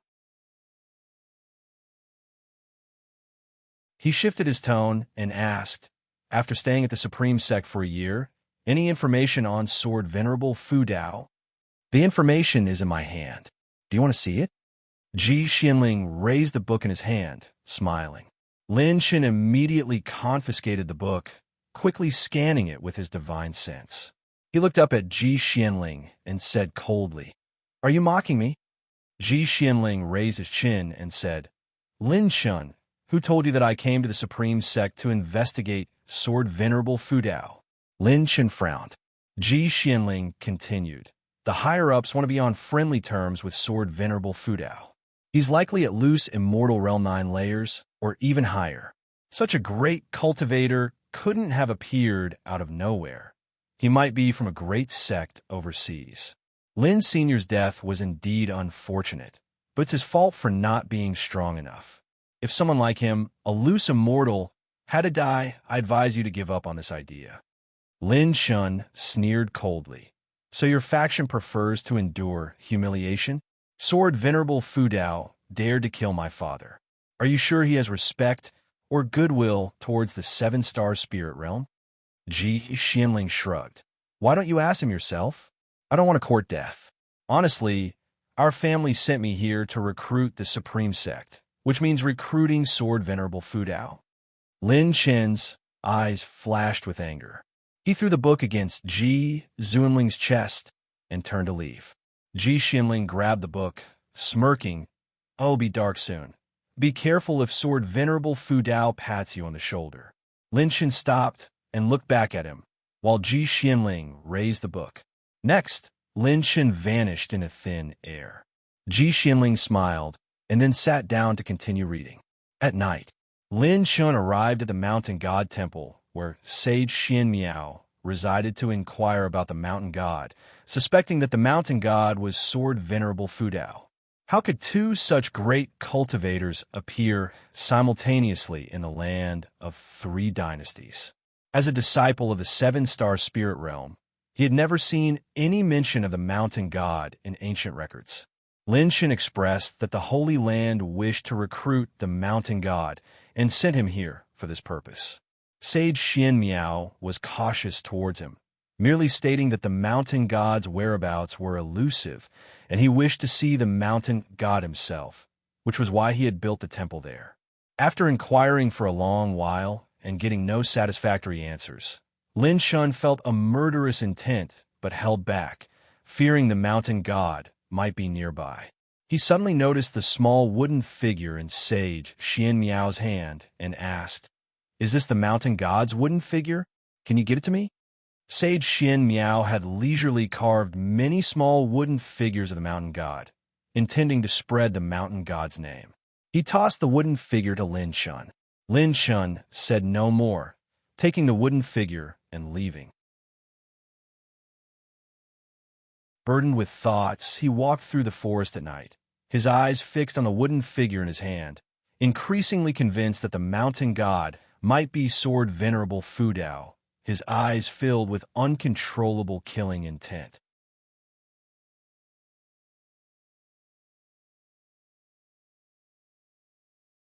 Chapter 195, I've Spilled the Beans. Lin Shun harbors hostility toward you and loathes you to the bone. Would you like to perform a lifespan detection on him? As Guan was writing in the Mystic Valley Pavilion, a line of text suddenly appeared before his eyes. He frowned and chose to perform a lifespan detection on Lin Shun. Lin Shun, Mahayana Realm, second layer 634/4500/4700, Mahayana Realm, second layer. Guan immediately extended his divine sense toward the North Sea Mountain, because there was a cultivator with a Mahayana Realm second layer cultivation there. He quickly caught sight of Lin Chen's figure, who happened to be holding a small wooden figure that bore an exact resemblance to his own. No wonder it triggered the life-span hostility warning. Guan didn't take action right away. Instead, he expanded the range of his divine sense to ensure that no heaven and earth flying immortal realm cultivators were nearby. Under the cover of night, Lin Shun tossed the small wooden figure into his storage bag, feeling that he couldn't rush in avenging his father. Since he couldn't determine if the mountain god was Sword Venerable Fudao, he could only turn his attention to the supreme sect. He didn't dare confront Sword Venerable Fudao directly. What he thought about now was how to incite conflict between the heaven and earth flying immortal realm and Sword Venerable Fudao. If he could uncover Sword Venerable Fudao's true identity, and if Sword Venerable Fudao wasn't strong enough to be untouchable by the heaven and earth flying immortal realm, then Sword Venerable Fudao would surely die. Lin Shin took a deep breath. Just as he was about to leap into the air, a hand rested on his shoulder. He was overcome with a feeling of falling into an abyss, his spiritual power freezing instantly. His pupils widened, a wave of indescribable terror rising in his heart. The sky's getting darker. Beware of Sword Venerable Fudao patting your shoulder. Ji Zunling's words echoed in his ears. At this moment, he was petrified with terror. Unable to move, he wanted to plead for mercy, but he couldn't even open his mouth. The mysterious hand pressed firmly on his shoulder, making no further move, which only compounded his fear, plunging his heart into despair. Suddenly, from behind came a sigh. Lin Shin couldn't help but feel a strange kind of relief. Did the other person not intend to kill him? Boom! An overwhelming divine sense rushed into his mind, causing him to lose consciousness instantly. With the turn of the ancient hour, Guan walked down the stairs, joining the disciples for exercises. Last night, he reaped 384 years of lifespan, but more importantly, he gathered crucial information. Within the heaven and earth flying immortal realm, there were two attitudes towards Sword Venerable Fudao. One was to investigate his identity and, if he was not insurmountable, find a way to lure him out and then annihilate him. The second was to actively recruit him, compensating for the loss of startling immortal Lin and covering up their crimes. The latter was primarily worried that Sword Venerable Fu Dao might be associated with maritime forces. The Lin family's strongest force was only a loose immortal, and the death of startling immortal Lin was a severe blow to them, severing their upward path. Their hatred for Sword Venerable Fu Dao was profound, continuously pushing for revenge within the heaven and earth flying immortal realm. However, the higher-ups' attitude was ambiguous, forcing Lin Shun, as the direct offspring of the startling immortal Lin, to leave the territory to investigate Sword Venerable Fu Dao. This intelligence was favorable for Guan. At least, it confirmed that without knowing his true identity, the heaven and earth flying immortal realm wouldn't act recklessly, allowing him to continue biding his time. Notably, the current 7-star spirit realm on the continent was mainly led by the 6 Stars Cave. The Lin and Ji families originated from the 6 Stars Cave, but continent geniuses could only enter the 7 Stars Cave for cultivation. The 5-star caves above them were all overseas. This heightened Gu An's wariness towards the 7 Stars spirit realm. He was facing a power far surpassing the ephemeris sect. The 7-star spirit realm was not only stronger, but maintained a Holy Land image, executing their plans seamlessly, making it difficult for an individual to shake their foundation.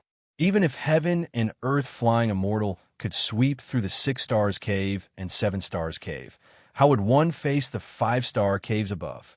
Guan cast aside these thoughts, focusing on his practice, listening to the disciples discuss their plans for the day. His mood lightened. Why worry so much? His identity was well hidden. As long as he didn't reveal himself, the 7-star spirit realm wouldn't dare act rashly. Cherish the present. Have you heard? Next year, there's going to be the world's best Sword Dao tournament. A female disciple suddenly spoke, stirring everyone's interest. They began discussing the world's best Sword Dao tournament. Guan occasionally interjected, appearing very enthusiastic, dreaming of the tournament. After all, outwardly, he was just a Foundation Establishment realm cultivator. Next year, he planned to advance to the 9th layer of Foundation Establishment. Then, after turning 100, he would form his core. Forming a core before the age of 100 marked a genius. Doing so afterward painted him as a mediocre cultivator relying on elixirs to break through. Near noon, Yilan came to find him. Senior brother, Xianxia has dramatically changed over the past 2 years, becoming silent and introspective. I can't understand her lately. I've noticed her investigating the ghost mother of ephemera. Could she still have lingering feelings for Suhan? Yilan said anxiously after closing the door. Guan knew the reason but couldn't disclose it, nor could he stop Xianxia from seeking revenge. Currently, the ghost mother of ephemera and the 9 Nether 13 evil were following Jiang Xiong into the Great Jiang dynasty, establishing a sect named Juhua sect, without much notoriety. Xianxia needed to face life on her own to grow better.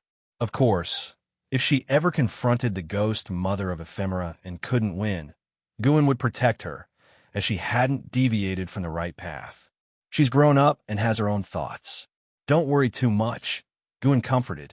Yilan came closer, speaking in a low voice. I always feel she has a higher cultivation hidden. Could she have been possessed? Or did she take a mysterious master? Senior brother, don't you have connections with Sword Venerable Fu Dao? Can you ask him to investigate? Guan shook his head. I haven't seen him for a long time. Remember, do not mention Sword Venerable Fu Dao. His name carries too much weight now. Many strong enemies might be plotting against him. With our cultivation level, we can't involve ourselves, or we will be doomed. As he spoke, he released mana from his feet, isolating the room to prevent eavesdropping. Yilan nodded. I understand. I never dare to mention it. Only to you. Her steadiness reassured Guan. Most importantly, Yilan's activity range was within his divine sense.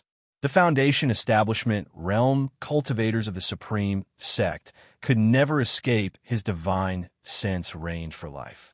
Such was the brutal reality of cultivation differences. Yilan began talking about other matters, mainly about some trivial issues in the law enforcement hall. Guan listened intently. When she finished, Guan said, "If you're uncomfortable, let me know. They'll find you a better position." Yilan raised an eyebrow. "Senior brother, do you really have that capability?" She knew about the Third Medicine Valley's existence, but couldn't access specific details about it. She wasn't sure how much Guan contributed to the Supreme Sect. She even suspected Guan of growing medicinal herbs for Sword Venerable Fudao, which explained why he often left Mystic Valley. Guan pulled out a book, tossing it onto the table. "In revealing my cards." It was the initial draft of Investiture of the Gods, a treasured edition without a cover. Yilan's face turned pale instantly. She asked in a trembling voice, "Senior brother, did you write that book?" Hum. Guan crossed his arms, raising his chin arrogantly. Yilan glared at Guan, angrily asking, "Senior brother, if you had such great needs, why did you reject me? Is your heart set on someone in the valley?" Guan was stunned, taken aback by her sudden outburst. He looked down, realized something, and quickly picked up Investiture of the Gods. Flipping it open, looked closely. "Junior sister, what are you thinking all day?" "Senior brother must criticize you a bit."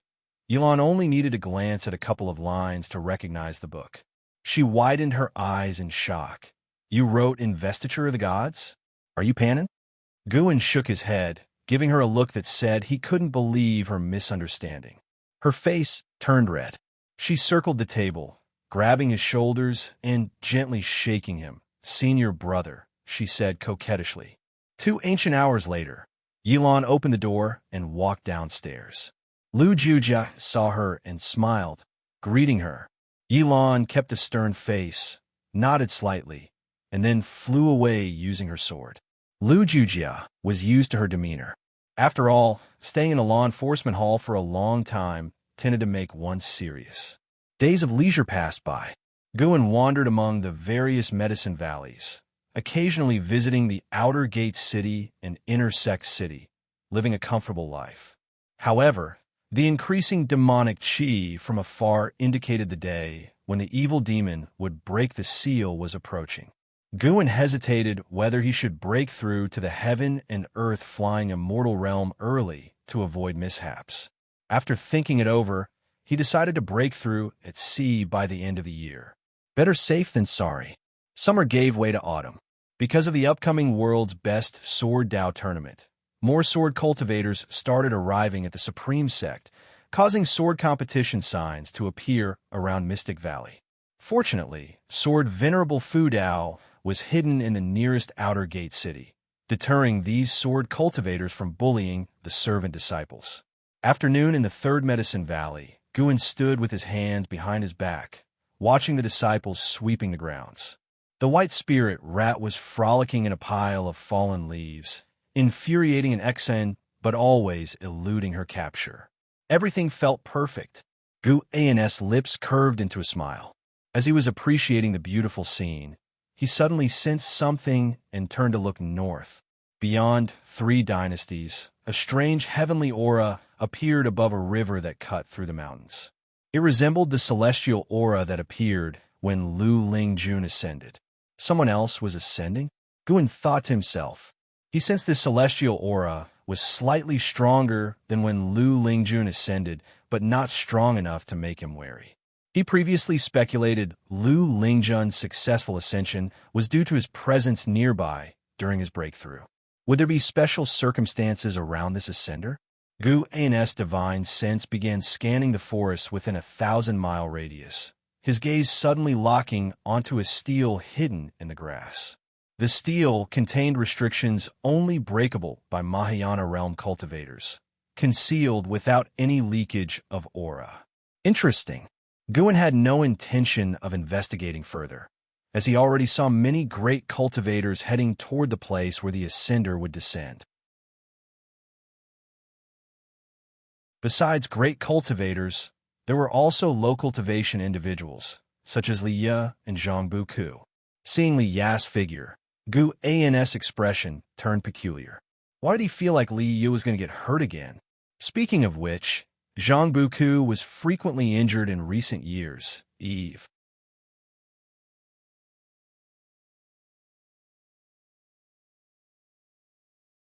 Chapter 196. Being someone's mount after ascending?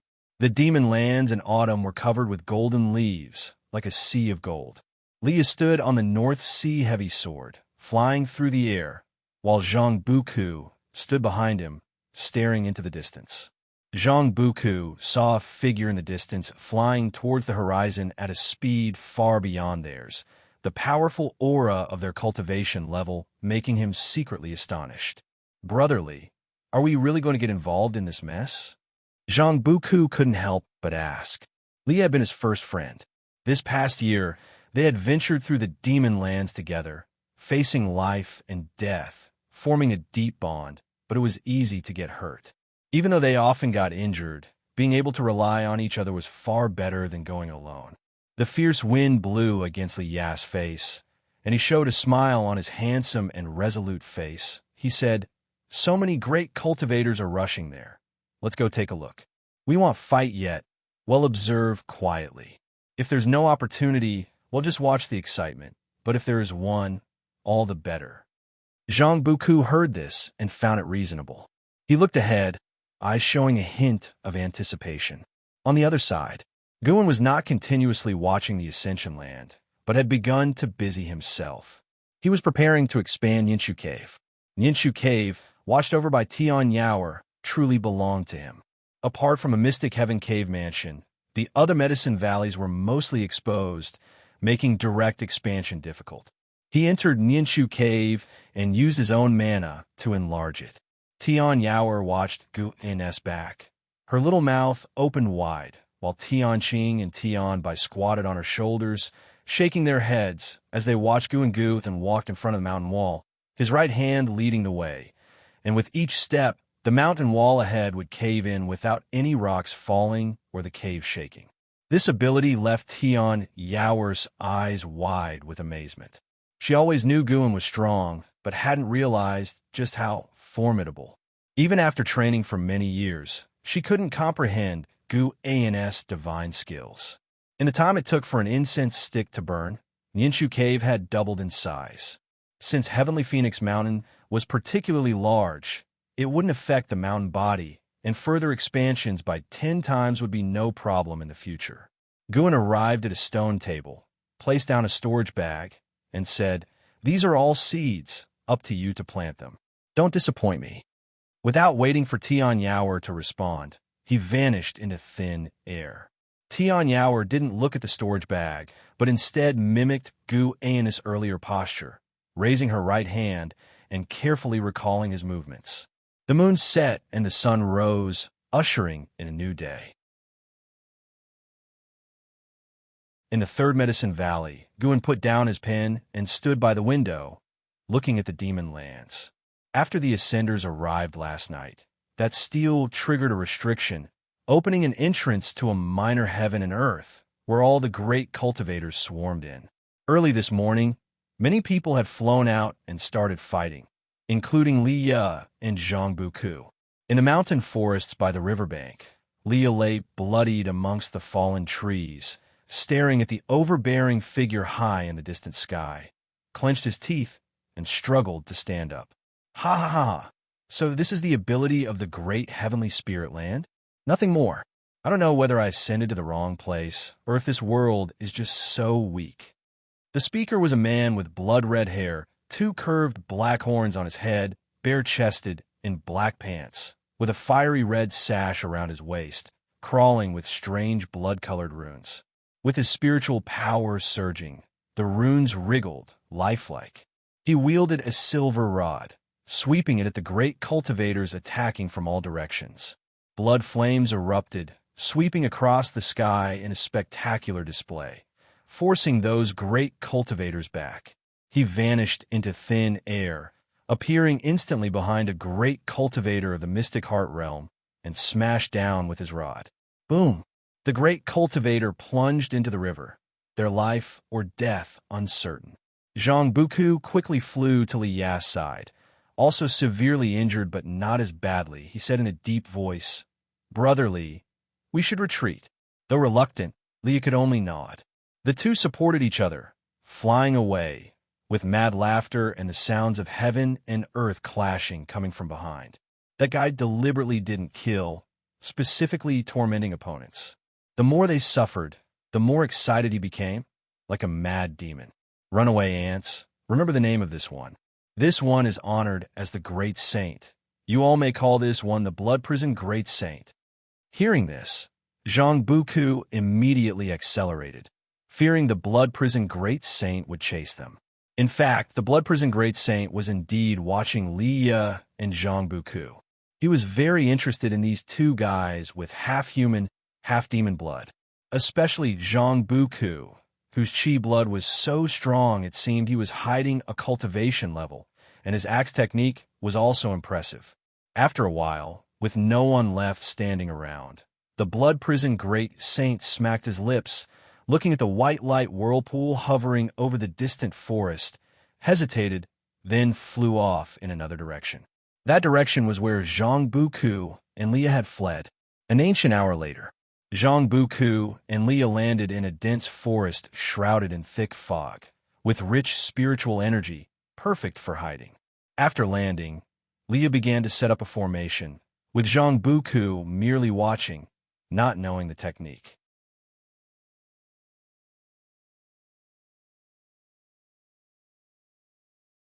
Because Guan saw the divine beast's true form, whose blood was absorbed.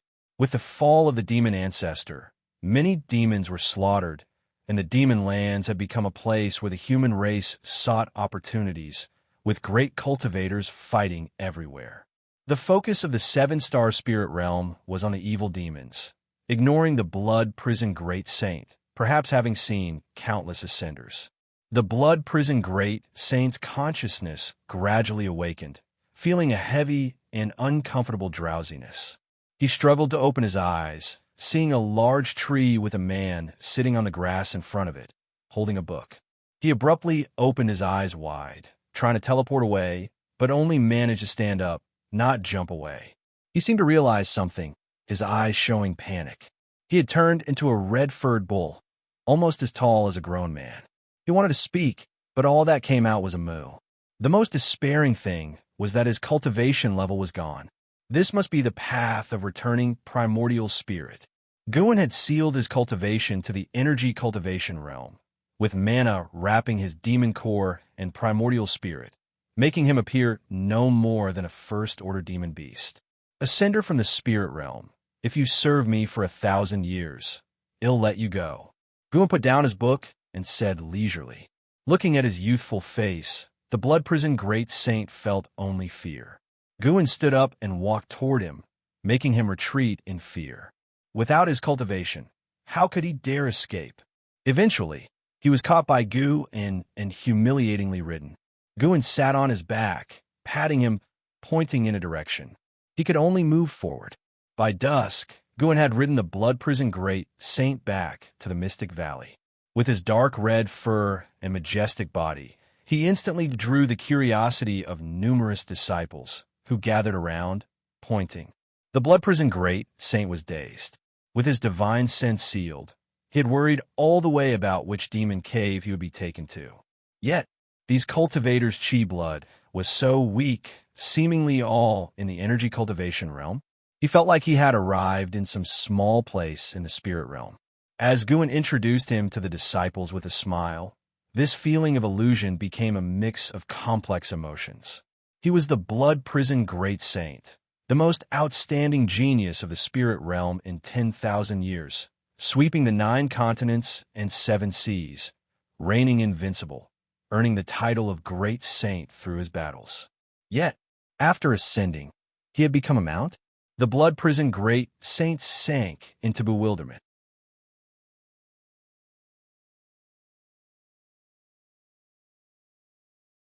Chapter 197. The ambition of the supreme sect Gu and flaunted his new mount, attracting the disciples' curiosity towards the blood prison great saint, causing him to feel quite oppressed.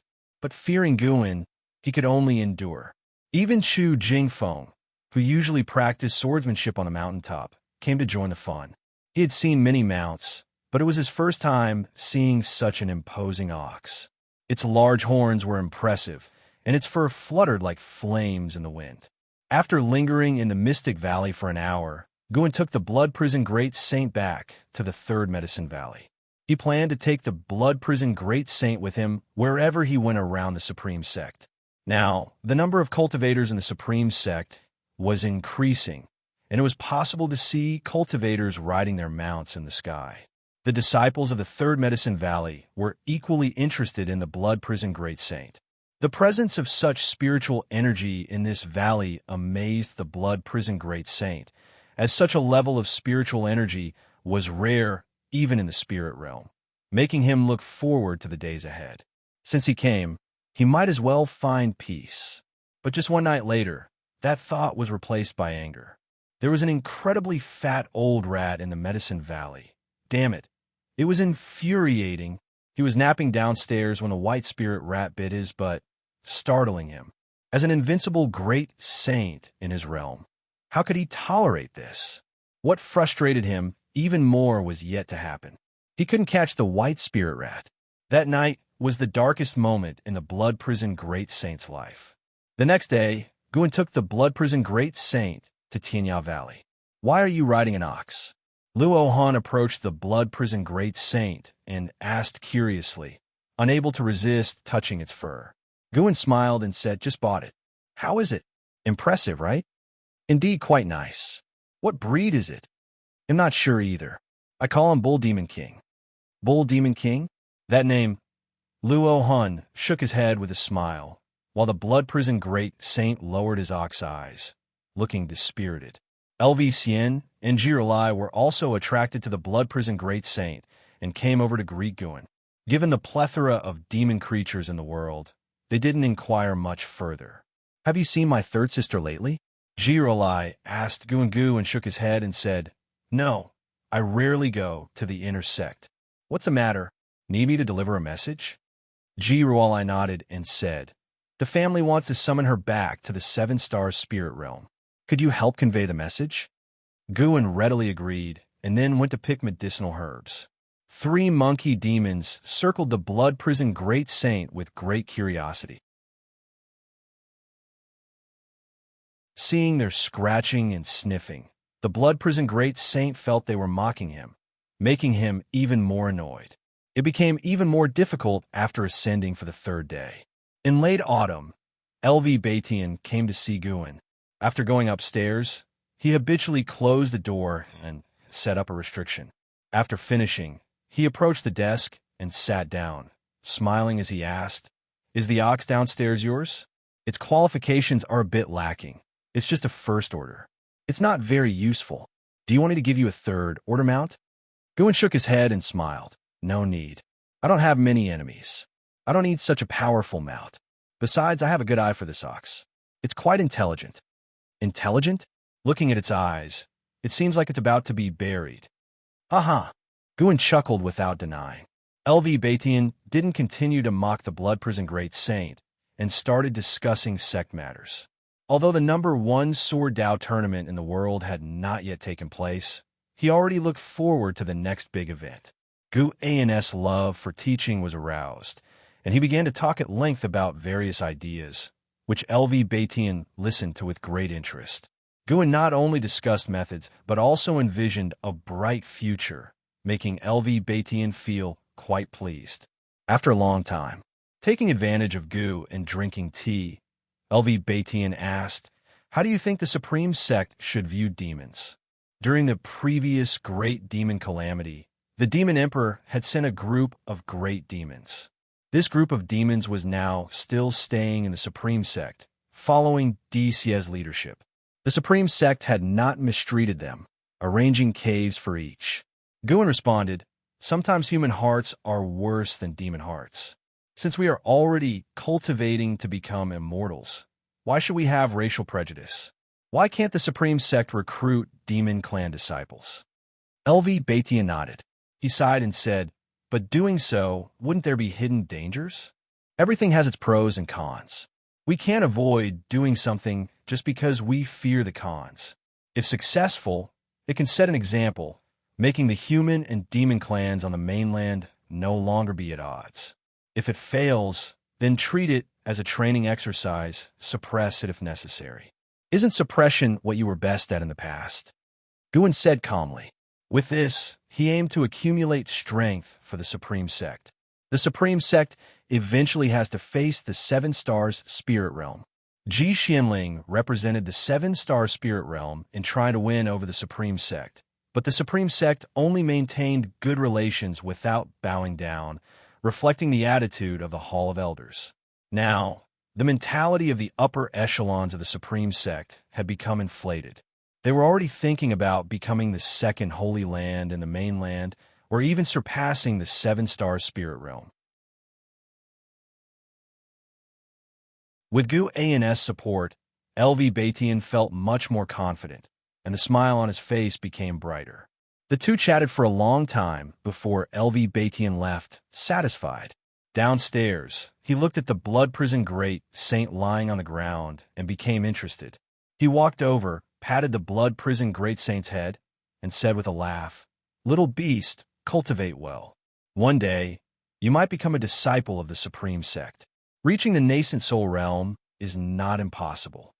The blood prison great saint glanced at him with a white eye, too lazy to respond. This made LV Batian pause, suspecting he had misseen. Forget it. What's the use of arguing with a beast? LV Batian stood up and left. The blood prison great saint watched his back, seething with inner rage. Old thing, just you wait. Daring to insult me. In 1,000 years, I will make you kneel before me and beg for mercy. Snowflakes flew as Guin rode the blood prison great saint, wandering in the Third Medicine Valley. It seemed like he was patrolling, but in reality, his divine sense was traveling overseas, looking for a place to break through. An Xian ran over, curiously asking, "Master, why do you ride it wherever you go? Don't you think it's slow?" Guin lightly chuckled and said, "I'm training its physique. Although it's my mount, I won't mistreat it. Sooner or later, I will release it." Hearing this, the blood prison great saint's eyes brightened, and his ox body became upright, no longer looking like an old dying ox. Xian nodded. Just as she was about to speak, two figures suddenly flew in from the sky. It was Lu Lingjun and Shenzhen. After landing, Shenzhen enthusiastically greeted Gu, and Lu Lingjun glanced at the blood prison great saint under Guin, but didn't pay much attention. Shenzhen talked excitedly about their opportunities over the years, making even an Xian listen with envy. Guin also pretended to be emotional, envious, satisfying Shenzhen's sense of achievement. Now Xianxia was already at the 5th layer of the nascent soul realm, evidencing the great fortitude. After chatting for a while, Shenzhen finally left.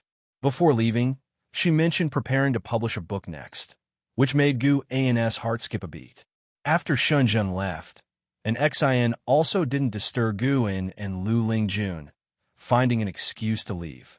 Lu Lingjun lightly stomped her foot, forming a barrier with her spiritual power, isolating the 3-foot area, making the blood prison great saint look at her again. "Guin, I heard there's an ascender appearing in the north. You're close to the sect leader. Did you find out anything?" Lu Lingjun asked directly. Ascender. Upon hearing these words, the blood prison great saint couldn't help but lower his head. Such a disgrace. Guin thought for a moment and shook his head. "I haven't heard of it. Why are you so concerned about the ascender?" Lu Lingjun hesitated for a while and said, "To be honest, I'm also an ascender, so I wanted you to write about the shattering void." Gu An's eyes widened, showing a look of incredulity. The blood prison great saint looked up again, this time with tears in his eyes. Lu Lingjun had wanted to say this for a long time. The opportunities over the years had made her more confident, as she said, "I want to recruit ascenders and build my own network in the Supreme Sect. What do you think?" She knew LV Batian often visited the Medicine Valley, and she had often heard about LV Batian's plans from Guan. She also wanted to convey her intentions to LV Batian through Guan Gu and excitedly said, "Of course, it is a good thing. It will enhance the strength of the Supreme Sect. However, I really don't have any information on that ascender." Hearing this, the Blood Prison Great Saint was full of confusion. He could tell now that no one knew the true cultivation level of the person on his back. Moreover, the cultivators he had seen so far were very weak, not even reaching the first-class level in the spirit realm. He could understand why a great cultivator like Gu and would hide in such a small place. In the future, keep an eye out for such information, and I won't treat you unfairly, Lu Lingjun said. She had to devote most of her time to cultivation. Since the appearance of beings in the Mahayana realm and the immortal path, she felt a great urgency, thinking the mystic heart realm was inadequate. Guan nodded with a smile. They had a brief chat before Lu Lingjun left. Guan patted the Blood Prison Great Saint, signaling him to continue forward. People always want to go to places they've never been before, but when they arrive, they find it's all the same. When they want to turn back, it's often too late. Guan said leisurely, and the Blood Prison Great Saint felt he was speaking to him. Unfortunately, the Blood Prison Great Saint couldn't speak. Otherwise, he would argue with Guan. "If it weren't for meeting you, would I be so aggrieved?" The falling snow grew heavier, the ground accumulating more snow. The Blood Prison Great Saint left 2 ox-hoof prints in the snowy ground as he and Guan disappeared into the vast snow. Until nightfall, Demonland. On the wasteland, Xianxia and Hao sat facing the fire. The falling snow did not land on them, melting in the 10-foot radius around them, separated from the surrounding snowy ground. Xianxia held a book and softly said, "The demonic qi here is very strong. Maybe we'll find evil demons hiding nearby." And Hao was practicing his skills. He opened his eyes and asked, "Senior, what should we do when we find the evil demon?" After the trend of heading north swept the world, he couldn't restrain his restless heart anymore. Saying goodbye to Xianxia, he ventured north alone. His goal was to become an immortal and not stay in one place for any person indefinitely. Xianxia answered, "Then you take the information back. I will stay here alone." "Why would you stay? I also want to play the hero. I can't always rely on Sword Venerable Fu Dao, can I?" As he spoke, Xianxia turned to the next page and continued to read.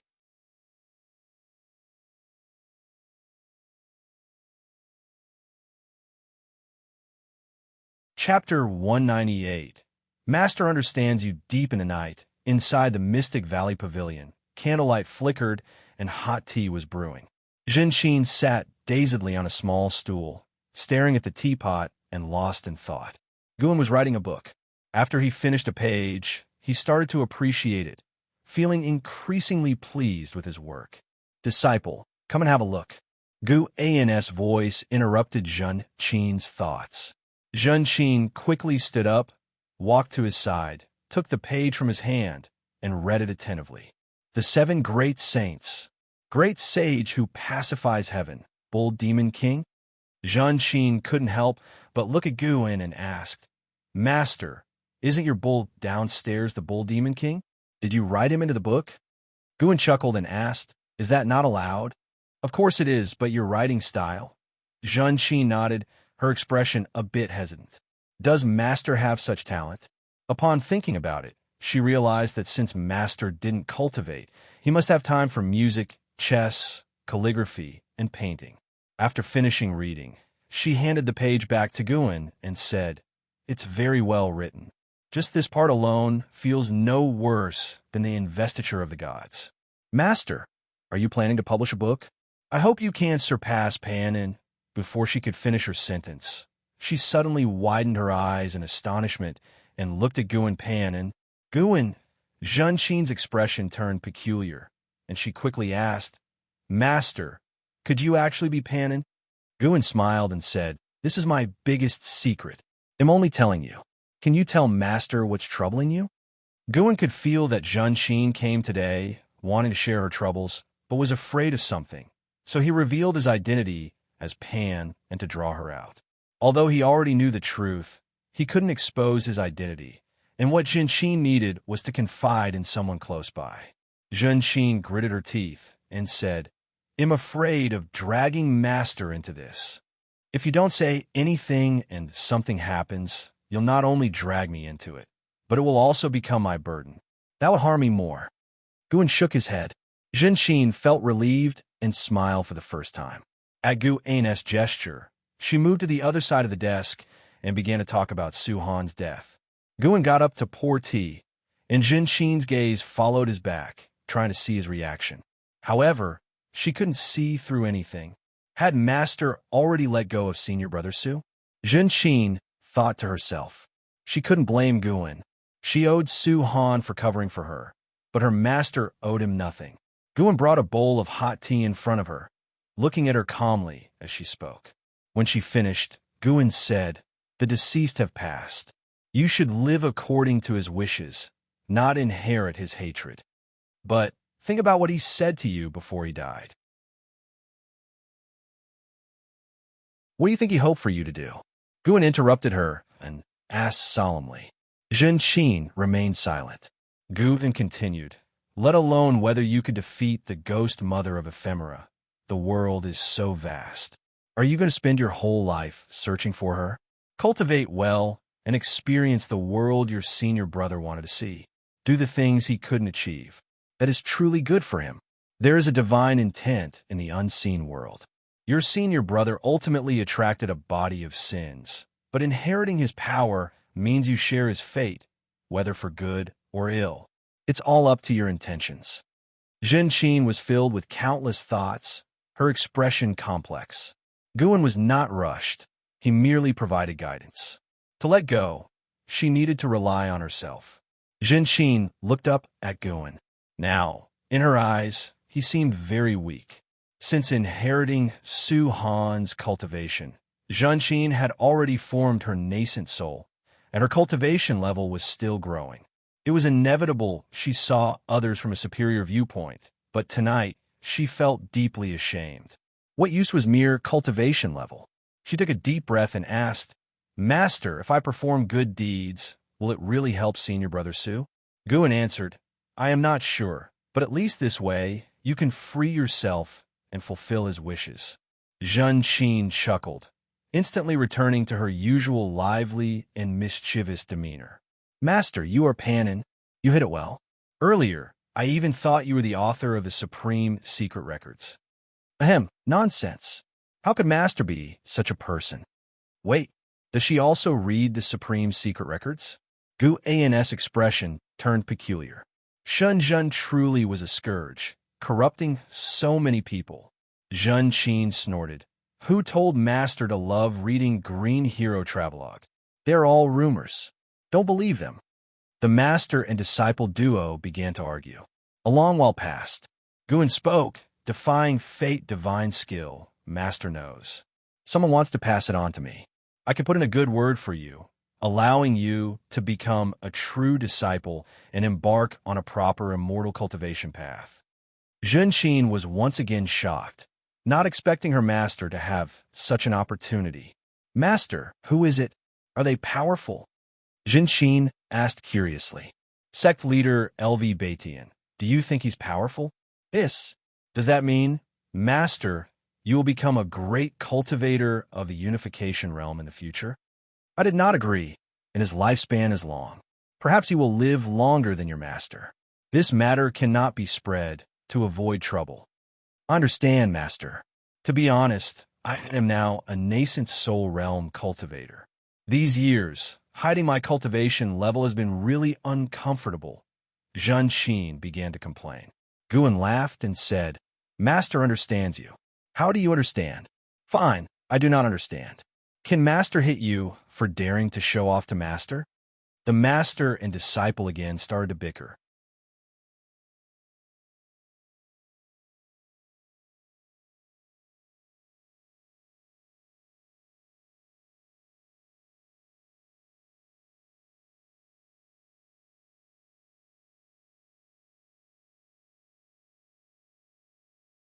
His primordial spirit underwent an unprecedented transformation, giving his soul a feeling of joy surpassing any form of pleasure.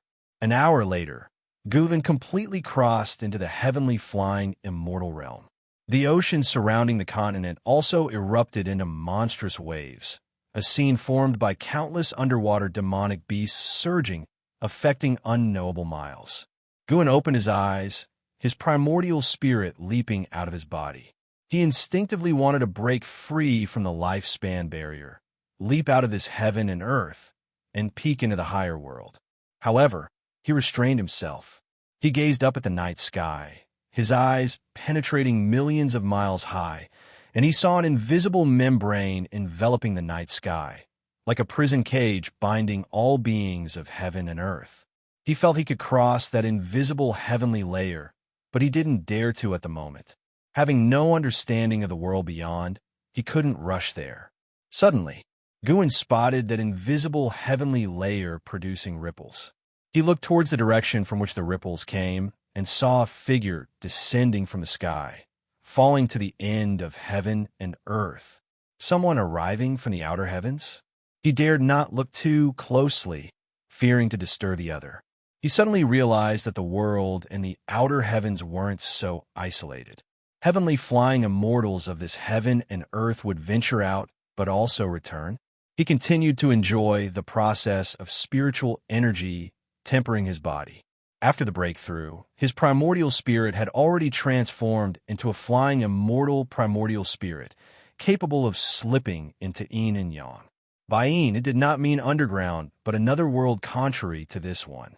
He could see the wandering souls in heaven and earth, and those souls about to enter reincarnation, flying into the sky, and disappearing less than 100,000 miles above, being pulled into the underworld by reincarnation. Guven could already sense the chilling aura of the underworld, so cold that he didn't wish to trespass. His cultivation level continued to rise. The speed of spiritual energy entering his body still increased, the chi sea on the ground resembling waves ready to engulf him at any moment. His primordial spirit continued to gaze at the sky. An hour later, he saw a heavenly flying immortal escaping into the outer heavens in the distance, confirming even more that this world had other heavenly flying immortals, and reaching the heavenly flying immortal realm did not mean one had to leave this realm. It suggested that the heavenly flying immortal realm might not be the highest realm in this world. No matter what, Guven's desire to explore the outer heavens was not that intense. Staying in the comfort zone was the safest. Being able to grow stronger, why leave the comfort zone? Time flowed quickly. A full 2 ancient hours had passed before Guven's cultivation level stabilized at the 9th layer of the heavenly flying immortal realm. The lifespan barrier consumed nearly 700,000 years of lifespan, an exaggeration. The next breakthrough, to fully reinforce, would consume millions of years of lifespan just on the lifespan barrier, a heavy burden and a long path ahead.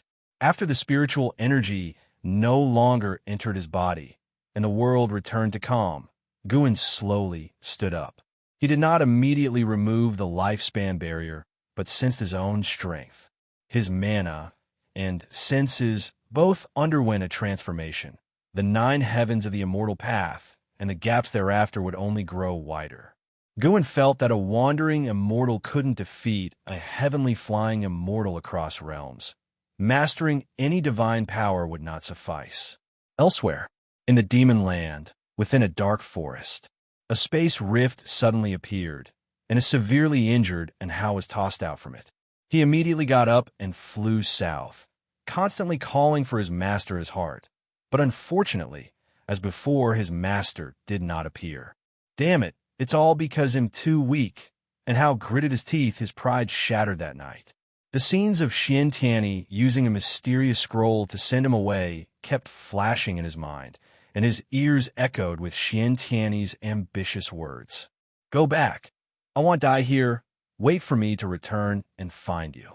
The more carefree Xianxia appeared, the more worried and Hao became, as those 7 mysterious great cultivators were overwhelmingly powerful Xianxia was absolutely outmatched.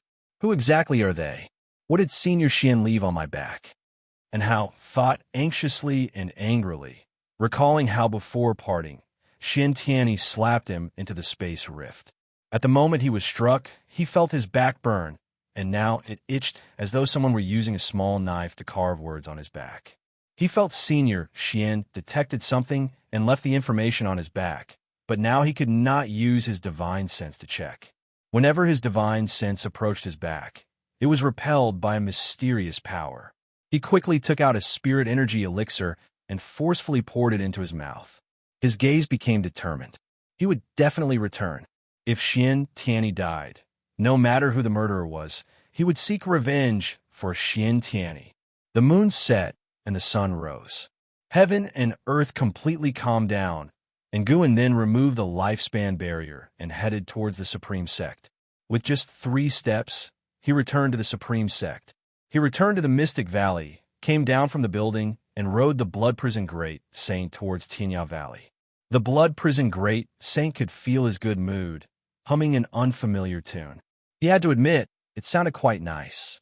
Guan spread his divine sense, taking in the entire continent, even encompassing the surrounding seas. He began to inspect old friends one by one. Jiangxiong's Yuhua sect seemed very harmonious, and she was practicing in the sect master's mansion. Yilan was handling affairs of the law enforcement hall, appearing very different from how she faced Guan, exuding an Ice Queen temperament. Leah and Zhang Buku were being chased by a great demon, appearing dangerous but likely to survive. Guan also saw Hao, who was escaping. With no pursuers behind, he couldn't be bothered to intervene. His divine sense swept over friends and disciples, and then glanced at the demonic energy-filled land still teeming with many 7-star spirit realm cultivators. Guan felt he could easily break the seal and spy on the evil demon, but refrained. The 7-star spirit realm's growth speed couldn't keep up with his own. Unless the 7-star spirit realm actively provoked him, he intended to lay low. Anyway, the 3 Dynasties land was far from the demonic energy land, and unless it was a catastrophic disaster, he preferred not to intervene. After leaving the Mystic Valley's range, the Blood Prison Great Saint suddenly felt his body enveloped by a terrifying power, causing his steps to falter as the surrounding environment changed drastically. They immediately found themselves less than 200 miles away from Xianxia Valley. What kind of divine skill was this? The Blood Prison Great Saint marveled internally. It wasn't his first time experiencing this divine skill, but he had no idea how far they had traveled due to being sealed by the path of returning primordial spirit. As the strongest being in the spirit realm, he was trying to sense Gu's divine skills to learn, but had yet to figure out the trick.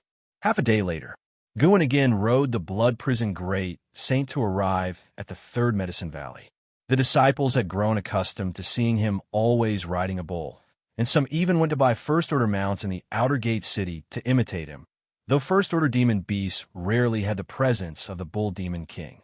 He sensed Shun Zhen's presence, waiting for him in a pavilion.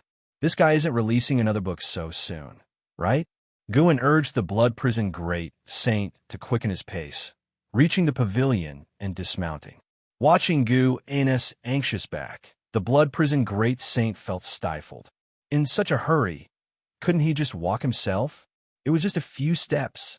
He couldn't understand why Gu needed to act weak in front of these minor cultivators, so he lay down to sleep, reliving his invincible moments in his dreams.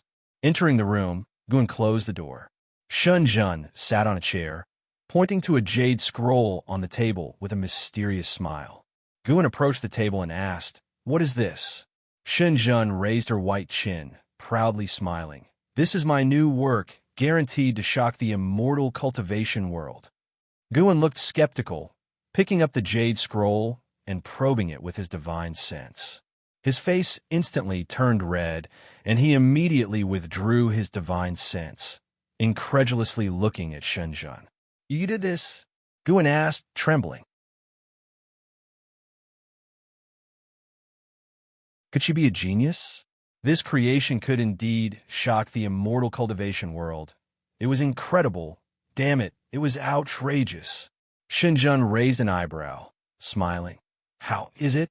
Isn't the idea of making pictures move like real people amazing? Guan didn't know how to respond. Immortal Cultivation World anime? But this anime was too lifelike, no different from real people. Using such design in the Supreme Secret Records plot was truly impactful. Guan resisted the tumult in his heart, asking, "Who is the male cultivator in it?" Xinjun looked at him, blinking. "I didn't use your face, but thinking of other men was too uncomfortable for me, so I had him wear a mask." Guan fell silent. No wonder the mask.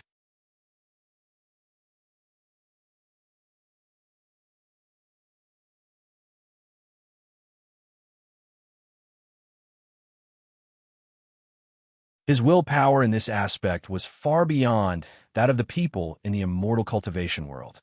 He felt it was his duty to bear this mental burden for the cultivators. Elsewhere, Shunjun, upon going downstairs, couldn't resist teasing the blood prison great saint, annoying him greatly. Until nightfall, Guan finally took the blood prison great saint back to Mystic Valley. Late at night, Guan quietly arrived at Nianshu Cave of Heavenly Phoenix Mountain.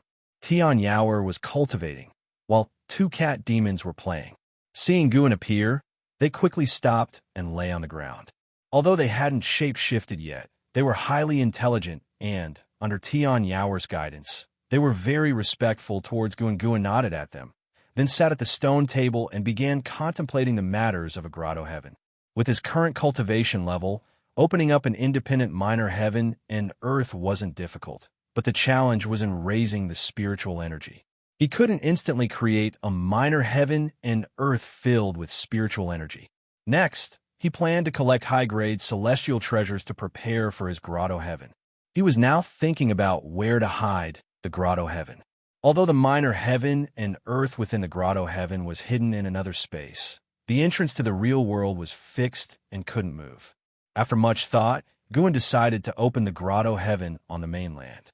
This mainland was vast and had fewer immortal realms, making it suitable for him to develop slowly. At this time, Tian Yaoer approached and asked what he was thinking. Guan didn't hide anything, as the grotto heaven would eventually need to be managed by her. To seize lifespan, he needed to personally harvest it with his mana, as puppets or clones weren't reliable. The clones of his 9 extremes yin-yang body, though called clones, were actually formed by his mana and lacked independent thought. Guan had no interest in clones. He preferred to directly experience life and growth. Tian Yaoer, upon hearing this, was secretly shocked. The master had already opened a minor heaven and earth. She wondered if Heaven Phoenix Demon Mother could do the same. Having cultivated for so long, she wasn't naive. She was increasingly certain that the master was stronger than the Demon Mother. It was just that he claimed he couldn't defeat the Demon Mother to encourage her to cultivate. She felt no resentment towards this. Her enemies needed to be dealt with by her own hands. Just set it here at Heavenly Phoenix Mountain. It said that Heavenly Phoenix Mountain was once a habitat for phoenixes. Every few thousand years, enormous spiritual energy surges from the ground, producing countless celestial treasures. Tian Yaoer said earnestly. Guan thought it made sense. Then he sent his divine sense underground to open up a minor heaven and earth. The grotto heaven couldn't be too close to Nianshu Cave to avoid affecting the growth of medicinal herbs here. It should ideally be near the great earth spirit lineage, so it could absorb the underground spiritual energy. An hour later, Guan successfully opened it. Unlike other great cultivators who needed to fill it with soil and water, he could directly manifest it with his mana, thanks to his 5 elements attribute.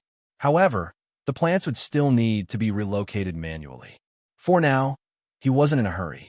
He would let the grotto heaven absorb spiritual energy first. With the arrival of the new year, the Supreme Sect was busy with celebrations and all cities were bustling. Guan rode the blood prison great saint to the outer gate city. Although they attracted many gazes along the way, no one was surprised. Nowadays, many disciples in the outer gate city rode mounts, and numerous majestic demon birds circled above the city. The Blood Prison Great Saint was also very interested in the outer gate city, constantly looking around. Brother Gu, long time no see. A light laugh sounded, and Guin turned his head to see Xianxia approaching. Xianxia had gotten acquainted with Zuolin and Guin when he first arrived. He had always hidden his true identity, and now only the high levels of the Supreme Sect knew that he was the son of the Demon Emperor.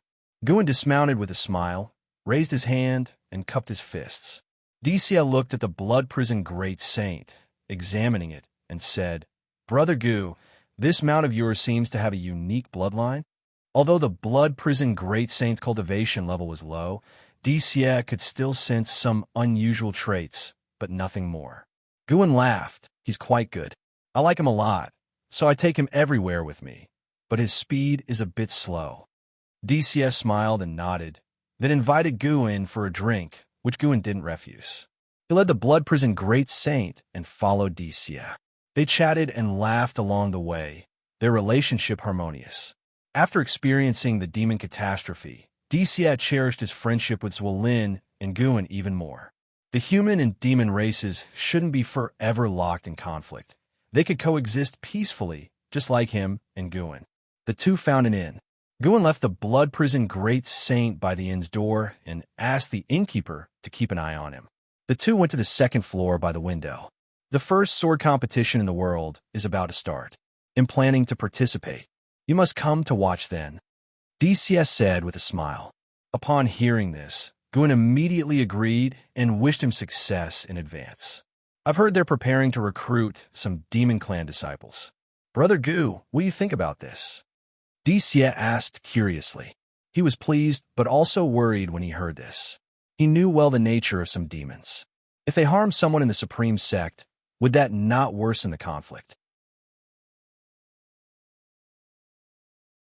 After all, the demon catastrophe had only ended recently, and there was still significant resentment towards demons among the human cultivators. It's a good thing. Didn't some demons help us fight off the evil demons during the catastrophe? Now that the demon ancestor has fallen, but evil demons remain, which are a greater calamity. The human and demon races should unite to overcome the tribulation. Guin said casually. Xianxia observed his expression, trying to figure out his true thoughts, but his words made Xianxia happy. They started drinking, passing cups back and forth, and soon 2 jars were emptied. An hour later, sounds of a cow and the innkeeper's voice interrupted Guin and Xianxia's conversation. I need to go down and check, Guin said, standing up. Xianxia nodded and followed him downstairs. In front of the inn's door, more and more disciples gathered. The innkeeper stood in front of the Blood Prison Great Saint, wearing a forced smile as he looked at the luxurious robed man in front of him, saying, Sir, I really can't sell this cow. If you want to buy it, you should find the owner upstairs. The man in luxurious robes was arrogant, with 4 attendants behind him, all looking formidable. He looked down at the innkeeper and said, Go call him down. Before the innkeeper could respond, Guan's voice came from behind. Brother, sorry, but this cow is not for sale. Guin approached the Blood Prison Great Saint, patting its head, and gave a luxurious robed man a lifespan detection. This was his habitual action to see the other person's maximum lifespan. Zhouyi, Divinity Transformation Stage, 5th level for 02/880/1200 surname Zhou. Guin thought to himself. After the Ji family left the Supreme Sect, the Zhou family also started leaving, reportedly to support the Xianxia sect. Zhouyi looked at Guin and said, 2 top-grade spirit stones. They'll take it. As soon as he said this, the surrounding disciples were in an uproar. A first-order demon beast worth that much? Listening to the discussions around, the Blood Prison Great Saint was infuriated, his eyes flaring up with rage. He accepted being Guan's steed, but who did this kid think he was? The Blood Prison Great Saint judged from the other's aura that he was just a low-level divinity transformation cultivator. Guin frowned, shaking his head in difficulty. Xianxia suddenly stepped in front of him and said, My brother said it's not for sale. Stop pestering. Zhouyi looked him up and down and sneered. Do you know what my cultivation level is? What, Being in the divinity transformation stage, 5th level, makes you arrogant? Xianxia retorted coldly. The crowd was in an uproar again, and the innkeeper stepped back in fear, with Guan also pretending to be shocked. Zhou asked, frowning, "Who are you?" Xianxia said calmly, "I am Xianxia, Mystic Heart Realm 3rd Layer." Bang! The whole street exploded into chaos. Zhou and the 4 behind him all retreated together. Xianxia glanced at Guan, giving an apologetic look. The Blood Prison Great Saint, at the Mahayana Realm 8th Layer, felt humiliated. Was a Mystic Heart Realm that prestigious? After he ascended, he shouldn't have been so arrogant. Guan, at the Heaven and Earth-flying Immortal Realm 9th level, feigned tension, continuously stroking the cow's head.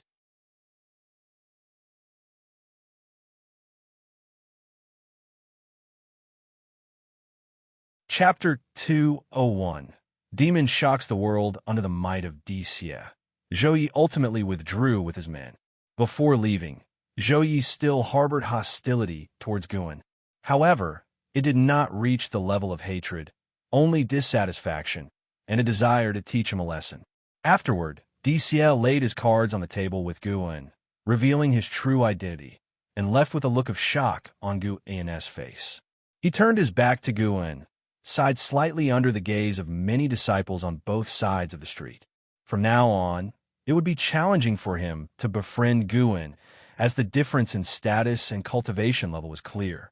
Even if he had the inclination to form a bond, Brother Gu would probably feel pressured, wouldn't he? Xianxia smiled self-deprecatingly. Guan continued to ride the Blood Prison Great Saint around street. After nearly 2 ancient hours, they finally left the city. On the way to the 3rd Medicine Valley, Guan introduced the Supreme Sect and those noble families to the Blood Prison Great Saint. The Blood Prison Great Saint listened intently, for Guan had said that he would let him go after 1,000 years. Once free, he would still need to understand this great heaven and earth, so it was best to accumulate knowledge now. "Do you know why I captured you?" Guan asked nonchalantly. The Blood Prison Great Saint was no fool and thought it must be related to those 2 half-human, half-demon individuals. "You might think this world is nothing special, but it is far more dangerous than you imagine. This is also why I hide my cultivation level. Serving me for 1,000 years, first to atone for your sins, and second, to temper your character. I hope you cherish it." Guan spoke softly. If the Blood Prison Great Saint performed well, he wouldn't mind teaching him the primordial reincarnation skill. The primordial reincarnation skill and the path of returning primordial spirit were, in a sense, a perfect match. It was just right to use the Blood Prison Great Saint to experiment and see if it was effective. "Moo!" The Blood Prison Great Saint responded. Although he could not speak human words, Guan understood his submissive intention. In fact, the mindset of the Blood Prison Great Saint had already changed. He had thought before that following Guan might be an opportunity. At least Guan could be his protector. If it hadn't been Guan who took action against him back then, but another immortal cultivator of similar cultivation level, he might have already died and vanished. Putting himself in someone else's shoes, if someone attacked his disciple or junior, he wouldn't show mercy either. Within the circle of great cultivators in the spirit realm, there was a saying, "It is better to provoke the Blood Prison Great Saint himself than to suppress his juniors."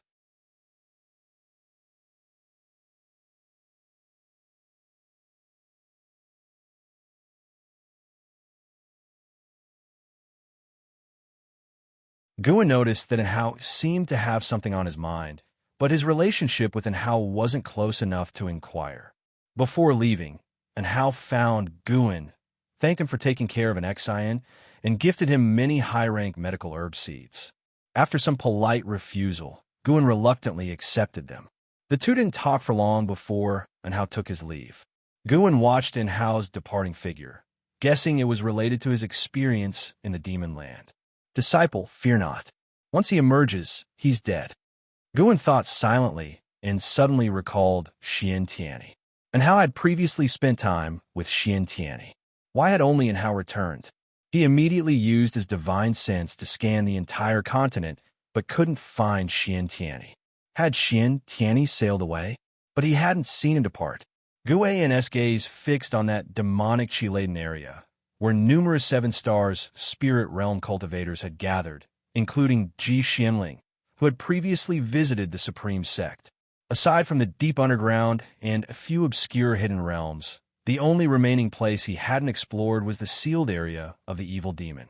Could it be that Xianxia was captured by the seven-star spirit realm, or had fallen into the sealed area of the evil demon? 2 months later, the north erupted with terrifying demonic chi, as dreadful as the demonic might of the demon ancestor, alarming the 3 dynasties. Standing up in the Third Medicine Valley, Guan turned to look. Not far away, the blood prison great saint also gazed northward, secretly alarmed. What terrifying demonic chi! This great heaven and earth truly hid dragons and tigers. Who might be behind this demonic chi? Guan only took one glance before continuing to pick medicinal herbs. The blood prison great saint glanced at Guan, seeing his calm demeanor, and felt relieved. Come to think of it, he wasn't clear about Guan's true cultivation level. Disciples in the valley were also disturbed by the distant demonic might. They gathered in groups, discussing the matter.